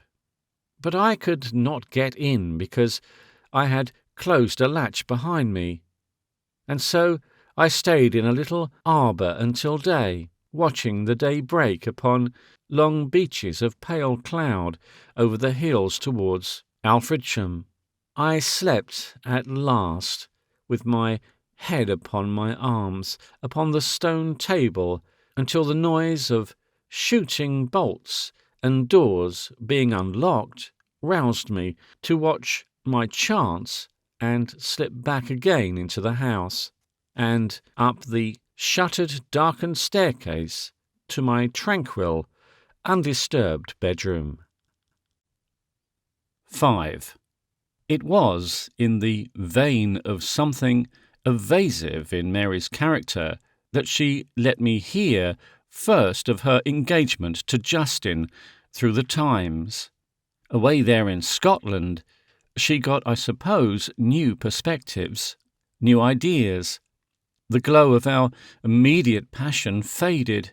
The thing must have been drawing in upon her for some time. Perhaps she had meant to tell me of it all that night when she had summoned me to Burnmore. Looking back now, I am the more persuaded that she did. But the thing came to me in London with the effect of an immense treachery. Within a day or so of the newspaper's announcement, she had written me a long letter answering some argument of mine, and saying nothing whatever of the people about her. Even then, Justin must have been asking her to marry him. Her mind must have been full of that question. Then came in a storm of disappointment, humiliation and anger with the realization. I can still feel myself writing and destroying letters to her, letters of satire, of protest, Oddly enough, I cannot recall the letter that at last I sent her, but it is eloquent of the weak boyishness of my position that I sent it in our usual furtive manner, accepted every precaution that confessed the impossibility of our relationship. "No," she scribbled back, "you do not understand. I cannot write. I must talk to you." We had a secret meeting. With Beatrice Normandy's connivance, she managed to get away for the better part of the day, and we spent a long morning in argument in the botanical gardens, that obvious solitude, and afterwards we lunched upon ham and ginger beer at a little open-air restaurant near the Broad Walk, and talked on until nearly 4. We were so young that I think we both felt, beneath our very real and vivid emotions, a gratifying sense of romantic resourcefulness in this prolonged discussion. There is something ridiculously petty and imitative about youth, something, too, naively noble and adventurous. I can never determine if older people are less generous and imaginative or merely less absurd. I still recall the autumnal melancholy of that queer, neglected-looking place in which I had never been before, and which I had never revisited, a memory of walking along narrow garden paths beside queer-leaved, choked artificial channels of water under yellow-tinted trees, of rustic bridges going nowhere in particular, and of a kind of brickwork-ruined castle, greatly decayed and ivy-grown, in which we sat for a long time, looking out upon a lawn and a wide gravel path leading to a colossal frontage of conservatory. I must have been resentful and bitter in the beginning of that talk. I do not remember that I had any command of the situation, or did anything but protest throughout that day. I was too full of the egotism of the young lover to mark Mary's moods and feelings. It was only afterwards that I came to understand that she was not wilfully and deliberately following the course that was to separate us, that she was taking it with hesitations and regrets. Yet she spoke plainly enough. She spoke with a manifest sincerity of feeling, and while I had neither the grasp nor the subtlety to get behind her mind, I perceive now, as I think things out, that Lady Ladislaw had both watched and acted, had determined her daughter's ideas, sown her mind with suggestions, imposed upon her a conception of her situation that now dominated all her thoughts. "Dear Stephen," reiterated Mary, "I love you. I do, clearly, definitely, deliberately love you. Haven't I told you that? Haven't I made that plain for you? But you are going to marry Justin. Stephen, dear, can I possibly marry you? Can I? Why not? Why not make the adventure of life with me? Dare." She looked down on me. She was sitting upon a parapet of the brickwork, and I was below her. She seemed to be weighing possibilities. "Why not?" I cried. "Even now, why not run away with me? Throw our 2 lives together. Do as lovers have dared to do since the beginning of things. Let us go somewhere together." "But Stephen," she asked softly, "where?" "Anywhere." She spoke as an elder might do to a child. "No, tell me where exactly. Where would it be? Where should we go? How should we live? Tell me. Make me see it, Stephen." "You are too cruel to me, Mary," I said. "How can I on the spur of the moment arrange. But dear, suppose it was somewhere very grimy and narrow, something like some of those back streets I came through to get here. Suppose it was some dreadful place, and you had no money, and we were both worried and miserable. One gets ill in such places. If I loved you, Stephen, I mean, if you and I were to be together, I should want to be in sunshine. I should want to be among beautiful forests and mountains, somewhere very beautiful. Why not? Because today I know there are no such places in the world for us, Stephen. They are dreams. For 3 years now, I said, I have dreamed such dreams. Oh, I cried out, stung by my own words. But this is cowardice. Why should we submit to this old world? Why should we give up things you have dreamed as well as I? You said once to hear my voice calling in the morning, "Let us take each other, marry, now, let us take each other," and I still remember my important phrase, afterwards count the cost. If I were a queen, said Mary, but you see, I'm not a queen. So we talked in fragments and snatches of argument, and all she said made me see more clearly the large hopelessness of my desire. At least, I urged, do not marry Justin now. Give me a chance. Give me 3 years. Mary, 3 short years. To work, to do something. She knew, so clearly now, the quality of her own intentions.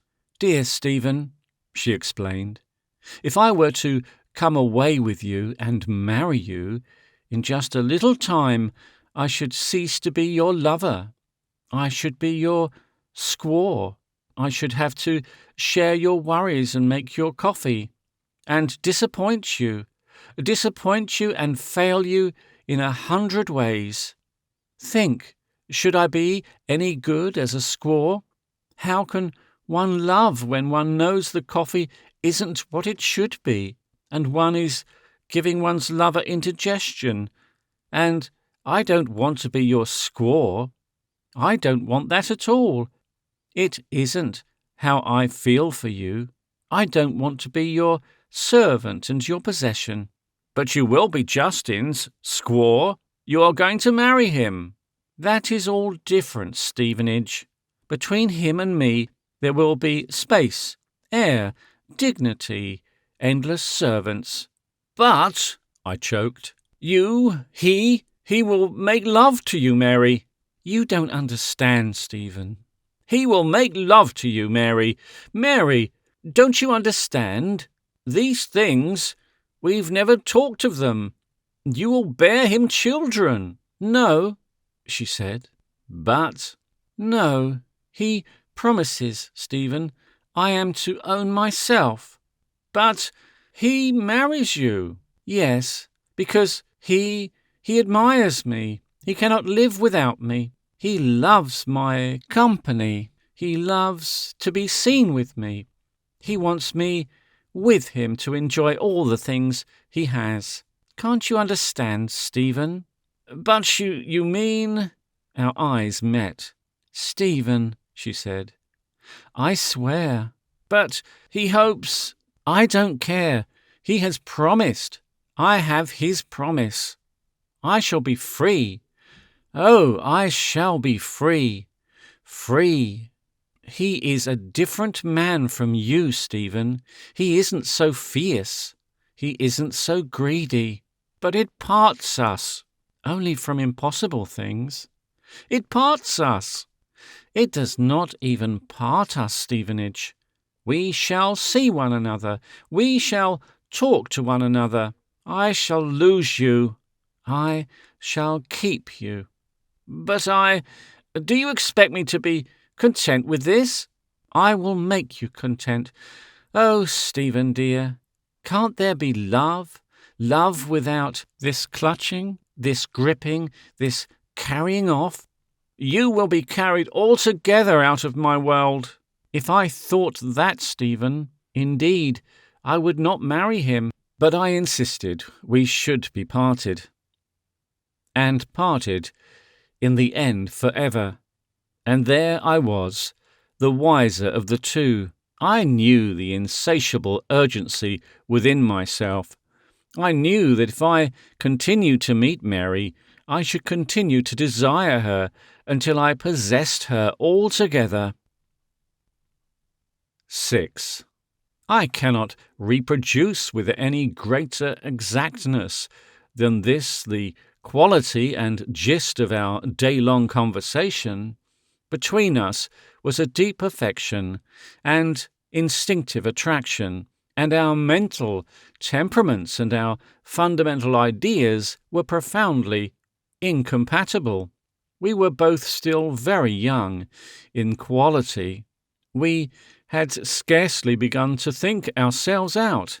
We were greatly swayed by the suggestion of our circumstances. Complex, incoherent, and formless emotions confused our minds.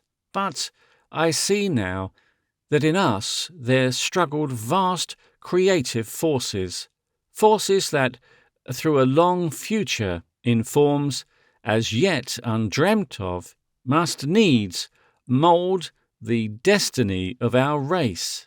Far more than Mary, I was accepting the conversations of our time. It seemed to me not merely reasonable but necessary that because she loved me, she should place her life in my youthful and inexpert keeping, share my struggles and my real hardships they would have meant for her, devote herself to my happiness, bear me children, be my inspiration in imaginative moments, my squaw, helper, and possession through the whole 24 hours of every day, and, incidentally, somehow rear whatever family we happen to produce. And I was still amazed, in the depths of my being, that she not reciprocate this simple and comprehensive intention. I was ready enough, I thought, for equivalent sacrifices. I was prepared to give my whole life, subordinate all my ambitions, to the effort to maintain our home. If only I could have her for my own. I was ready to pledge every hour I had, still to live that service. It seemed mere perversity to me then that she should turn even such vows as that against me.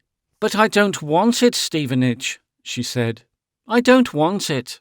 I want you to go on to the service of the Empire. I want to see you do great things, do all the things we've talked about and written about. Don't you see how much better that is for you and for me, and for the world and our lives? I don't want you to become a horrible little specialist in feeding and keeping me." Then wait for me," I cried. "But I want to live myself. I don't want to wait. I want a great house. I want a great position. I want space and freedom. I want to have clothes and be as splendid as your career is going to be. I want to be a great and shining lady in your life. I can't always live as I do now, dependent on my mother, whirled about by her movements, living in her light. Why should I be just a hard-up Vestal Virgin, Stephen? In your honour, you will not be able to marry me for years and years and years, unless you neglect your work, unless you throw away everything that is worth having between us in order just to get me." "But I want you, Mary," I cried, drumming at the little green table with my fist. "I want you. I want nothing else in all the world unless it has to do with you. You've got me as much as anyone will ever have me. You'll always have me. Always I will write to you, talk to you, watch you. Why are you so greedy, Stephen? Why are you so ignoble? If I were to come now and marry you, I wouldn't help you. I wouldn't turn you into a wife-keeper, into the sort of uninteresting, preoccupied man one sees running after and gloating over the woman he's bought at the price of his money and his dignity and everything. It's not proper for a man to live so for a woman and her children. It's dwarfish. It's enslaving. It's indecent. Stephen, I'd hate you so. 7. We parted at last at a cab rank near a bridge over the canal at the western end of Park Village. I remember that I made a last appeal to her as we walked towards it, and that we loitered on the bridge, careless of who might see us there, in a final conflict of our wills. "Before it's too late, Mary dear," I said. She shook her head, her white lips pressed together. "But after the things that have happened, that night, the moonlight, it's not fair," she said, "for you to talk of that. It isn't fair.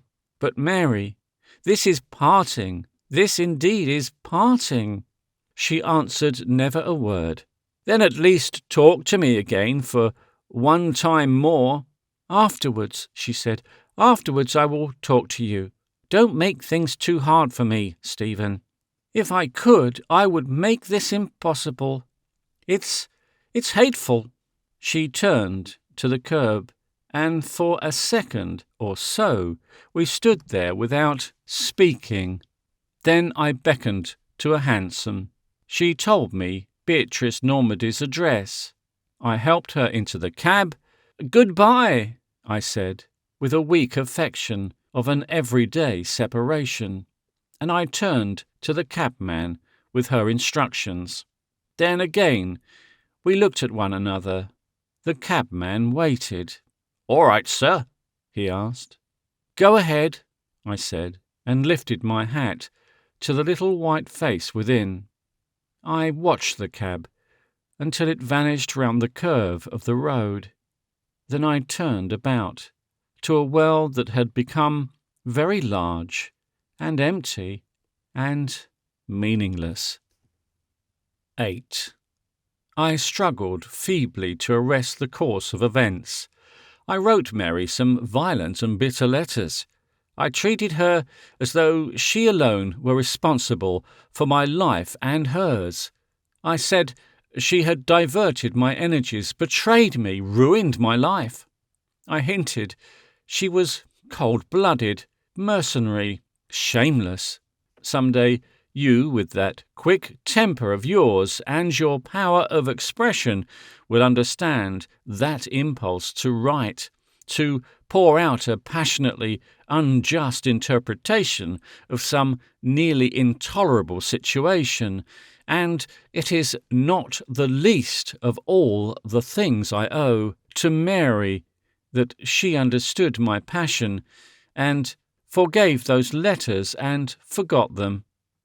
I tried twice to go and see her, but I do not think I need to tell you, little son, of these self-inflicted humiliations and degradations. An angry man is none the less a pitiful man because he is injurious. The hope that had held together all the project of my life was gone, and all my thoughts and emotions lay scattered in confusion. You see, my little son, there are two sorts of love. We use one name for very different things. The love that a father bears his children, that a mother feels, that comes sometimes, a strange brightness and tenderness that is half pain, at the revelation of some touching aspect of one long known to one, at the sight of a wife bent with fatigue and unsuspicious of one's presence, at the wretchedness and perplexity of some wrong-doing brother, or at an old servant's unanticipated tears. That is love, like the love God must bear us. That is the love we must spread from those of our marrow until it reaches out to all mankind. That will someday reach out to all mankind. But the love of a young man for a woman takes this quality only in rare moments of illumination and complete assurance. My love for Mary was a demand. It was a wanton claim. I scored the more deeply against her for every moment of happiness she gave me. I see now that as I emerged from the first abjection of my admiration and began to feel assured of her affection, I meant nothing by her but to possess her. I did not want her to be happy as I want you to be happy, even at the price of my life. I wanted her. I wanted her as barbarians want a hunted enemy, alive or dead. It was a flaming jealousy to have her mine, that granted, then I was prepared for all devotions. This is how men love women. Almost as exclusively and fiercely, I think, do women love men. And the deepest question before humanity is just how far this jealousy-greed may be subdued to a more generous passion. The fierce jealousy of men for women and women for men is the very heart of all social jealousies, the underlying tension of this crowded modern life that has grown out of the ampler, simpler, ancient life of men. That is why we compete against one another so bitterly, refuse association and generous cooperations, keep the struggle for existence hard and bitter, hamper and subordinate the women as they, in their turn, would if they could hamper and subordinate the men, because each must thoroughly have his own. And I knew my own heart too well to have any faith in Justin and his word. He was taking what he could, and his mind would never rest until some day he had it all. I had seen him only once, but the heavy and resolute profile above his bent back and slender shoulders stuck in my memory. If he was cruel to Mary, I told her, or broke his least promise to her, I should kill him. 9. My distress grew rather than diminished in the days immediately before her marriage, and that day itself stands out by itself in my memory, a day of wandering and passionate unrest. My imagination tormented me with thoughts of Justin as a perpetual privileged wooer. Well, I will not tell you. I will not write the ugly mockeries my imagination conjured up. I was constantly on the verge of talking and cursing aloud to myself, or striking aimlessly at nothing with clenched fists. I was too stupid to leave London, too disturbed for work or any distraction of my mind. I wandered about the streets of London all day. In the morning, I came near going to the church and making some preposterous interruptions, and I remember discovering 3 or 4 carriages adorned with white favours and a little waiting crowd outside that extinguisher-spired place at the top of Regent Street, and wondering for a moment or so at their common preoccupation, and then understanding, of course, another marriage of all devilish institutions. What was I to do with my life now? What was to become of my life? I can still recall the sense of blank unanswerableness with which these questions dominated my mind, and associated with it is an effect of myself as a small human being, singular and apart, wandering through a number of London landscapes. At one time, I was in a great grey smoke-rimmed autumnal space of park, much cut up by railings and worn by cricket pitches, far away from any idea of the Thames, and in the distance, over the tops of the trees, I discovered, perplexingly, the clustering masts and spars of ships. I have never seen that place since. Then the Angel at Islington is absurdly mixed up with the distresses of this day.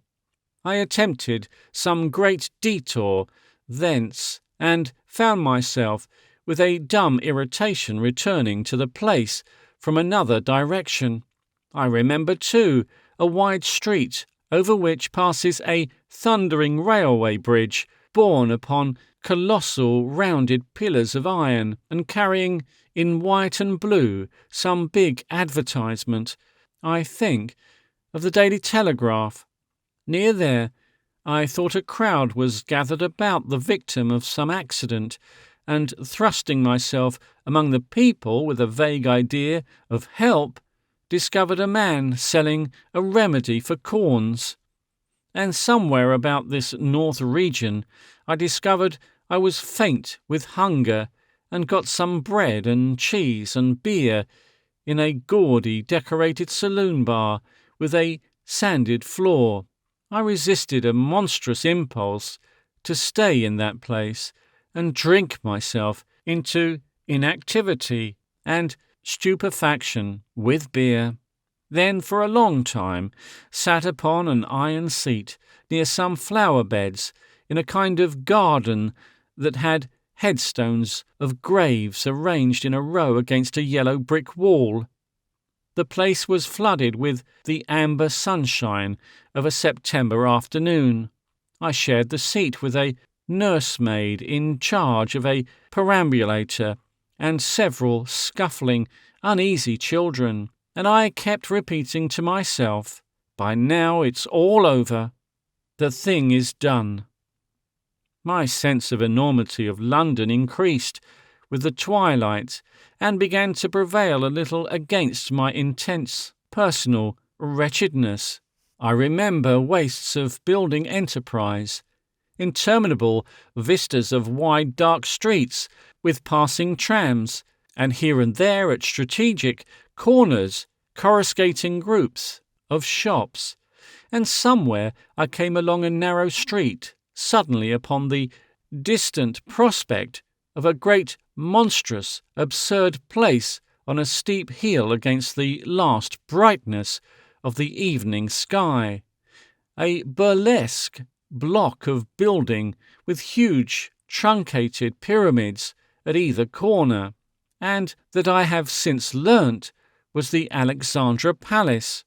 It was so queer and bulky that it arrested and held my attention, struck on my memory with an almost dreamlike quality, so that years afterwards I went to Muswell Hill to see if indeed there really was such a place on earth, or whether I had had a waking nightmare during my wanderings.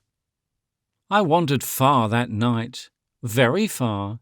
Some girl accosted me, a thin-faced ruined child, younger by a year or so than myself. I remember how I talked to her, foolish, rambling talk. "If you loved a man and he was poor, you'd wait," I said. "You'd stick to him. You'd not leave him just to get married to a richer man." We prowled talking for a time, and sat upon a seat somewhere near the Regent's Park Canal. I rather think I planned to rescue her from a fallen life, but somehow we dropped that topic. I know she kissed me. I have a queer impression that it came into my head to marry her. I put all my loose money in her hands at last and went away extraordinarily comforted by her, I know not how, leaving her no doubt wondering greatly. I did not go to bed that night at all, nor to the office next morning. I never showed myself in the office again. Instead, I went straight down to my father and told him I wanted to go to the war forthwith. I had an instinct memory of a promise I had made Mary to stay in England, but I felt it was altogether unendurable that I should ever meet her again. My father sat at table over the remains of his lunch and regarded me with astonishment, with the beginnings of protest. "I want to get away," I said, and to my amazement and shame, I burst into tears. "My boy," he gasped, astonished and terrified, You've not done some foolish thing?" "No," I said, already wiping the tears from my face. "Nothing, but I want to go away." "You shall do as you please," he said, and sat for a moment regarding his own son with unfathomable eyes. Then he got up with a manner altogether matter-of-fact, came halfway round the table, and mixed me a whisky and soda. "It won't be much of a war, I'm told," he said, with the siphon in his hands, breaking a silence. "I sometimes wish I had seen a bit of soldiering, and this seems to be an almost unavoidable war. Now, at any rate, it's unavoidable. Drink this and have a biscuit." He turned to the mantel-shelf and filled his pipe with his broad back to me. "Yes," he said, you'll be interested in the war. I hope you'll have a good time there."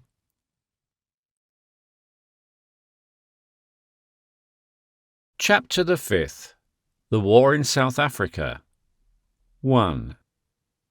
Mary and I did not meet again for 5 years, and for nearly all that time I remained in South Africa.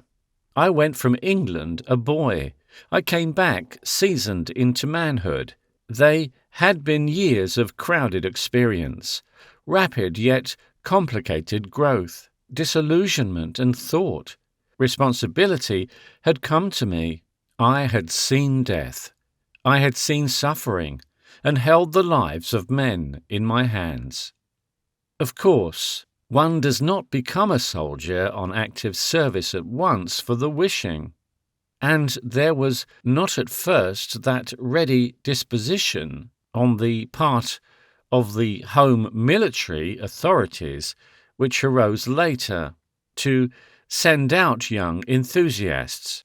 I could ride and shoot fairly well, and accordingly I decided to go on my own account to Durban, for it was manifest that things would begin in Natal, and there attach myself to some of the local volunteer corps that would certainly be raised. This took me out of England at once, a thing that fell in very well with my mood. I was resolved, begin life afresh. I would force myself to think of nothing but the war. I would never, if I could help it, think of Mary again. The war had already begun when I reached Durban. The town was seething with the news of a great British victory at Dundee. We came into the port through rain and rough weather, and passed a big white liner loaded up feverishly from steam tenders with wealthy refugees going Englandward. From 2 troop ships against the wharfs there was a great business of landing horses, the horses of the dragoons and hussars from India. I spent the best part of my first night in South Africa in the streets looking in vain for a bedroom. and was helped at last by a kindly rickshaw Zulu to a shanty where I slept upon 3 chairs. I remember I felt singularly unwanted. The next day I set about my volunteering. By midday I had opened communications with that extremely untried and problematical body, the Imperial Light Horse, and in 3 days more I was in the company of a mixed batch of men, mostly Australian volunteers, on my way to a place I'd never heard of before, called Ladysmith. Though a country of increasing picturesqueness, and along a curious curving little line whose down traffic seemed always waiting in sidings, and consisted of crowded little trains full of pitiful fugitives, white, brown, and black, stifled and starving. They were all clamouring to buy food and drink, and none seemed forthcoming. We shunted once to allow a southbound train to pass, a peculiar train that sent everyone onto the line to see prisoners of war. There they were, real live enemies, rather glum, looking out at us, with faces very like our own, but rather more unshaven. They had come from the Battle of Elandslicht.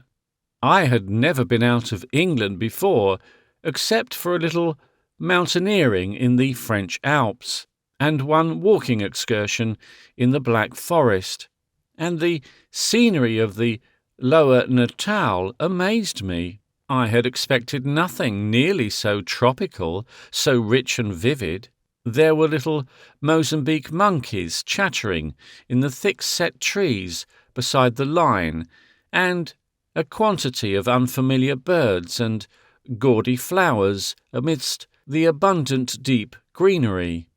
There were aloe and cactus hedges, patches of unfamiliar cultivation upon the hills, bunchy, frondy growths that I learnt were bananas and plantains, and there were barbaric, insanitary-looking Kaffir kraals, which I supposed had vanished before our civilization. There seemed an enormous quantity of Kaffirs all along the line, and all of them, men, women, and children, were staring at the train. The scenery grew finer and bolder, and more bare and mountainous, until at last we came out into the great basin in which lay this Ladysmith. It seemed a poor, unimportant, dusty little street of huts as we approached it, but the great crests beyond struck me as very beautiful in the morning light. I forgot the beauty of those hills as we drew into the station. It was the morning after the surrender of Nicholson's Nick. I had come to join an army already tremendously astonished and shattered. The sunny prospect of a triumphal procession to Pretoria, which had been still in men's minds at Durban, had vanished altogether. In rather less than a fortnight of stubborn fighting, we had displayed a strategy that was flighty rather than brilliant, and lost a whole battery of guns and nearly 1,200 prisoners. We had had compensations. Our common soldiers were good stuff, at any rate.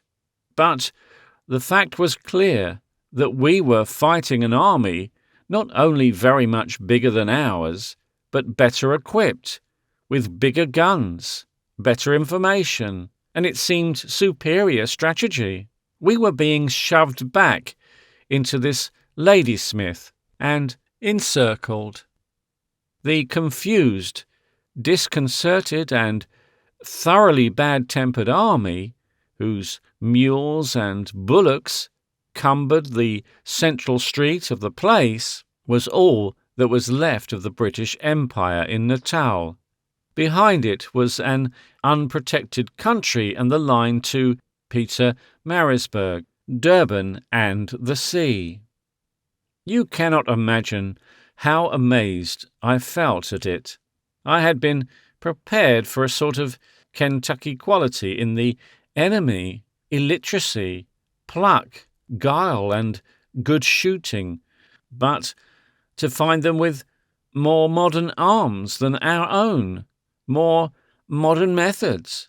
Weren't we there, after all, to teach them? Weren't we the 20th and they the 18th century?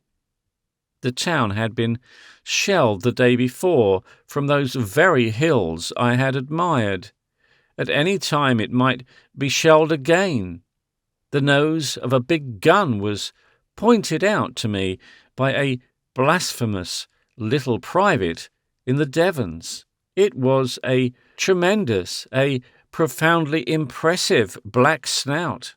His opinions of the directing wisdom at home were unquotable.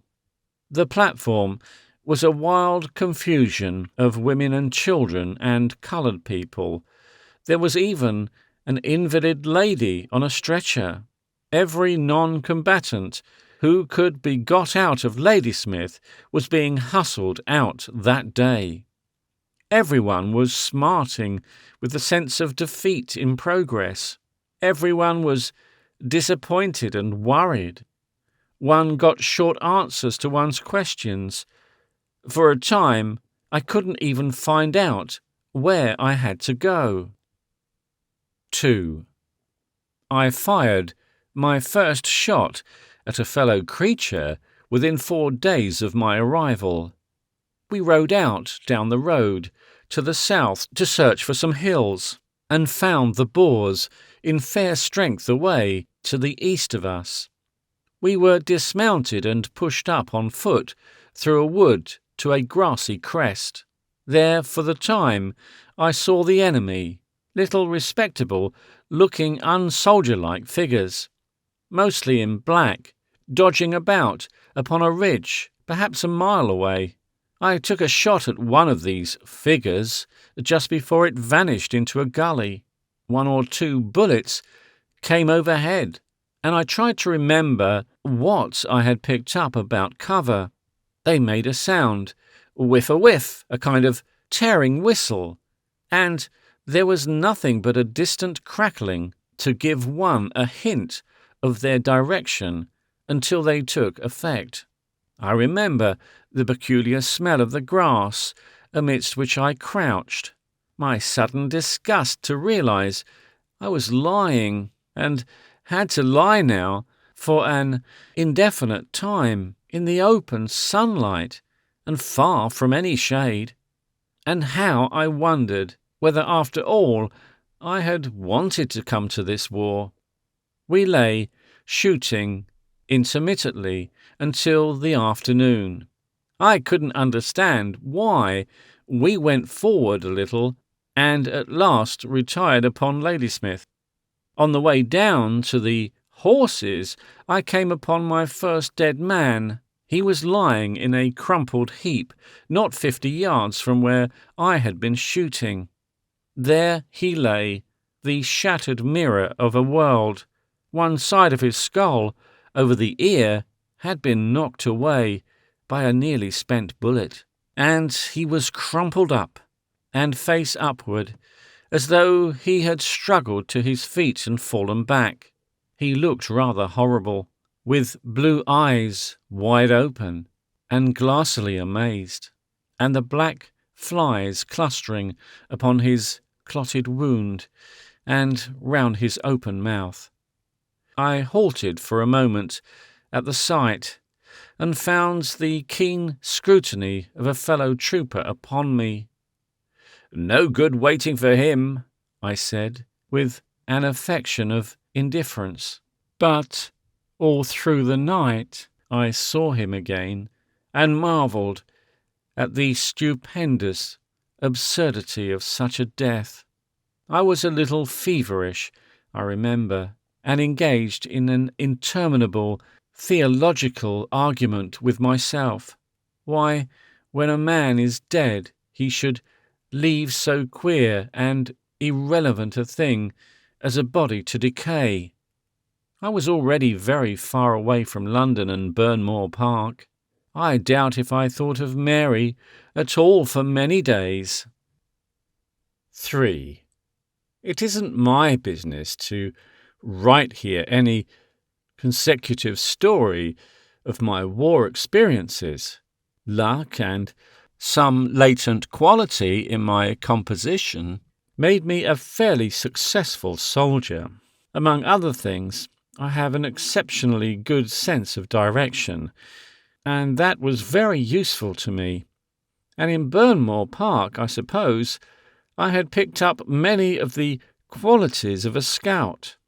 I did some fair outpost work during the Ladysmith siege.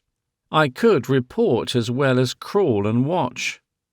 And I was already a sergeant when we made a night attack and captured and blew up Long Tom.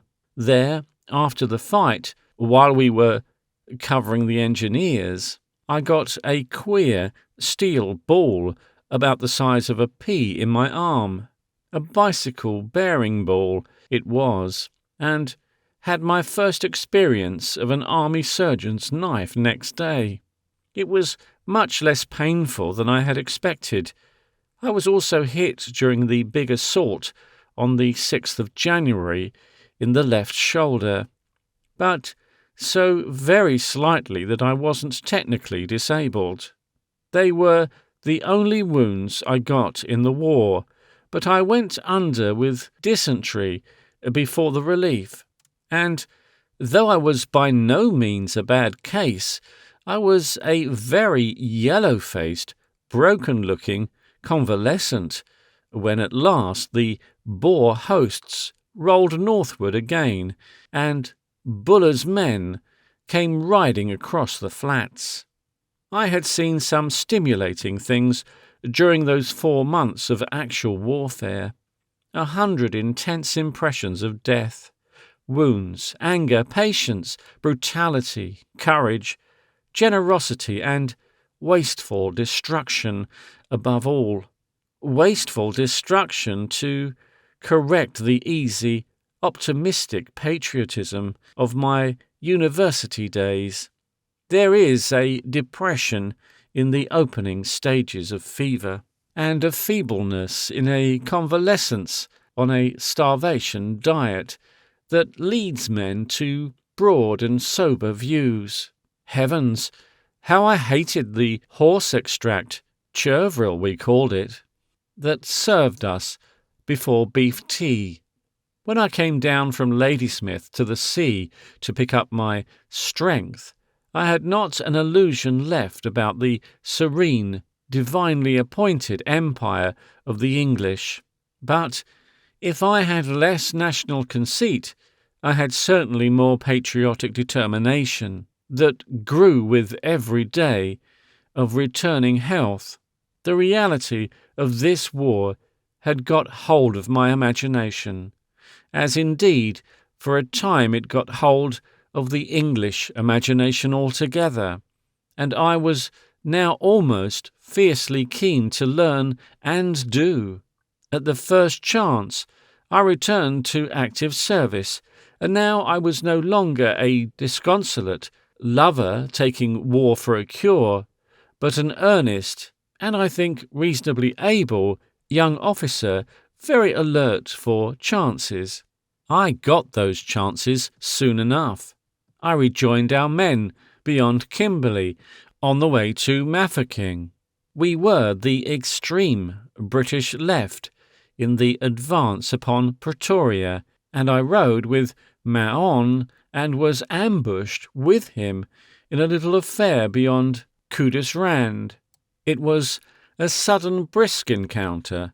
We got fired into a close quarters, but we knew our work by that time, and charged home and brought in a handful of prisoners to make up for the men we had lost.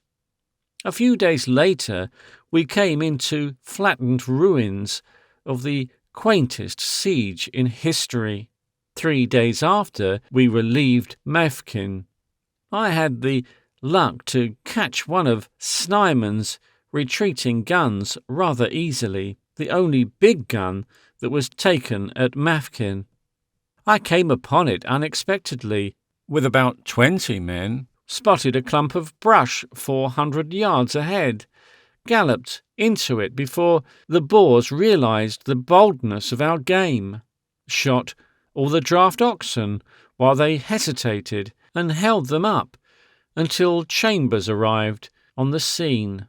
The incident got perhaps a disproportionate share of attention in the papers at home because of the way in which Mafkin had been kept in focus.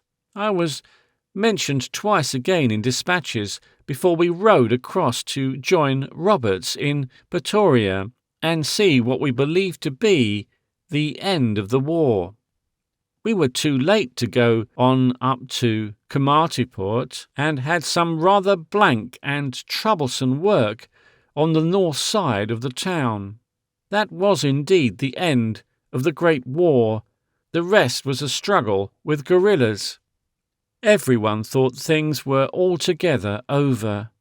I wrote to my father discussing the probable date of my return, but there were great chances still to come for an active young officer. The guerrilla war was to prolong the struggle yet for a whole laborious, eventful year, and I was to make the most of those latter opportunities. Those years in South Africa are stuck into my mind like those pink-coloured pages about something else one finds at times in a railway indicator. Chances had put this work in my way and started me upon it with a reputation that wasn't altogether deserved, and I found I could only live up to it and get things done well by a fixed and extreme concentration of my attention. But the whole business was so interesting that I found it impossible to make that concentration.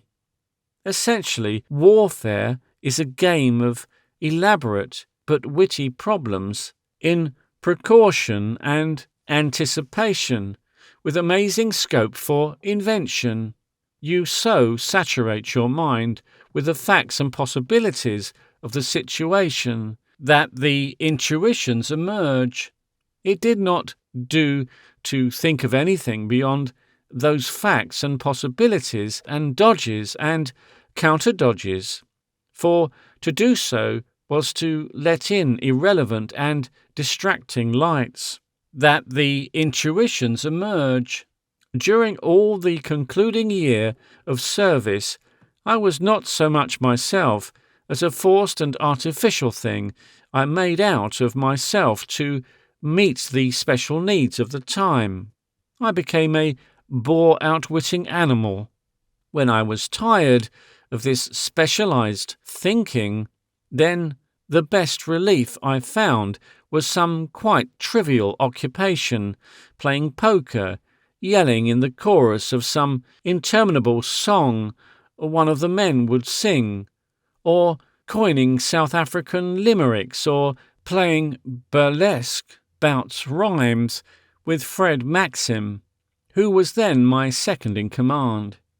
Yet occasionally thought overtook me. I remember lying one night out upon a huge dark hillside in a melancholy wilderness of rock-ribbed hills, waiting for one of the flying commandos that were breaking northward from Cape Colony towards the Orange River in front of Colonel Eustace. We had been riding all day. I was taking risks in what I was doing, and there is something very cheerless in a fireless bivouac. My mind became uncontrollably active. It was a clear, still night.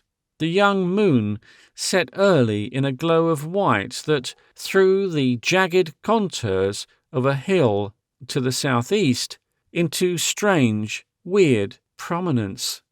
The patches of moonshine evaporated from the summits of the nearer hills and left them hard and dark Then there was nothing but a great soft black darkness below that jagged edge, and above it the stars very large and bright.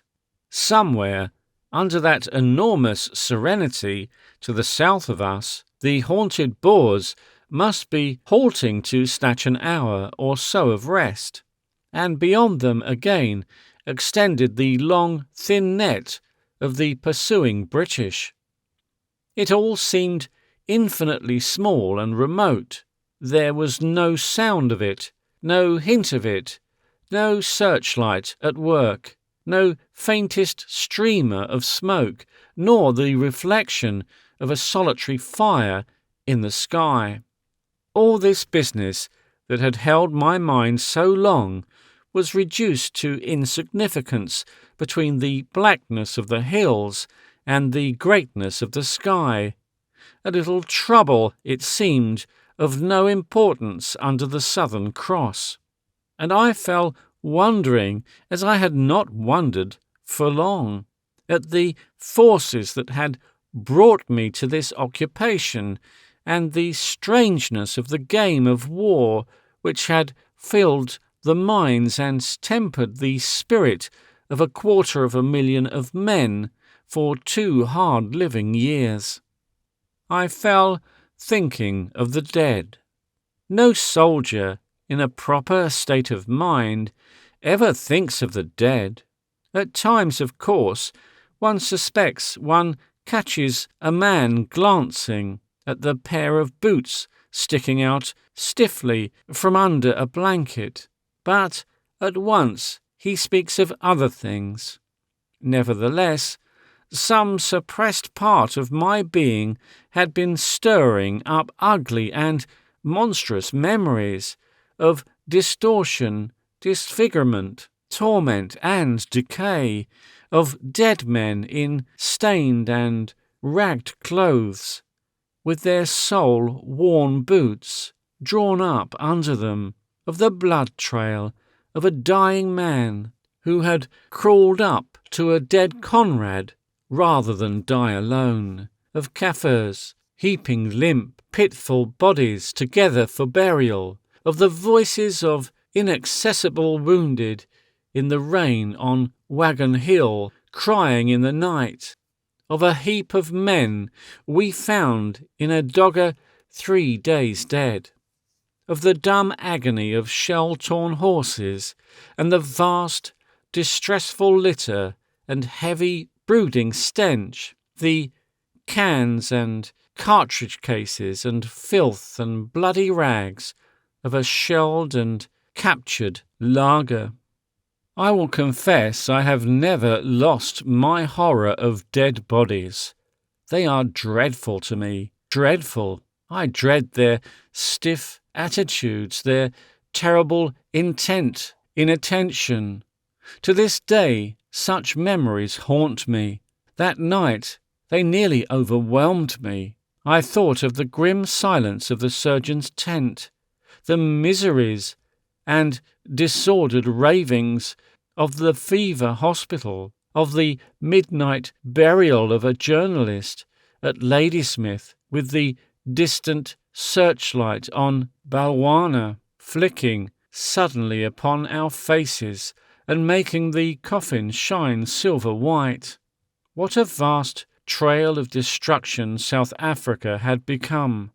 I thought of the black scorched stones of burnt and abandoned farms, of wretched natives we had found shot like dogs and flung aside, rottenly amazed, decaying in infinite indignity, of stories of treachery and fierce revenges sweeping along in the trail of the greater fighting. I knew too well of certain atrocities.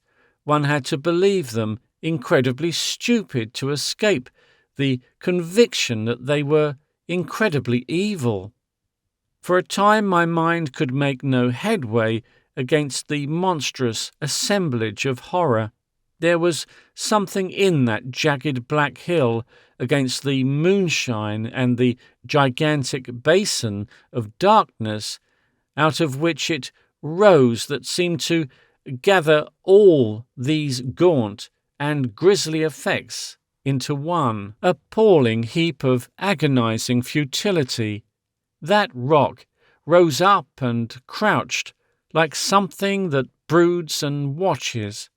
I remember I sat up in the darkness, staring at it. I found myself murmuring, "Get the proportions of things! Get the proportions of things!"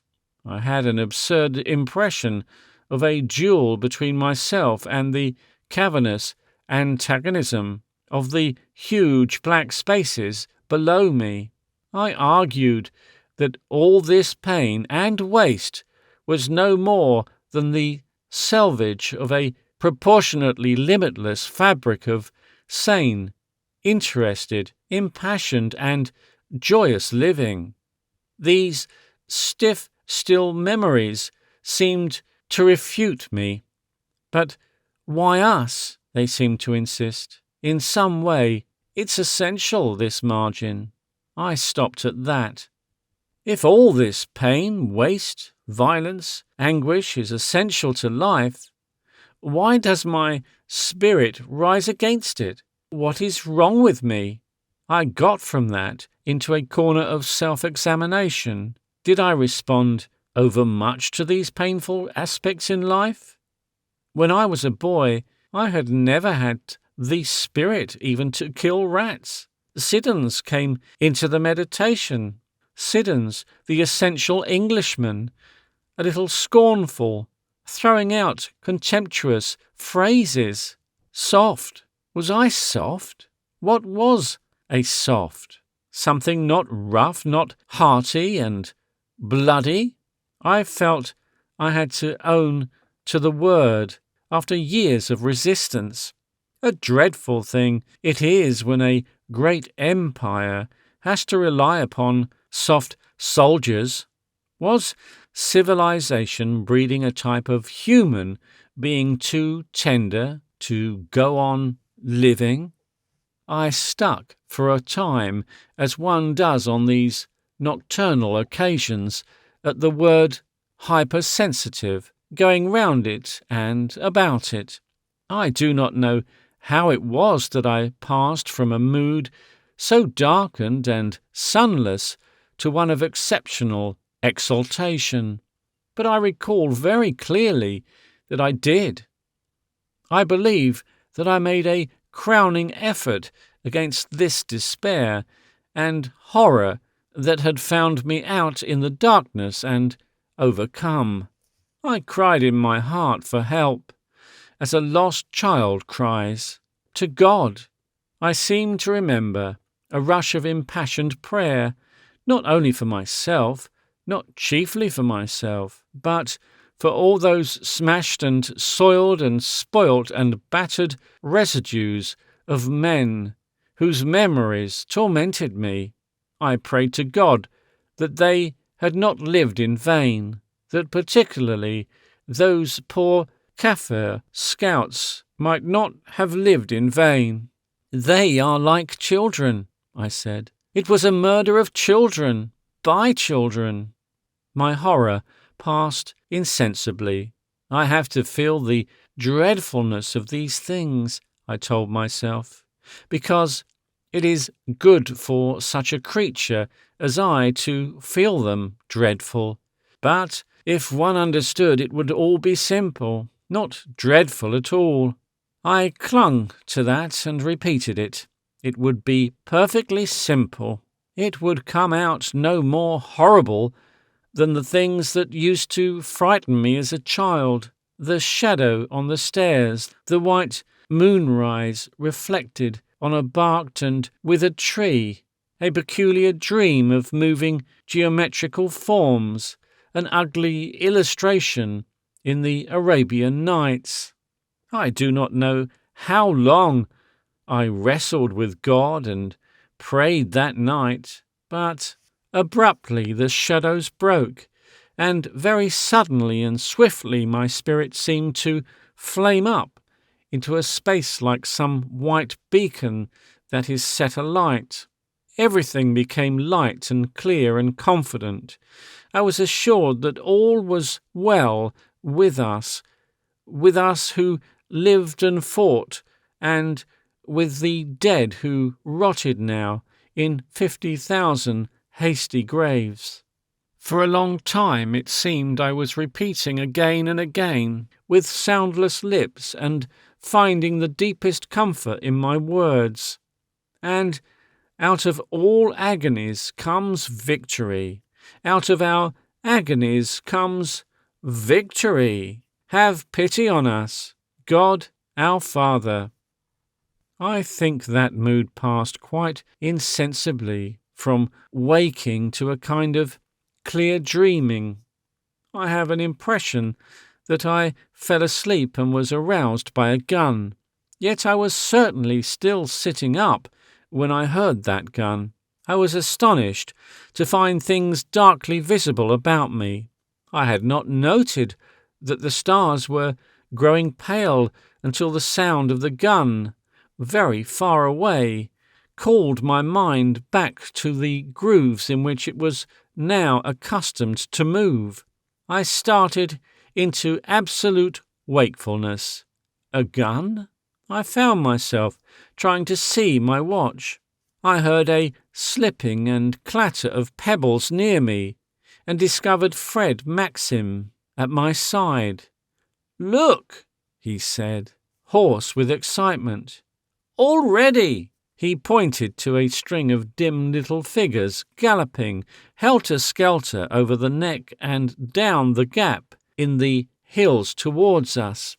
They came up against the pale western sky, little nodding, swaying black dots, and flashing over and were lost in the misty purple groove towards us. They must have been riding through the night, the British following. To them, we were invisible. Behind us was the shining east. We were in a shadow still too dark to betray us. In a moment I was afoot and called out to the men. My philosophy, my deep questionings, all torn out of my mind like a page of scribbled poetry plucked out of a business notebook. Khaki figures were up all about me, passing the word and hurrying to their places. All the dispositions I had made overnight came back clear and sharp into my mind. We hadn't long for preparations. It seemed now there were only a few busy moments before the fighting began. It must have been much longer in reality. By that time we had seen their gun come over and train of carts. They were blundering right into us. Every moment it was getting lighter and the moment of contact nearer. Then, crack, from down below among the rocks, and there was a sudden stoppage of the trail of dark shapes upon the hillside. Crack came a shot from our extreme left. I damned the impatient men who had shot away the secret of our presence. But we had to keep them at a shooting distance. Would the Boers have the wit to charge through us before the daylight came, or should we hold them? I had a swift, disturbing idea. Would they try to bolt across our front to the left? Had we extended far enough across the deep valley to our left? But they'd hesitate on account of their gun. The gun couldn't go that way because of the gullies and thickets. But suppose they tried it? I hung between momentous decisions. Then, all up the dim hillside, I could make out the Boers halting and riding back.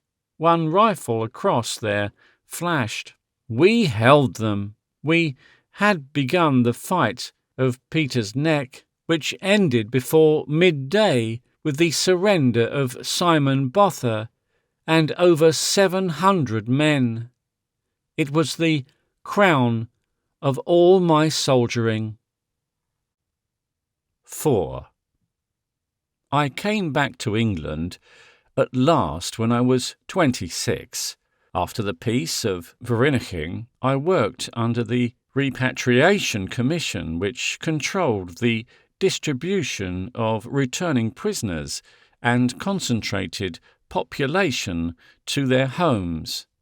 For the most part, I was distributing stock and grain, and presently manoeuvring a sort of ploughing, flying column that the dearth of horses and oxen made necessary, work that was certainly as hard as, if far less exciting than war. That particular work of replanting the desolated country with human beings took hold of my imagination, and for a time at last seemed quite straightforward and understandable, the comfort of ceasing to destroy. No one has written anything that really conveys the quality of that repatriation process, the queer business of bringing these suspicious, illiterate, despondent people back to their desolated homes, reuniting swarthy fathers and stockish mothers, witnessing their touchingly impressive encounters, doing what one could to put heart into their resumption. Memories come back to me of great littered heaps of luggage, bundles, blankets, rough boxes, piled newly purchased stores, ready-made doors, window sashes heaped ready for the wagons, slow-moving, apathetic figures sitting and eating, an infernal squawking of parrots, sometimes a wailing of babies. Repatriation went on to a parrot obligato, and I never hear a parrot squawk without a flash of South Africa across my mind. All the prisoners, I believe, brought back parrots, some 2 or 3.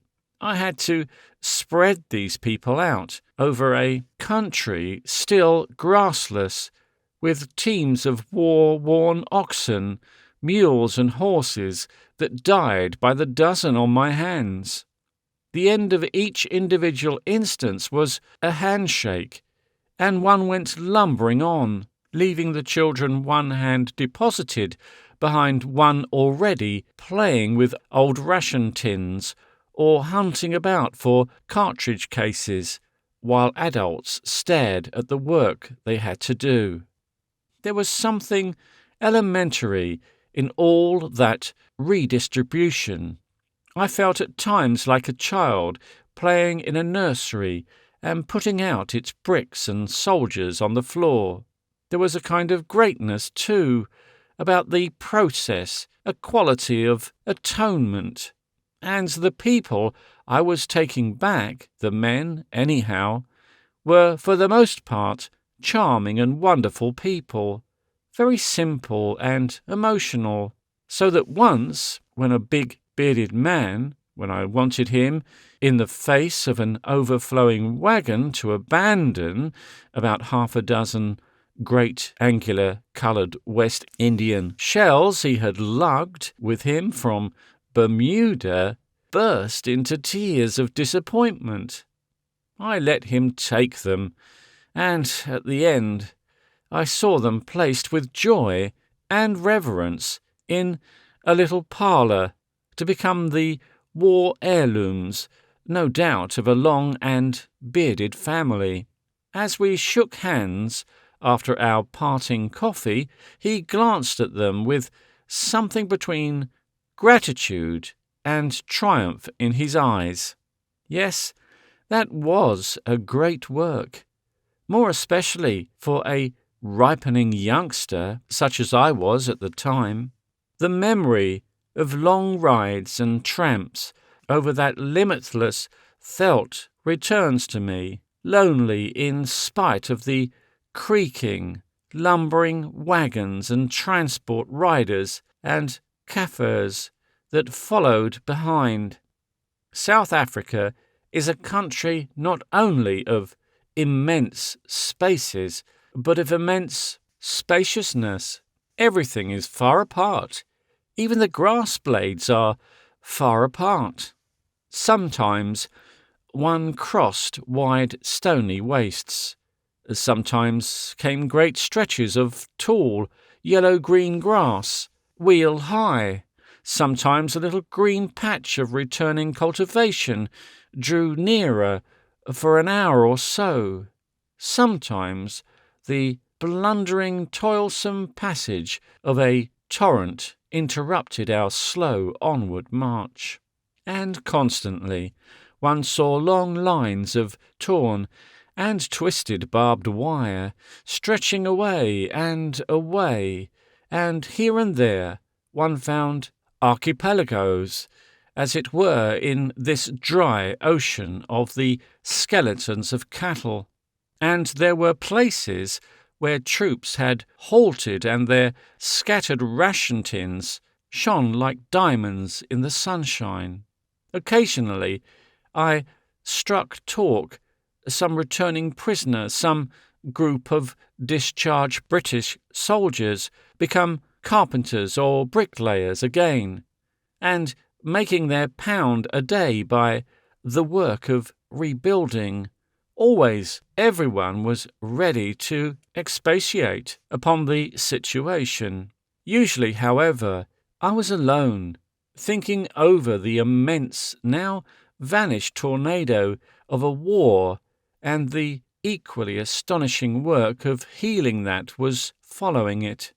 I became keenly interested in all the great business, and thought at first of remaining indefinitely in Africa. Repatriation was presently done and finished. I had won Milner's good opinion, and he was anxious for me to go on working in relation to the labour difficulty that rose now more and more into prominence behind the agricultural resettlement. But when I faced that, I found myself in the middle of a tangle, infinitely less simple than putting back an agricultural population upon its land. 5. For the first time in my life, I was really looking at the social fundamental of labour. There is something astonishingly naive in the unconsciousness with which people of our class float over the great economic realities. All my life I had been hearing of the working classes, of industrialism, of labour problems and the organisation of labour. But it was only now in South Africa, in this chaotic, crude, illuminating period of putting a smashed and desolated social order together again, that I perceived these familiar phrases represented something stupendously real. There were, I began to recognize, two sides to civilization. One traditional, immemorial, universal, the side of the homestead, the side I had been seeing and restoring, and there was another, ancient too, but never universal, as old, at least, as the mines of Syracuse and the building of the pyramids, the side that came into view when I emerged from the dusty station and sighted the squat shanties and slender chimneys of Johannesburg, that uprooted side of social life, that accumulation of toilers divorced from the soul, which is industrialism and labour, and which carries such people as ourselves and whatever significance and possibilities we have, as an elephant carries its rider. Now, all Johannesburg and Pretoria were discussing labour and nothing but labour. Bloemfontein was in conference thereon. Our work of repatriation, which had loomed so large on the southernward felt became here a business at once incidental and remote. One felt that a little sooner or a little later all that would resume and go on as the rains would and the veldt grass. But this was something less kindred to the succession of the seasons and the soil. This was a hitch in the upper fabric. Here, in the great ugly mine-scarred basin of the Rand, with its bare hillsides, half the stamps were standing idle. Machinery was eating its head off. Time and water were running to waste amidst an immense, exasperated disputation. Something had given way. The war had spoilt the Kaffir. Boy, he was demanding enormous wages. He was away from Johannesburg, and above all, he would no longer go underground. Implicit in all the argument and suggestion about me was the profoundly suggestive fact that some people, quite a lot of people, scores of thousands, had to go underground. Implicit to always in the discourse was the assumption that the talker or writer in question wasn't for a moment to be expected to go there. Those others, whoever they were, had to do that for us. Before the war, it had been the artless Portuguese Kaffir, but he, alas, was being diverted to open-air employment at Delagoa Bay. Should we rise wages and go on with the fatal process of spoiling the workers? Should we, by imposing a tremendous hut tax, drive the Kaffir into our toils? Should we carry the labour hunt across the Zambezi into Central Africa?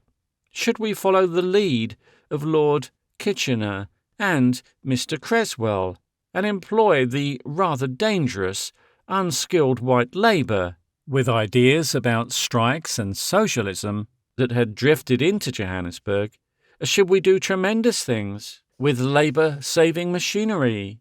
Or were we indeed desperate yet tempting resort to bring in the cheap Indian or Chinese coolie?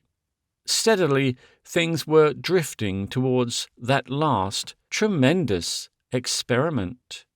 There was a vigorous opposition in South Africa and in England, growing there to an outcry. But behind that proposal was the one vitalizing conviction in modern initiative. Indisputably, it would pay. It would pay. The human mind has a much more complex and fluctuating process than most of those explanatory people who write about psychology would have us believe. Instead of that simple, direct movement, like the movements of a point forward and from here to there, one's thoughts advance like an army, sometimes extended over an enormous front, sometimes in echelon, sometimes bunched in a column, throwing out skirmishing clouds of emotion, some flying and soaring, some crawling, some stopping and dying. In this matter of labour, for example, I have thought so much, thought over the ground again and again, come into it from this way and from that way, that for the life of me I find it impossible to state at all clearly how much I made of these questions during that Johannesburg time. I cannot get back into those ancient ignorances, revive my old astonishments and discoveries. Certainly I envisaged the whole process much less clearly than I do now, ignored difficulties that have since entangled me regarded with a tremendous perplexity aspects that have now become lucidly plain. I came back to England confused, and doing what confused people are apt to do, clinging to an inadequate phrase that seemed, at any rate, to define a course of action. The word efficiency had got hold of me. All our troubles came, one assumed, from being inefficient. One turned towards politics with a bustling air and was all for fault-finding and renovation. I sit here at my desk, pen in hand, and trace figures on the blotting paper, and wonder how much I understood at that time. I came back to England to work on the side of efficiency, that is quite certain. A little later, I was writing articles and letters about it, so that much is documented. But I think I must have appreciated, too, by that time, some vague outline at least of those wider issues in the secular conflict between the new forms of human association and the old, to which contemporary politics and our national fate are no more than transitory eddies and rufflings of the surface waters. It was all so nakedly plain there. On the one hand was the primordial, on the other the rankly new. The farm on the veldt stood on the veldt, a thing of the veldt, a thing rooted and established there, and nowhere else. The dusty, crude, brick-filled desolation of the Rand, on the other hand, did not really belong with any particularity to South Africa at all. It was one with our camps and armies. It was part of something else, something still bigger. A monstrous, shadowy arm had thrust out from Europe and torn open the country, erected these chimneys, piled these heaps, and sent the ration tins and cartridge cases to follow them. It was gigantic, kindred with that ancient predecessor which had built the walls of Zimbabwe, and this hungry, impatient demand for myriads of toilers, this threatening inundation of black or brown or yellow bond serfs, was just the natural voice of this colossal system to which I belonged, which had brought me hither, and which I now perceived I did not even begin to understand. One day, when asking my way to some forgotten destination, I had pointed out to me the Grey and Roberts Deep Mine. Some familiarity in the name set me thinking until I recalled that this was the mine in which I had once heard Lady Ladislaw confess large holdings. This mine in which gangs of indentured Chinamen would presently be sweating to pay the wages of the gamekeepers and road menders at Burnmore Park. Yes, this was what I was taking in at the time, but it found me inexpressive. What I was saying on my return to England gave me no intimation of the broad conceptions growing in my mind. I came back to be one of the many scores of energetic and ambitious young men who were parroting efficiency, stirring up people, and, more particularly, stirring up themselves with the utmost vigour, and all the time, within their secret hearts, more than a little at a loss. 6.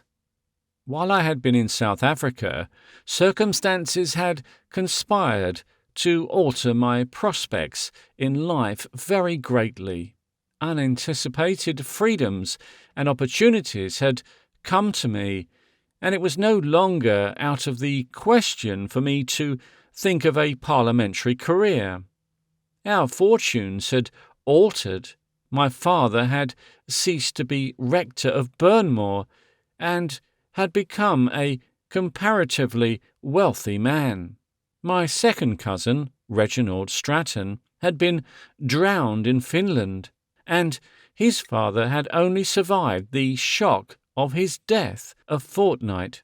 His sister, Arthur Mason's first wife, had died in giving birth to a stillborn child the year before, and my father found himself suddenly the owner of all that large stretch of developing downland and building land, which old Reginald had brought between Shaddock and Golding on the south and West Esher Station on the north, and in addition of considerable investments in northern industrials.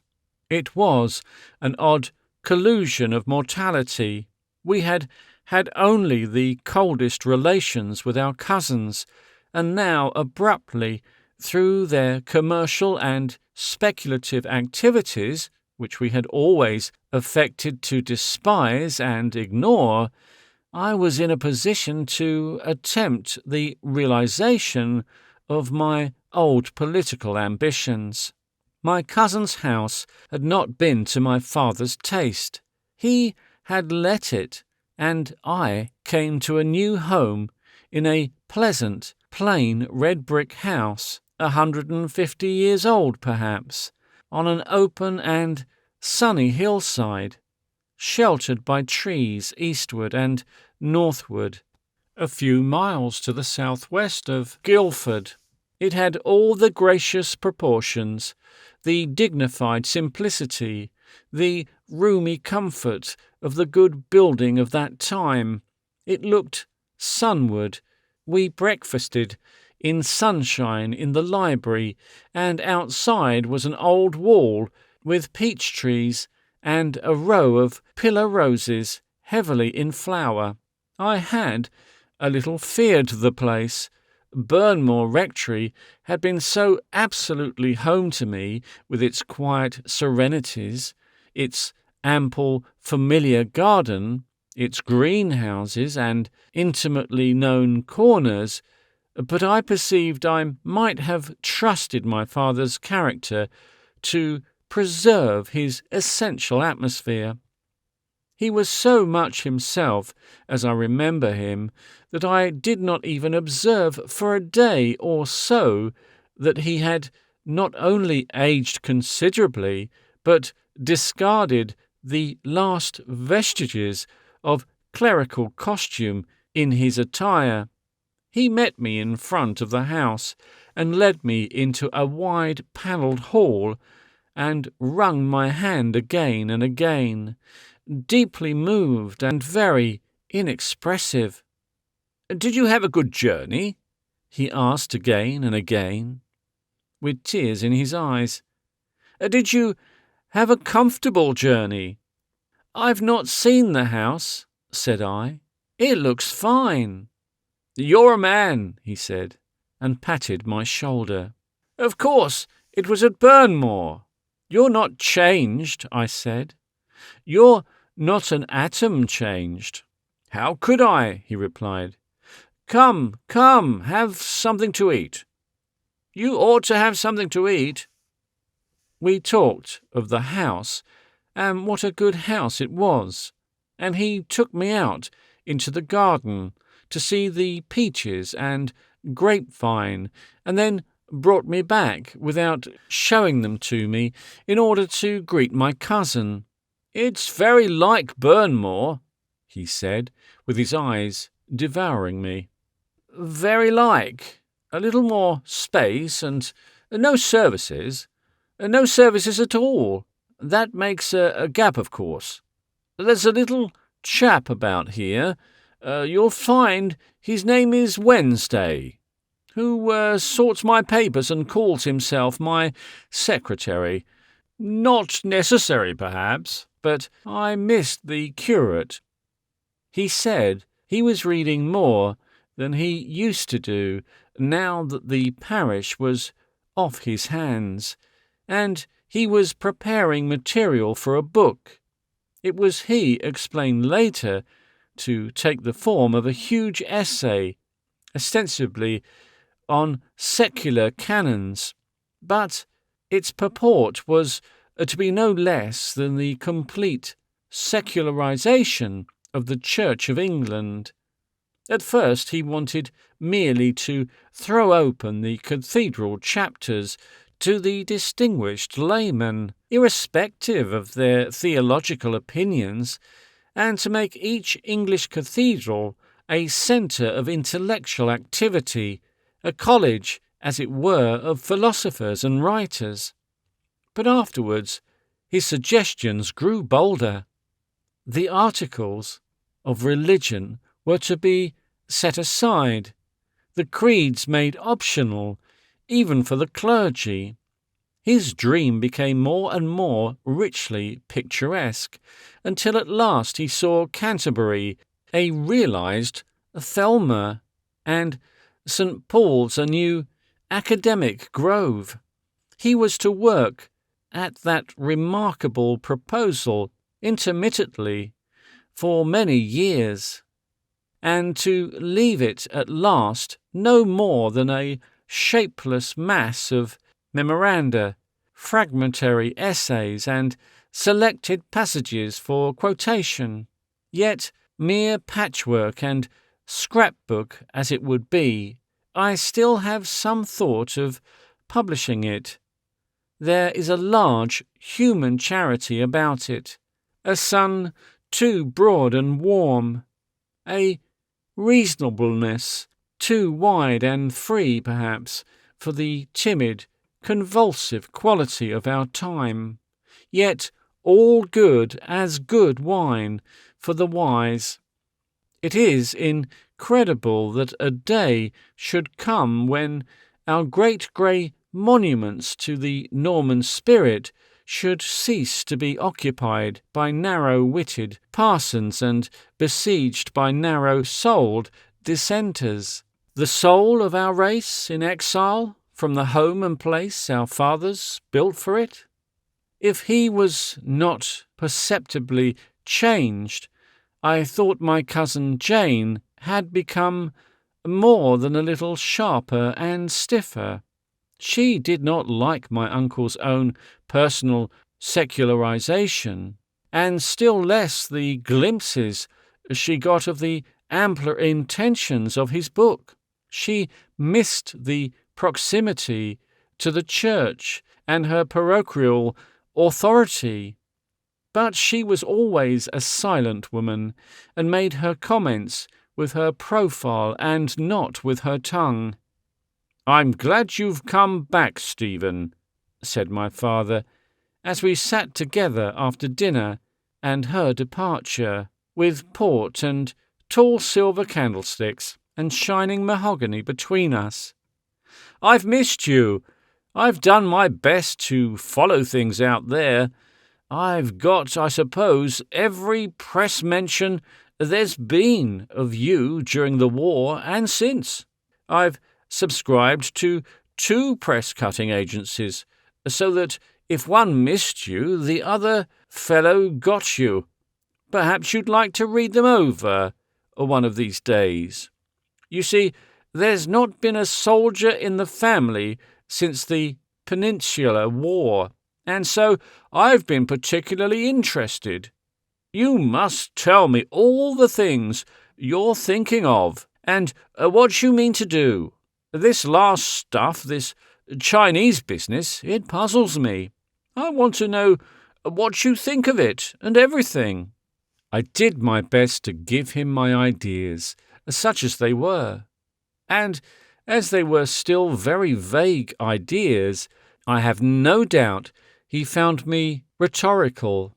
I can imagine myself talking of the white man's burthen, and how in Africa it had seemed at first to sit rather staggeringly upon our undertrained shoulders.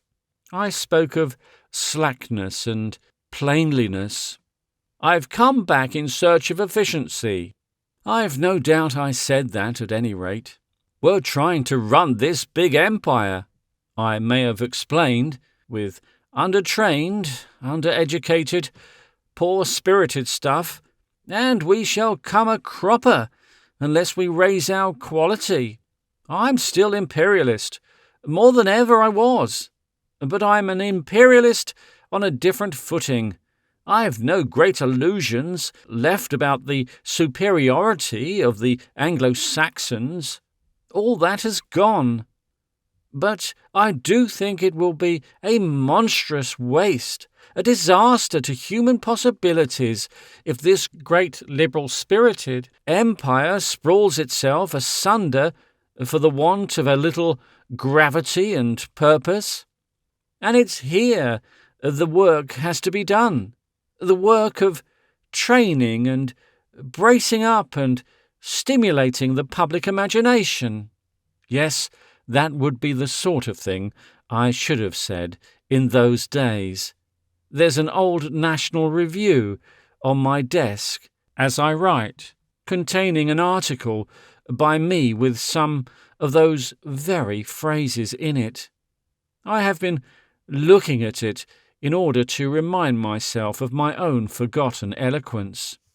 "Yes," I remember my father saying. "Yes." And then after reflection, "But those coolies, those Chinese coolies, you can't build up an imperial population by importing coolies." "I don't like that side of the business myself," I said. "It's detail, perhaps, but the Liberals will turn you out on it next year, and then start badgering public houses and looting the church, and then this tariff talk.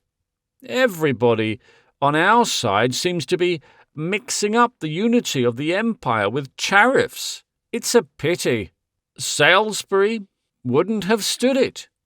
Unity depends on a common literature and a common language, and common ideas and sympathies. It doesn't unite people for them to be forced to trade with each other. Trading isn't friendship. I don't trade with my friends, and I don't make friends with my tradesmen. Natural enemies, polite of course, but antagonists. Are you keen over this tariff stuff, Steve?" "Not a bit," I said. "That, too, seems a detail." "It doesn't seem to be keeping its place as a detail," said my father. "Very few men can touch tariffs and not get a little soiled. I hate all this international sharping, all these attempts to get artificial advantages, all this making poor people buy inferior goods, dear, in the name of the flag. If it comes to that, damn the flag. Custom houses are ugly things, Stephen. The dirty side of nationality. Dirty things. Ignoble. Cross-cunning things. They wake you up in the small hours and root over your bags. An imperial people ought to be an urbane people, a civilizing people above such petty irritating things.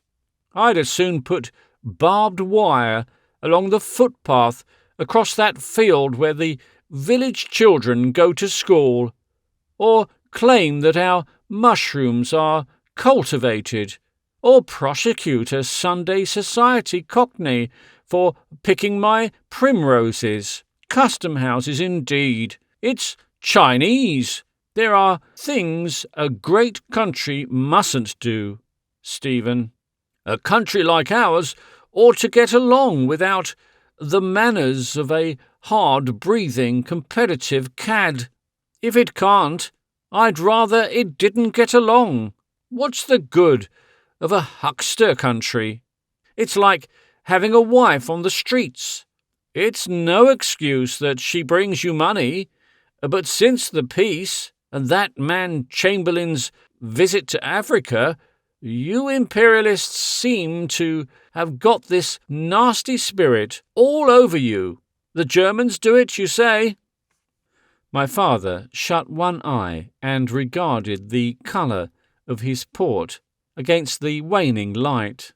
"Let 'em," he said. "Fancy quoting the Germans. When I was a boy, there weren't any Germans. They came up after 70 statecraft from Germany, and statesmen from Birmingham, German silver and electroplated empires. No." "It's just a part of our narrow outlook," I answered, from the hearthrug after a pause. "It's because we're so limited that everyone is translating the greatness of empire into preferential trading and jealousy of Germany. It's for something bigger than that I've returned." "Those big things come slowly," said my father, and then, with a sigh, "age after age, they seem at times to be standing still. Good things go with the bad. Bad things come with the good."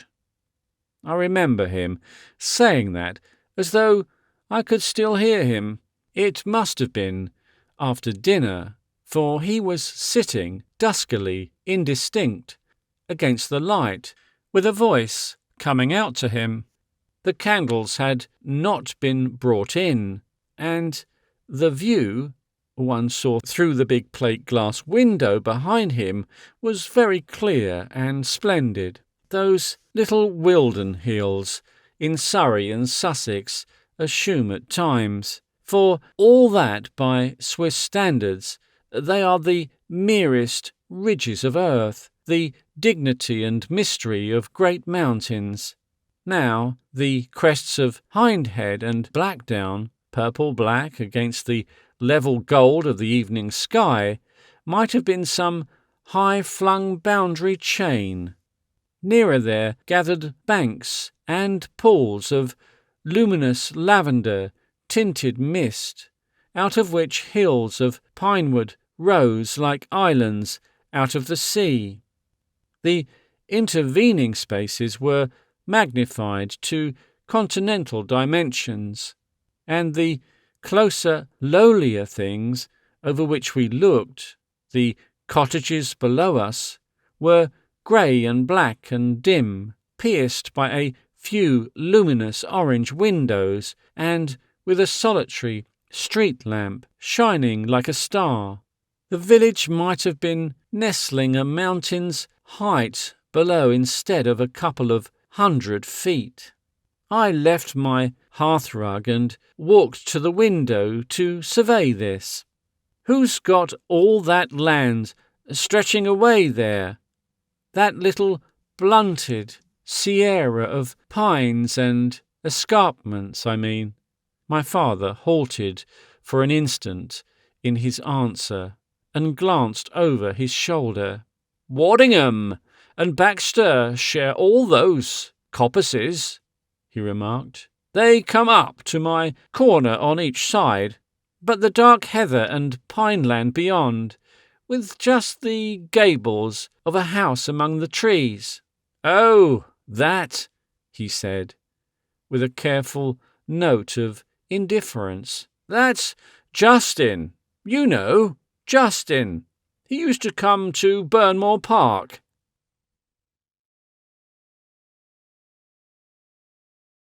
Chapter the 6th. Lady Mary Justin. 1. I did not see Lady Mary Justin for nearly 7 months after my return to England. Of course, I had known that a meeting was inevitable, and I had taken that very carefully into consideration before I decided to leave South Africa. But many things had happened to me during those crowded years, so that it seemed possible that former magic would no longer sway and distress me. Not only had new imaginative interests taken hold of me, but I had parted from adolescence. I was a man. I had been through a great war, seen death abundantly, seen hardship and passion, and known hunger and shame and desire. 100 disillusioning revelations of the quality of life had come to me. Once, for example, when we were taking some people to the concentration camps, it had been necessary to assist at the premature birth of a child by the wayside, a startlingly gory and agonizing business for a young man to deal with. Heavens, how it shocked me! I could give a score of such grim pictures and queer pictures. And it wasn't only the earthier aspects of the life about me, but also of the life within me that I had been discovering. The first wonder and innocence, the worshipping, dawn-clear passion of youth had gone out of me forever. 2. We met at a dinner. It was at a house the Tarvilles had taken for the season in Mayfair. The drawing-room was a big white square apartment with several big pictures and a pane of plate glass above the fireplace, in the position in which one usually finds a mirror.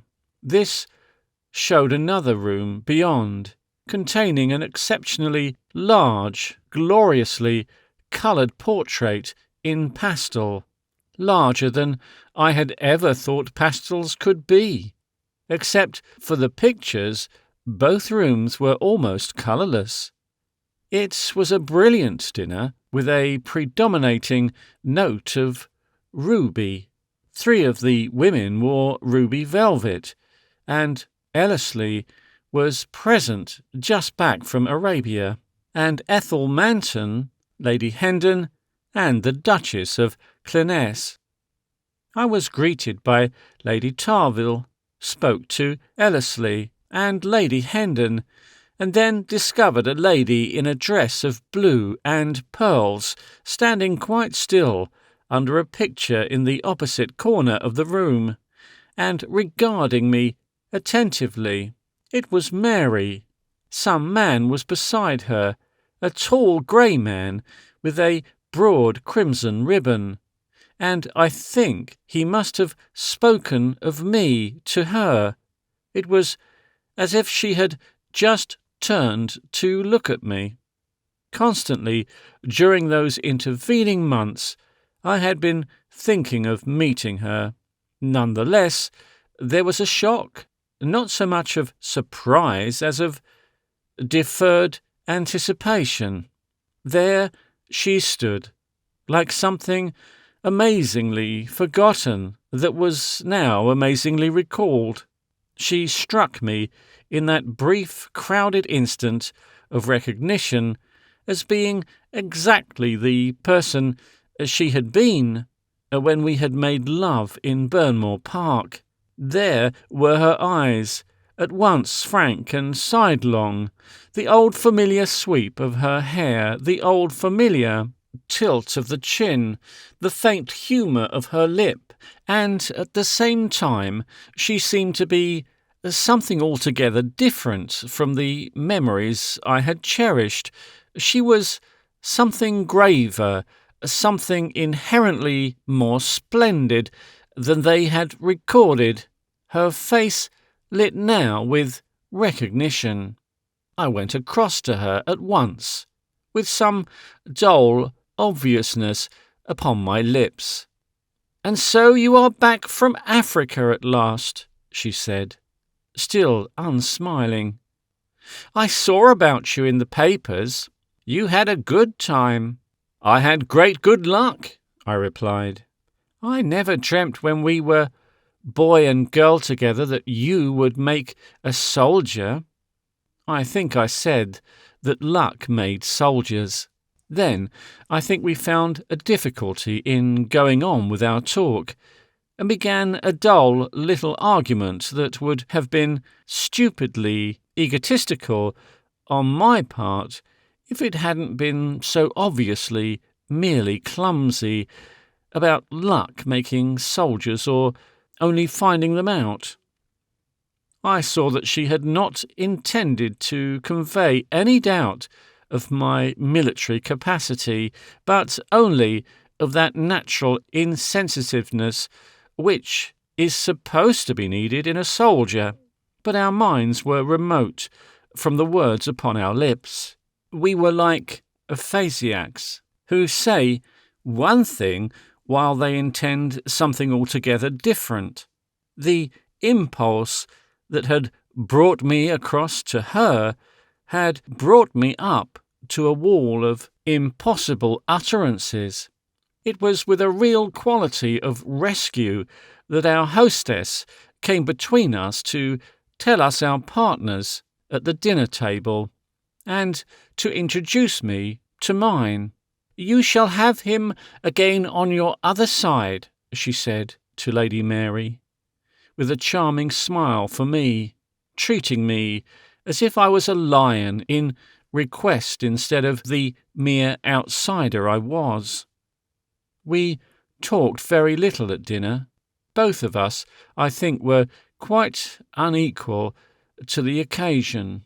Whatever meetings we had imagined, certainly neither of us had a thought of this very possible encounter, a long, disconcerting hour side by side.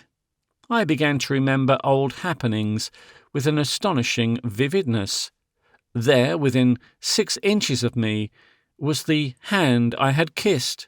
Her voice was the same to its lightest shade. Her hair flowed off her forehead with the same amazing familiar wave. Was she, too, remembering? But I, perhaps, had changed altogether. "Why did you go away as you did?" she asked abruptly, when for a moment we were isolated conversationally. "Why did you never write?" She had still that phantom lisp. "What else could I do?" She turned away from me and answered the man on her left, who had just addressed her. When the mid-dinner change came, we talked a little about indifferent things, making a stiff conversation like a bridge over a torrent of unspoken intimacies. We discussed something, I think Lady Tarville's flowers and the Cape Flora and gardens. She told me she had a Japanese garden with 3 Japanese gardeners. They were wonderful little men to watch. Hummingbird gardeners, she called them. They wear their native costume. "We are your neighbours in Surrey," she said, going off abruptly from that. "We are quite near to your father." She paused with that characteristic effect of deliberation in her closed lips. Then she added, "I can see the trees behind your father's house from the window of my room." "Yes," I said, "you take all our southward skyline." She turned her face to me with the manner of a great lady, adding a new acquaintance to her collection. But her eyes met mine very steadily and intimately. "Mr. Stratton," she said. It was the first time in her life she had called me that. "When we come back to Surrey, I want you to come and see me and tell me of all the things you're going to do. Will you?" 3. That meeting, that revival, must have been late in November or early in December. Already by that time I had met your mother. I write to you, little son, not to you as you are now, but to the man you are some day to be. I write to understand myself, and, so far as I can understand, to make you understand, so that I want you to go back with me for a time into the days before your birth, to think not of that dear spirit of love who broods over you three children, that wise, sure mother who ruled your life, but of a young and slender girl, Rachel Moore, younger then than you will be when at last this story comes into your hands. For unless you think of her as being a girl, if you let your present knowledge of her fill out this part in the story, you will fail to understand the proportions of these two in my life. So I shall write of her here as Rachel Moore, as if she were someone as completely disassociated from yourself as Lady Mary, as if she were someone in the story of my life who had as little to do with yours. I had met her in September. The house my father lived in is about 12 miles away from your mother's home at Ridinghanger, and I was taken over by Percy Restall in his motor car. Restall had just become a convert to this new mode of locomotion, and he was very active with a huge, malignant-looking French car that opened behind and had a kind of poke bonnet, and all sorts of features that have since disappeared from the automobile world. He took everyone that he could lay hands upon for rides. He called it extending their range, and he called upon everyone else to show off the car. He was responsible for more introduction and social admixture in that part of Surrey than had occurred during the previous century.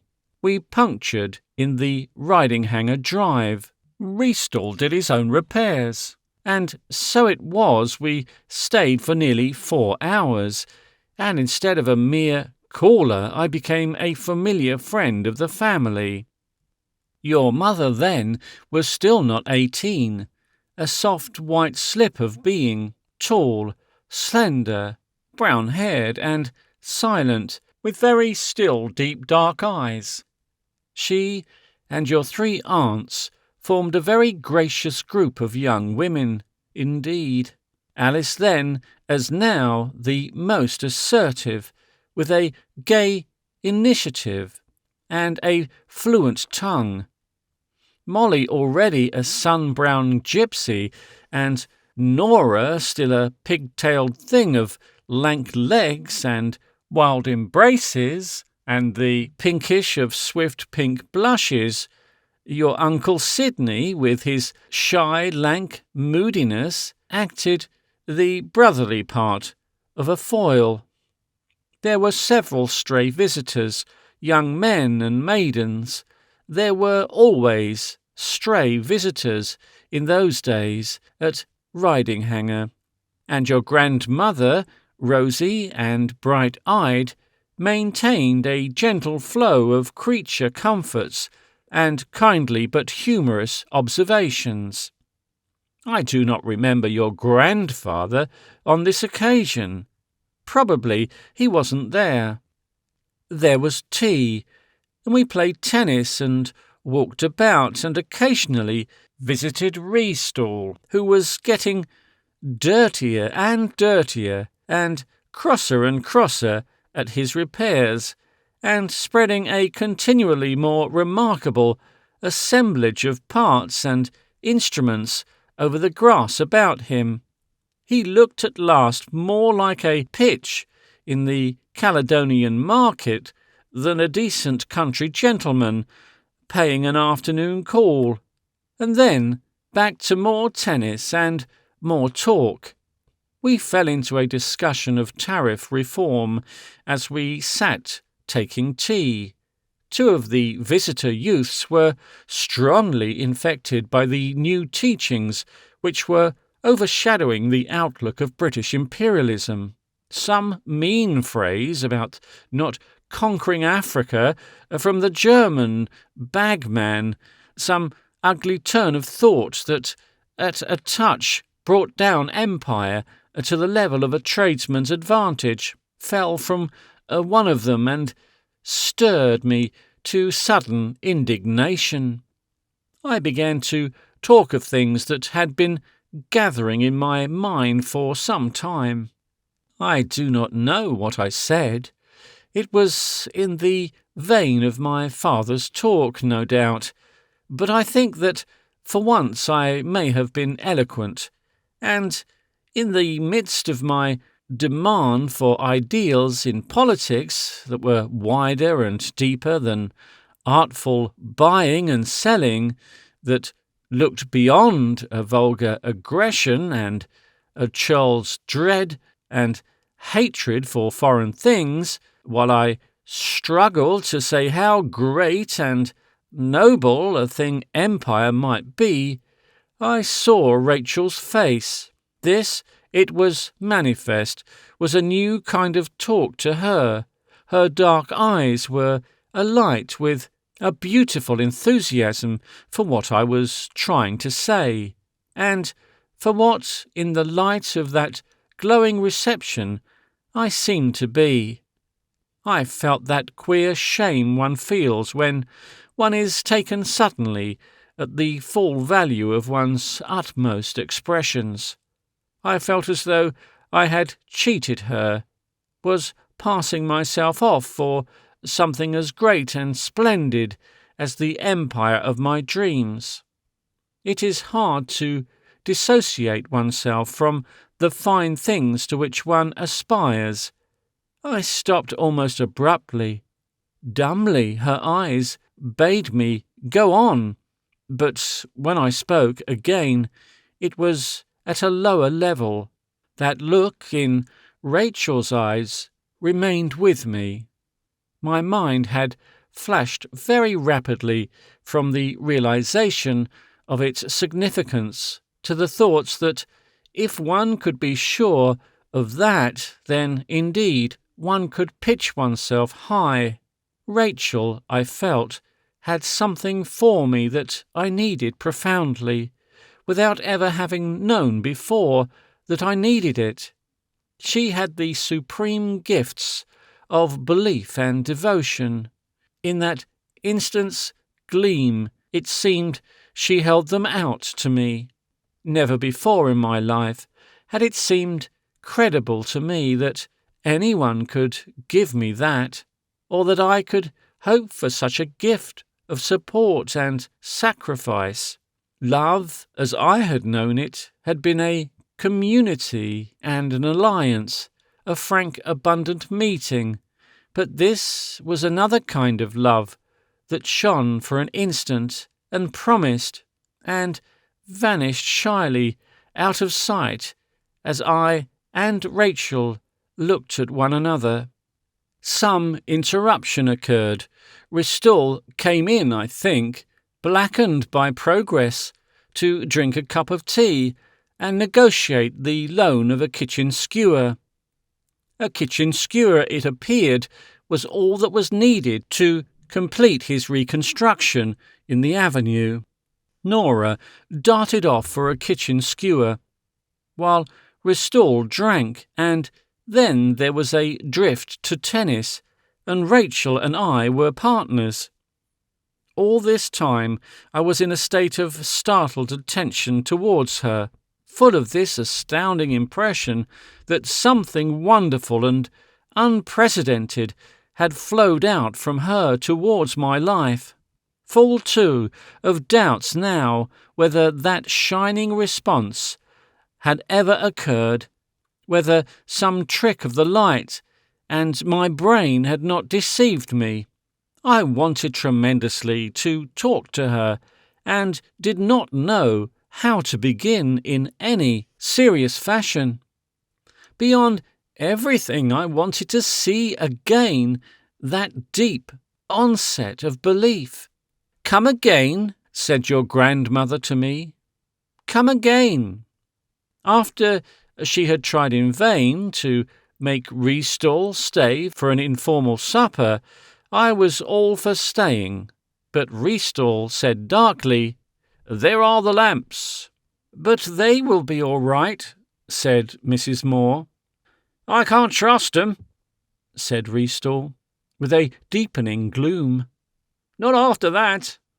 The motor car looked self-conscious and uncomfortable, but said nothing by way of excuse, and Restall took me off in it like one whose sun has set forever. "I wouldn't be surprised," said Restall, as we went down the drive. "If the damned thing turned a somersault, it might do anything." Those were the brighter days of motoring. The next time I went over, released from Restall's limitations, and stayed to a jolly family supper. I found remarkably few obstacles in my way to a better acquaintance with Rachel. You see, I was an entirely eligible and desirable young man in Mrs. Moore's eyes. 4. When I recall these long-past emotions again, I am struck by the profound essential difference between my feelings for your mother and for Mary. They were so different that it seems scarcely rational to me that they should be called by the same name. Yet each was love, profoundly deep and sincere. The contrast lies, I think, in our relative ages and our relative maturity that altered the quality of all our emotions. The one was the love of a man of 26, exceptionally seasoned and experienced and responsible for his years, for a girl still at school, a girl attractively beautiful, mysterious and unknown to him. The other was the love of coevals, who had been playmates and intimate companions, and of whom the woman was certainly as capable and wilful as the man. Now it is exceptional for men to love women of their own age. It is the commoner thing that they should love maidens younger and often much younger than themselves. This is true more particularly of our own class. The masculine 30s and 40s marry the feminine 20s. All the prevailing sentiment and usage between the sexes rises naturally out of that. We treat this seniority as though it were a virile characteristic. We treat the man as though he were a natural senior. We expect a weakness, a timid difference in the girl. I and Mary had loved one another as two rivers run together on the way to the sea. We had grown up side by side to the moment when we kissed. But I sought your mother. I watched her and desired her and chose her very tenderly and worshipfully indeed. To be mine, I do not remember that there was any corresponding intention in my mind to be hers. I do not think that that idea came in at all. She was something to be won, something playing an inferior and retreating part, and I was artificial in all my attitudes to her. I thought of what would interest her, what would please her. I knew from the outset that what she saw in me, to rouse that deep, shy glow of exultation in her face, was illusion. Illusion it was my business to sustain. And so I won her, and long years had to pass, years of secret loneliness and hidden feelings, of preposterous pretences and covert perplexities, before we escaped from that crippling tradition of inequality and looked into one another's eyes with understanding and forgiveness, a woman and a man. I made no great secret of the interest and attraction I found in Rachel, and the Moores made none of their entire approval of me. I walked over on the second occasion, and Riding-Hanger opened out, a great flower of genial appreciation that I came alone, hiding nothing of its dawning perception that it was Rachel in particular I came to see. Your grandmother's matchmaking was as honest as the day. There was the same salad of family and visitors as on the former afternoon, and this time I met Freshman, who was destined to marry Alice. There was tea, tennis, and, by your grandmother's suggestion, a walk to see the sunset from the crest of the hill. Rachel and I walked across the breezy moorland together, while I talked and tempted her to talk. What, I wonder, did we talk about? English scenery, I think, and African scenery, and the Weald about us, and the long history of the Weald, and its present and future, and, at last, even a little of politics. I had never explored the mind of a girl of 17 before. There was a surprise in all she knew, and a delight in all she didn't know, and about herself a candour, a fresh simplicity of outlook that was sweeter than the clear air about us, sweeter than sunshine or the rising song of a lark. She believed so gallantly and beautifully, she was so perfectly unaffectedly, and certainly prepared to be a brave and noble person, if only life would let her, and she hadn't as yet any suspicion that life might make that difficult. I went to Riding-Hanger a number of times in the spring and early summer. I talked a great deal with Rachel, and still I did not make love to her. It was always in my mind that I would make love to her. The heavens and earth, and I, all her family, were propitious, glowing, golden, with consent and approval. I thought she was the most wonderful and beautiful thing in life, and her eyes, the intonation of her voice, her hurrying colour, and 100 little involuntary signs told me how she quickened at my coming. But there was a shyness. I loved her as one loves and admires a white flower or a beautiful child, some stranger's child. I felt that I might make her afraid of me.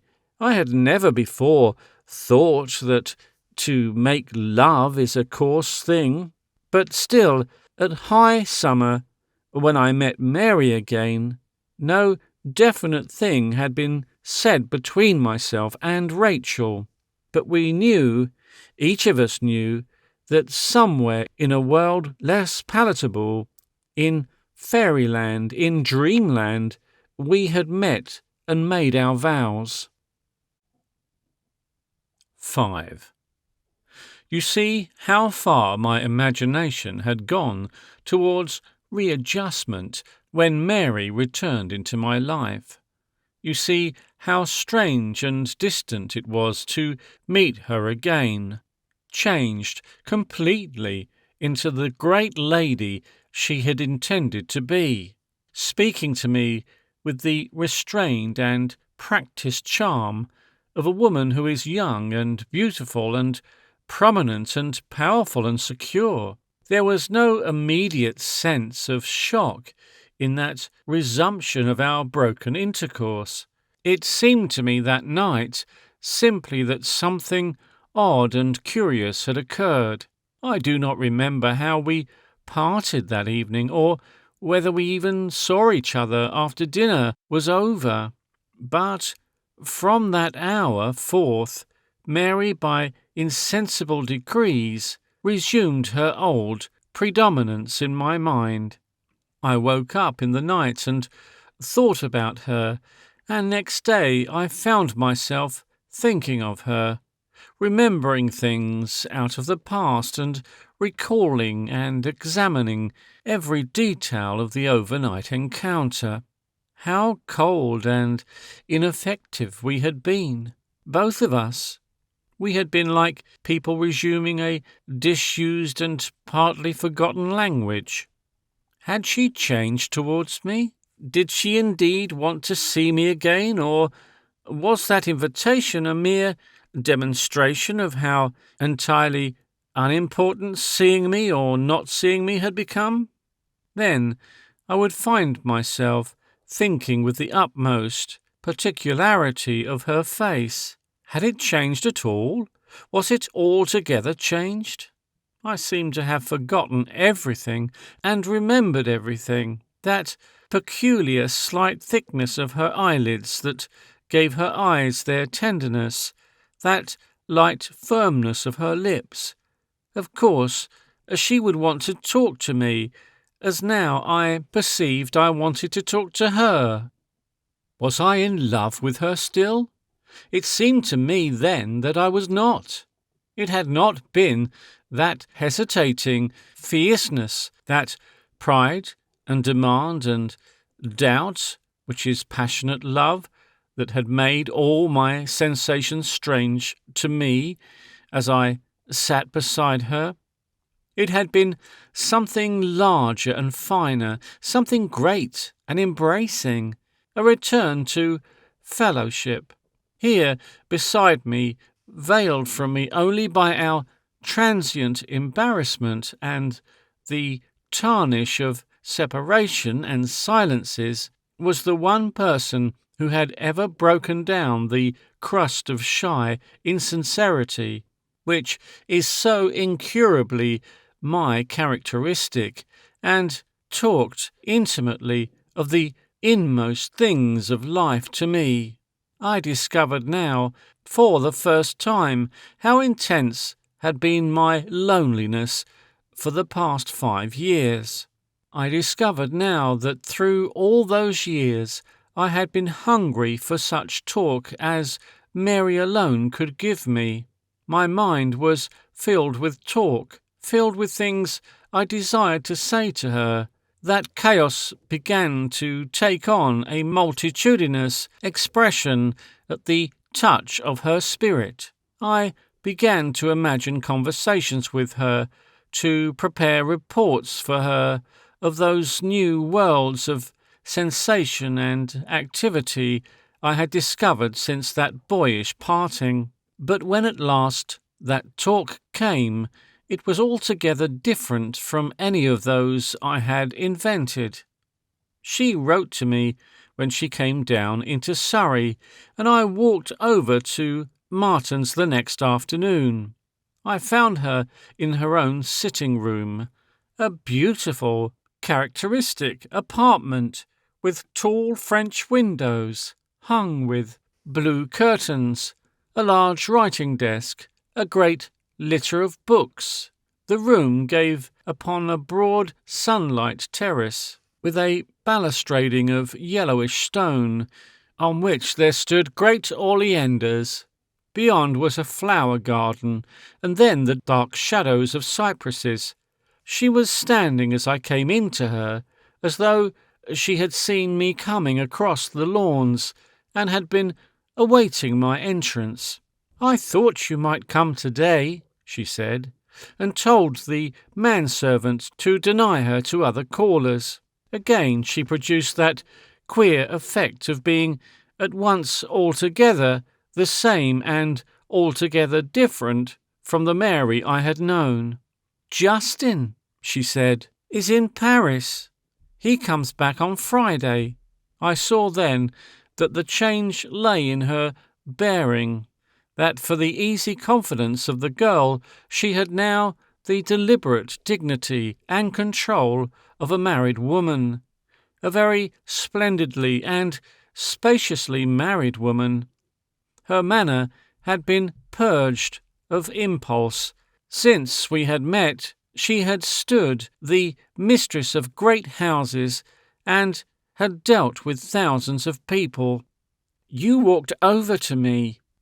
"I walked," I said. "It is nearly a straight path. You know it?"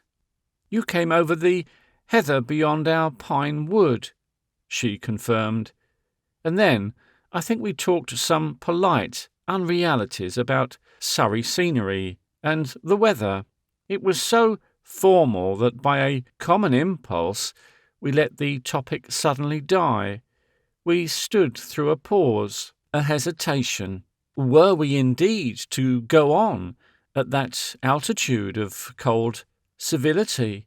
She turned to the window, as if the view was to serve again. "Sit down," she said, and dropped into a chair against the light, looking away from me across the wide green space of afternoon sunshine. I sat down on a little sofa, at a loss also. "And so," she said, turning her face to me suddenly, "you come back into my life."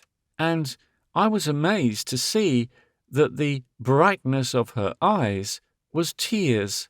"We've lived 5 years." "You," I said clumsily, "have done all sorts of things. I hear of you patronizing young artists, organizing experiments in village education." "Yes," she said, "I've done all sorts of things. One has to. Forced, unreal things, for the most part. You, I expect, have done all sorts of things also, but yours have been real things." "All things," I remarked, sententiously, "are real, and all of them a little unreal. South Africa has been wonderful, and now it is all over. One doubts if it really happened, like that incredulous mood after a storm of passion." "You've come back for good?" "For good? I want to do things in England." "Politics?" "If I can get into that." Again a pause. There came the characteristic moment of deliberation that I remember so well. "I never meant you," she said, "to go away. You could have written. You never answered the notes I sent." "I was frantic," I said. "With loss and jealousy, I wanted to forget." "And you forgot?" "I did my best." "I did my best," said Mary.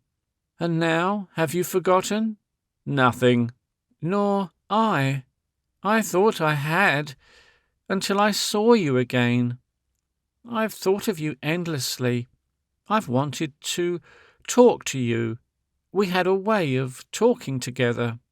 But you went away. You turned your back, as though all that was nothing, not worth having. You drove home my marriage, Stephen. You made me know what a thing of sex a woman is to a man, and how little else." She paused. "You see," I said slowly, "you had made me, as people say, in love with you. I don't know if you remember anything." She looked me in the eyes for a moment. "I haven't been fair," she said, with an abrupt abandonment of accusation. "But you know, Stephen, that night I meant to explain, and afterwards things sometimes go as one hasn't expected them to go. Even the things one has planned to say. I suppose I treated you disgustingly. I protested. "Yes," she said. "I treated you as I did, and I thought you would stand it. I knew then as well as you do now that, male to my female, you wouldn't stand it.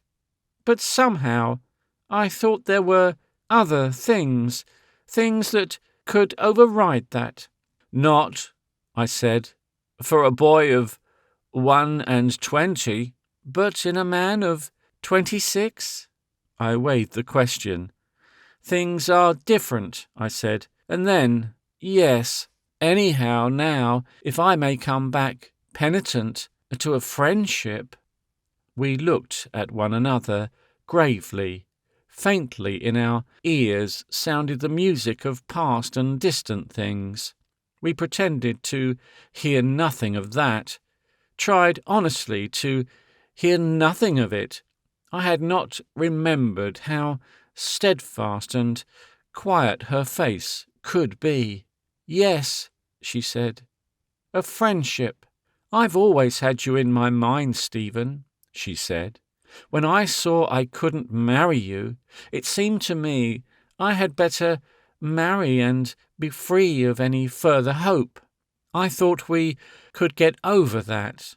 Let's get it over, I thought. Now, at any rate, we have got over that." Her eyes verified her words a little doubtfully.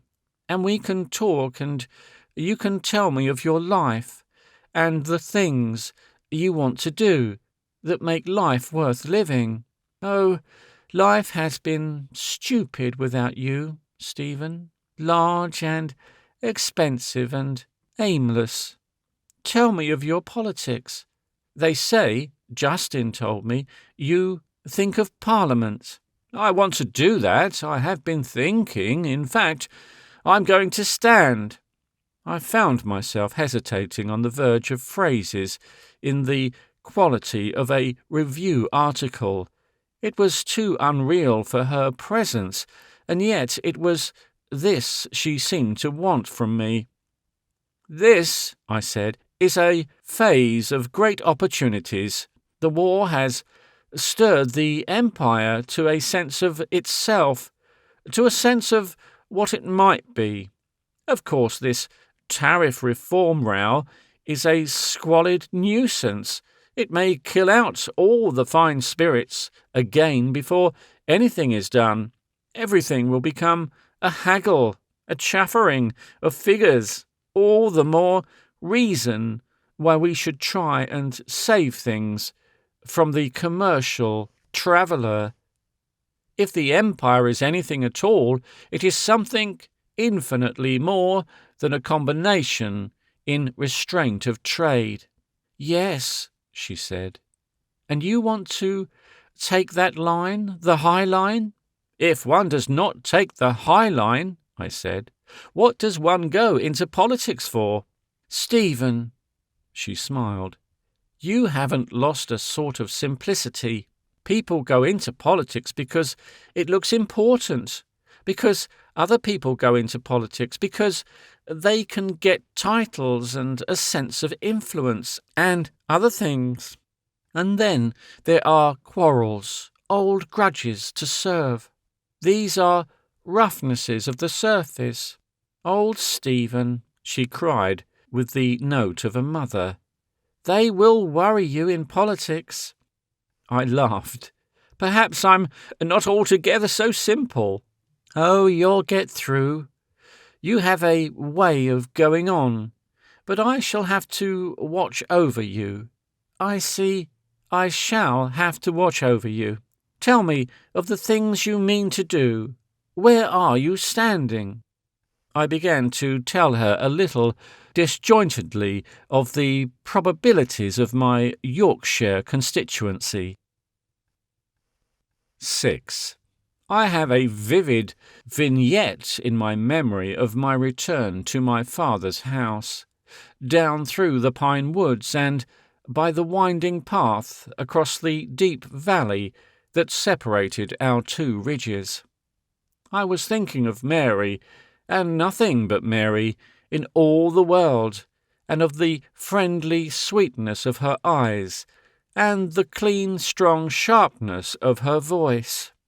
That sweet white figure of Rachel that had been creeping to an ascendancy in my imagination was moonlight to her sunrise. I knew it was Mary I loved and had always loved. I wanted passionately to be as she desired, the friend she demanded, that intimate brother and confederate, but all my heart cried out for her altogether. I would be her friend, I repeated to myself. I would be her friend. I would talk to her often, plan with her, work with her. I could put my meanings into her life, and she should throw her beauty over mine. I began already to dream of the talk of tomorrow's meeting. 7.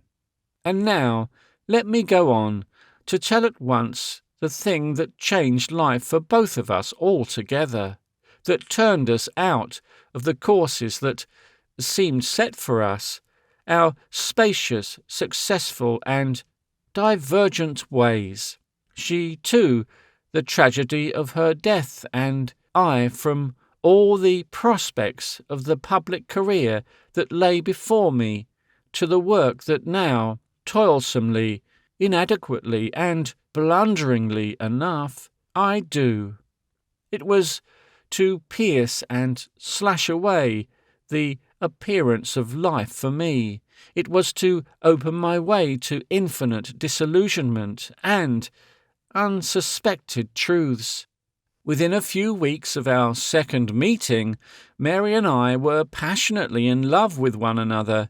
We had indeed become lovers. The arrested attraction of our former love released again, drew us inevitably to that. We tried to seem outwardly only friends, with this hot glow between us. Our tormented secret was half discovered and half betrayed itself. There followed a tragicomedy of hesitations and disunited struggle. Within 4 months, the crisis of our two lives was past. It is not within my purpose to tell you, my son, of the particular events, the particular comings and goings, the chance words, the chance meetings, the fatal momentary misunderstandings that occurred between us. I want to tell of something more general than that. This misadventure is in our strain. It is our inheritance. It is a possibility in the inheritance of all honest and emotional men and women. There are no doubt people altogether cynical and adventurous to whom these passions and desires are at once controllable and permissible, indulgences without any radiation of consequences, a secret and detachable part of life, and there may be people of convictions so strong and simple that these disturbances are eliminated, but we Strattons are of a quality neither so low nor so high. We stoop and rise. We are not convinced about our standards, and for many generations to come, with us and with such people as the Christians, and indeed with most of our sort of people, we shall be equally desirous of free and intimate friendship, and prone to blaze into passion and disaster at that proximity. This is one of the essential riddles in the adaptation of such human beings as ourselves to that greater civilized state of which I dream. It is the gist of my story. It is one of the two essential riddles that confront our kind. the servitude of sex and the servitude of labour are the twin conditions upon which human society rests today, the two limitations upon its progress towards a greater social order, to that greater community, those uplands of light and happy freedom towards which that being who was my father yesterday, who thinks in myself today, and who will be you tomorrow, and your sons after you, by his very nature, urges and must continue to urge the life of mankind. The story of myself and Mary is a mere incident in that gigantic, scarce conscious effort to get clear of toils and confusions and encumbrances, and have our way with life. We are like little figures, dots, ascendant upon a vast hillside. I take up our intimacy for an instant and hold it under a lens for you. I become more than myself then, and Mary stands for innumerable women. It happened yesterday, and it is just a part of that same history that made Edmund Stratton of the Hayes elope with Charlotte Anstruther and get himself run through the body at Haddington 200 years ago, which drove the Ladislaw Christians to Virginia in 45, gave Stratton Street to the moneylenders when George IV was regent, and broke the heart of Margaret Stratton in the days when Charles I was king. With our individual variations and under changed conditions, the old desires and impulses stirred us, the old antagonisms confronted us, the old difficulties and sloughs and impassable places baffled us. There are times when I think of my history among all those widespread repeated histories, until it seems to me that the human lover is like a creature who struggles forever through a thicket without an end. There are no universal laws of affection and desire, but it is manifestly true that for the most of us, free talk, intimate association, and any real fellowship between men and women turns with an extreme readiness to love, and that being so, it follows that under existing conditions, the unrestricted meeting and companionship of men and women in society is a monstrous sham, a merely dangerous pretense of encounters.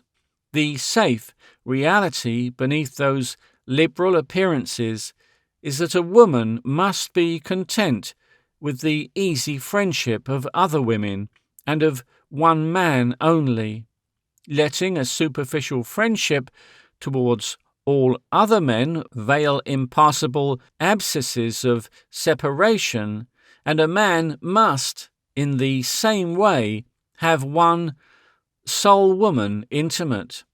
To all other women he must be a little blind, a little deaf, politely inattentive. He must respect the transparent, intangible, tacit purdah about them. Respect it, but never allude to it. To me, that is an intolerable state of affairs, but it is reality.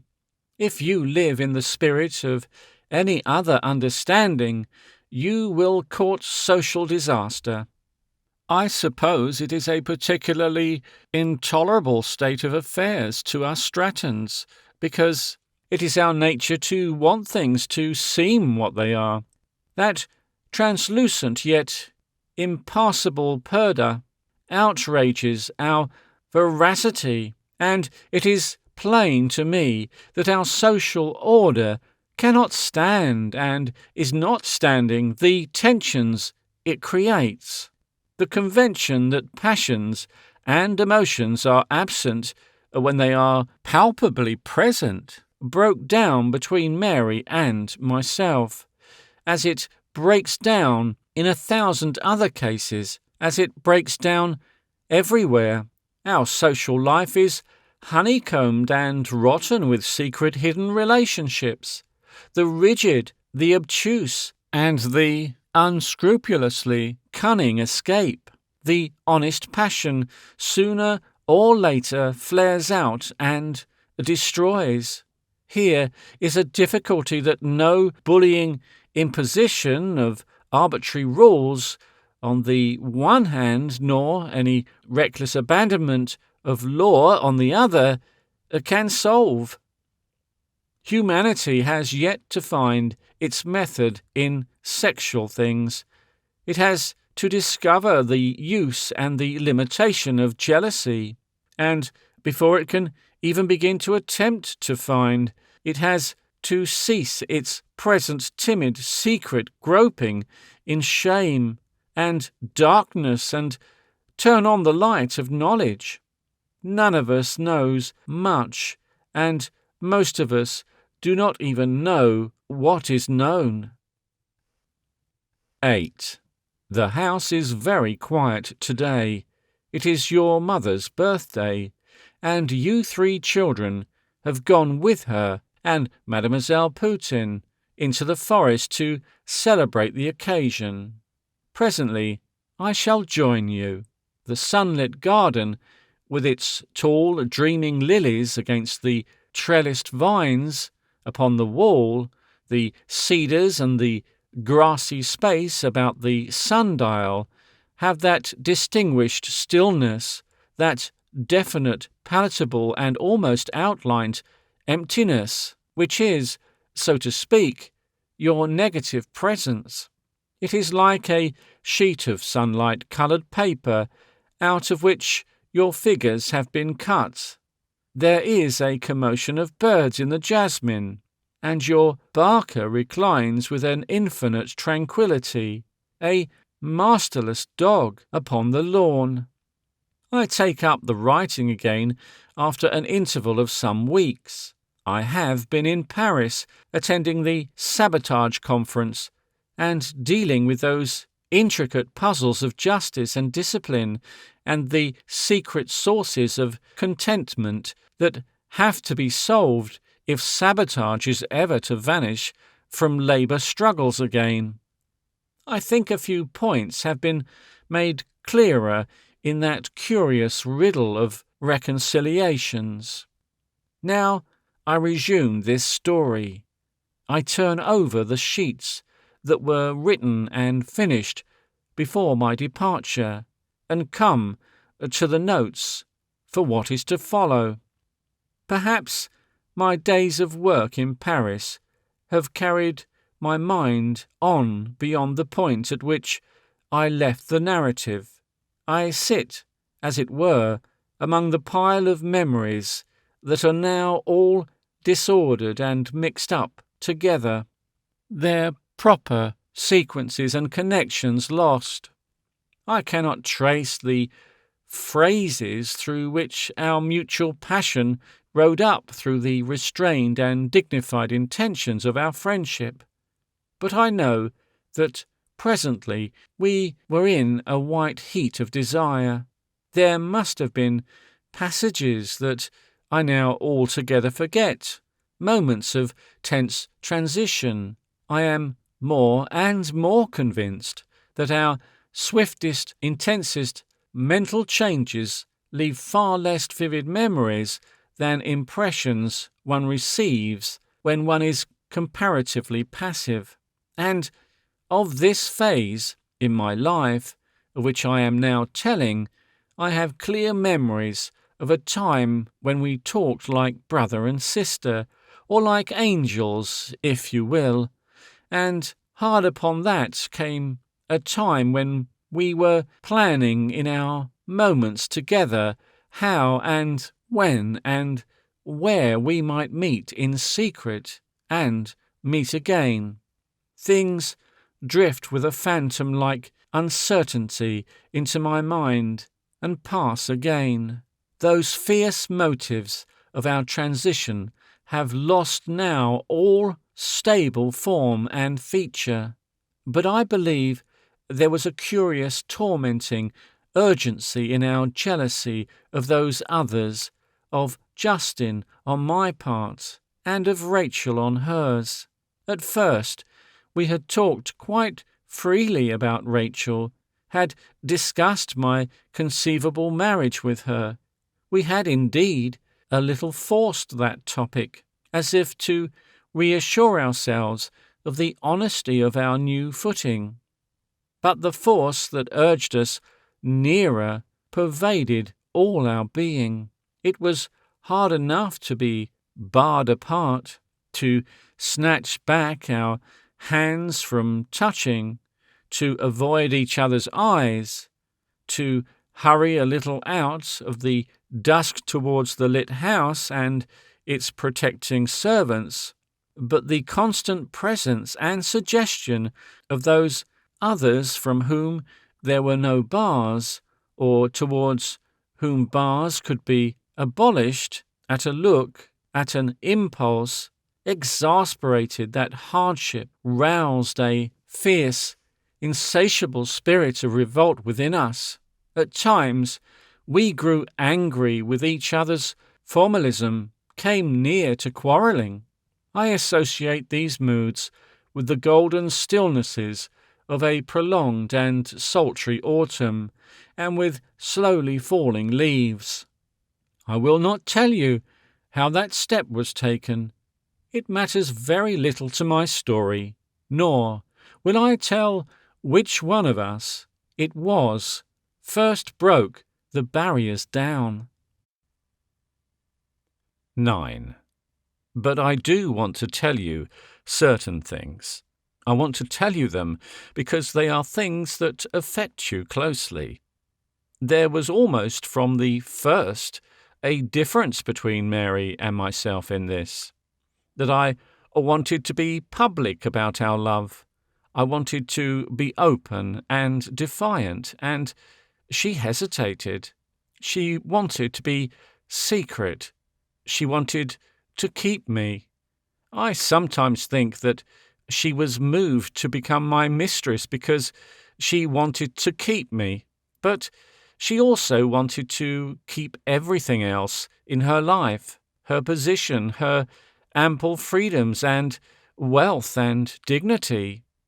Our love was to be a secret cavern, Endymion's cave.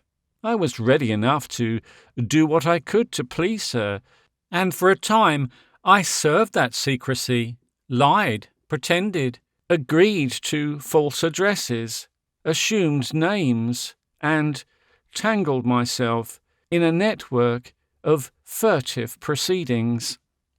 These are things that poison and consume honest love.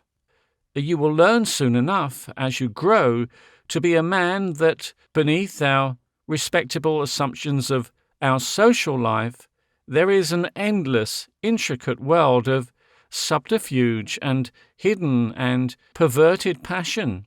For all passion that wears a mask is perversion, and that thousands of people of our own sort are hiding and shaming about their desires, their gratifications, their true relationships.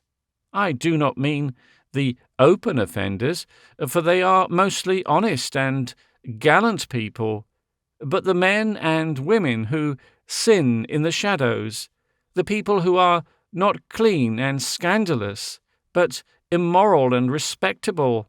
The underworld is not for us. I wish that I, who have looked into it, could in some way inoculate you now against the reputation of my misadventure.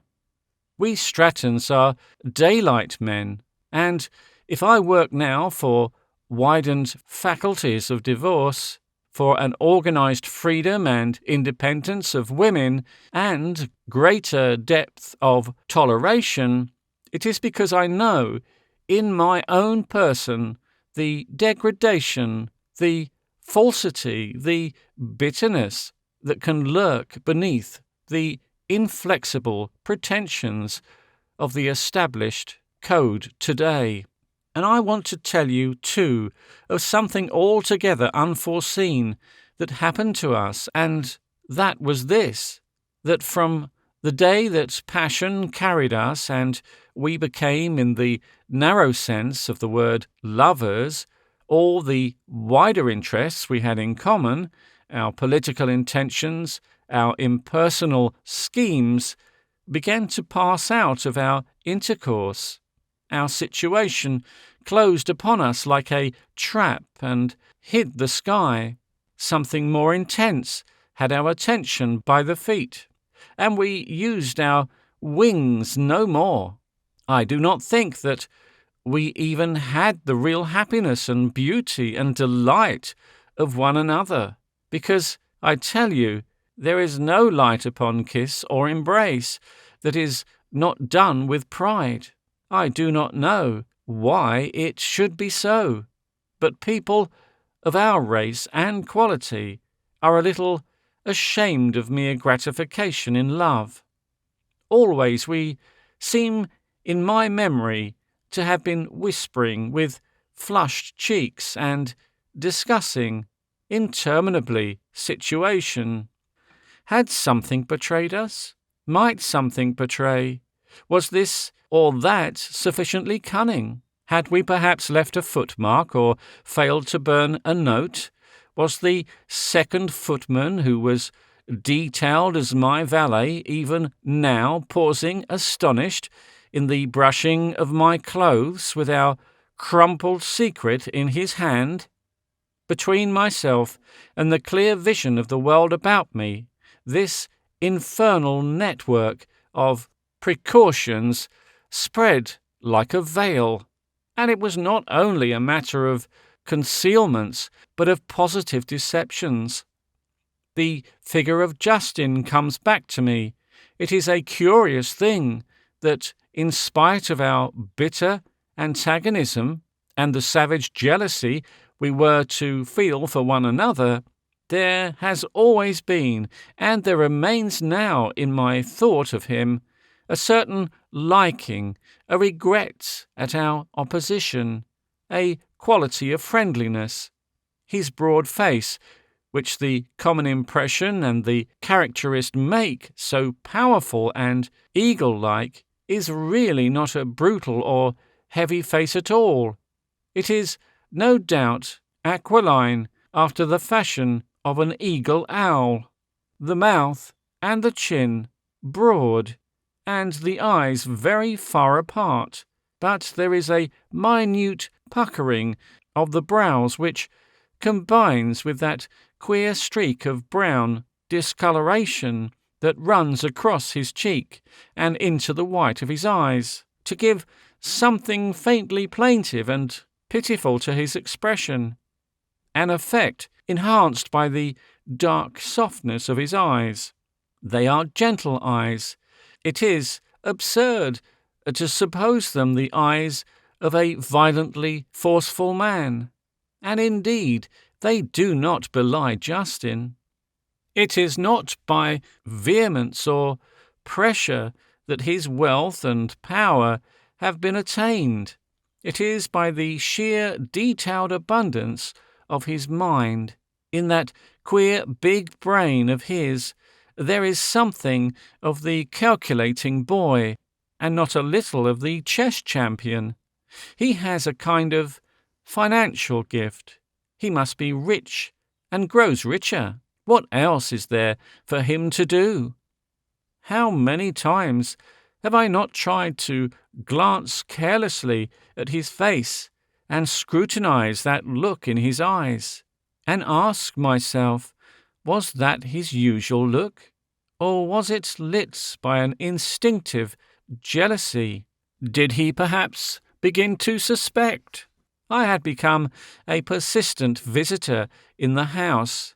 He might well be jealous of such minor favours as she showed me, for with him she talked but little and shared no thoughts. His manner with her was tinctured by an habituated despair. They were extraordinarily polite and friendly with one another. I tried 100 sophistications of my treachery to him. I assured myself that a modern woman is mistress and owner of herself, no chattel, and so forth. But he did not think so, and neither she nor I were behaving as though we thought so.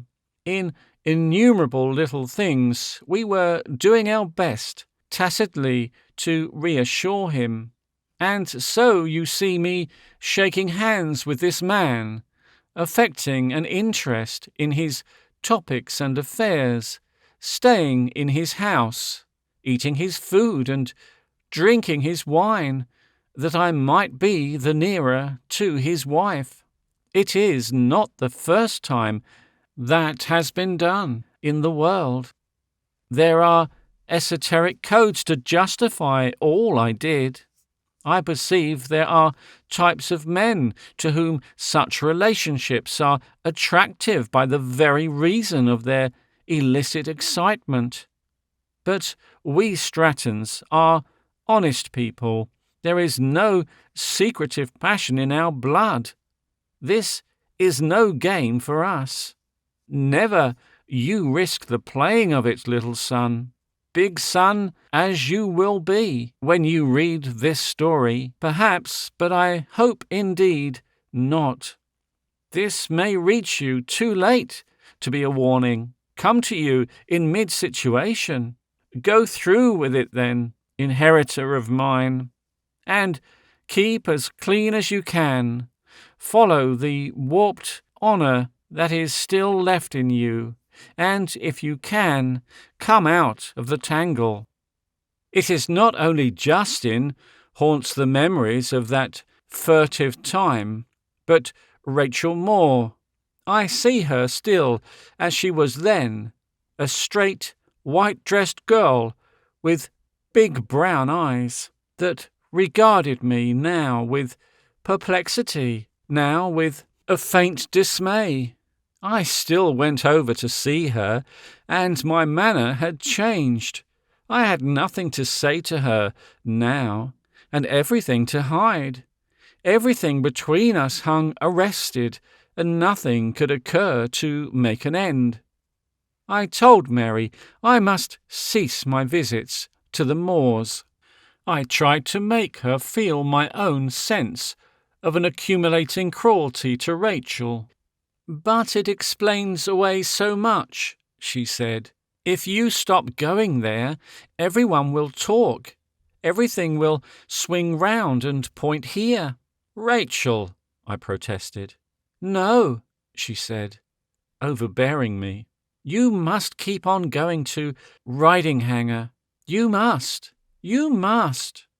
For a long time I had said nothing to Mary of the burthen these pretences were to me. It had seemed a monstrous ingratitude to find the slightest flaw in the passionate love and intimacy she had given me. But at last the divergence of our purposes became manifest to us both. A time came when we perceived it clearly and discussed it openly. I have still a vivid recollection of a golden October day when we had met at the edge of the plantation that overlooks Bearshill. She had come through the gardens into the pine wood, and I had jumped the rusty banked stream that runs down the Bearshill valley and clambered the barbed wire fence. I came up the steep bank and through a fringe of firs to where she stood in the shade. I kissed her hand and discovered mine had been torn open by one of the thorns of the wire and was dripping blood. "Mind my dress," she said, and we laughed as we kissed with my arm held aloof. We sat down side by side upon the warm pine needles that carpeted the sand, and she made a mothering fuss about my petty wound, and bound it in my handkerchief. We looked together across the steep gorge at the blue ridge of trees beyond. "Anyone," she said, "might have seen us this minute." "I never thought," I said, and moved a foot away from her. "It's too late if they have," she said, pulling me back to her. "Over beyond there, that must be Hindhead, someone with a telescope." "That's less credible," I said, and it occurred to me that the grey stretch of downland beyond must be the ridge to the west of Ridinghanger. "I wish," I said, "it didn't matter. I wish I could come and go and fear nobody, and spend long hours with you. Oh, at our ease." "Now," she said, "we spend short hours. I wonder if I would like. It's no good, Stephen, letting ourselves think of things that can't be. Here we are. Kiss that hand, my lover. There, just between wrist and thumb. The little hollow. Yes, exactly. There."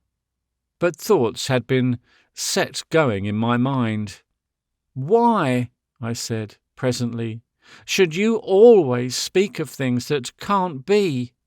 Why should we take all this as if it were all that there could be? I want long hours. I want you to shine all day through on my life. Now, dear, it's as if the sun was shown over and again, and then put back behind an eclipse. I come to you half-blinded. I go away unsatisfied. All the world is dark in between, and little phantom yous float over it." She rested her cheek on her hand and looked at me gravely. "You are hard to satisfy, brother heart," she said. "I live in snatches of brightness, and all the rest of life is waiting and thinking and waiting. What else is there? Haven't we the brightness?" "I want you," I said. "I want you altogether." "After so much?" "I want the more, Mary. I want you to come away with me. No, listen, this life. Don't think I'm not full of the beauty, the happiness, the wonder, but it's a suspense. It doesn't go on. It's just a dawn, dear, a splendid dawn, a glory of colour and brightness and freshness and hope, and no sunrises. I want the day. Everything else has stopped with me and stopped with you. I do nothing with my politics now. I pretend. I have no plans in life except plans for meeting you and again meeting you. I want to go on. I want to go on with you and take up work and the world again. You, beside me. I want you to come out of all this life, out of all this immense, wealthy emptiness of yours." "Stop," she said, "and listen to me, Stephen." She paused, with her lips pressed together, her brows a little knit. "I won't," she said slowly. "I'm going on like this. I and you are going to be lovers, just as we are lovers now, secret lovers, and I'm going to help you in all your projects, hold your party together, for you will have a party. My house shall be its centre. But Justin, he takes no interest in politics. He will do what pleases me." I took some time before I answered. "You don't understand how men feel," I said. She waited for what else I had to say. I lay prone and gathered together and shaped and reshaped a little heap of pine needles. "You see, I can't do it. I want you." She gripped a handful of my hair and tugged hard between each word. "Haven't you got me?" she asked between her teeth. "What more could you have?" "I want you openly."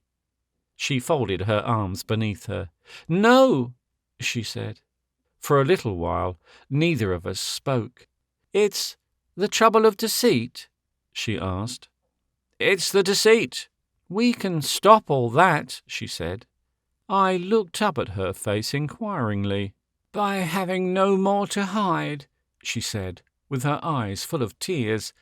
"If it's nothing to you." "It's everything to me," I said. "It's overwhelming me. Oh, Mary, heart of my life, my dear, come out of this. Come with me. Come and be my wife. Make a clean thing of it. Let me take you away, and then let me marry you. I know it's asking you to come to a sort of poverty." But Mary's blue eyes were alight with anger. "Isn't it a clean thing now, Stephen?" She was crying. "Do you mean that you and I aren't clean now? Will you never understand?" "Oh, clean," I answered. "Clean as Eve in the garden. But can we keep clean? Won't the shadow of our falsehoods darken at all? Come out of it while we are still clean. Come with me. Justin will divorce you. We can stay abroad and marry and come back." Mary was kneeling up now, with her hands upon her knees. "Come back to what?" she cried.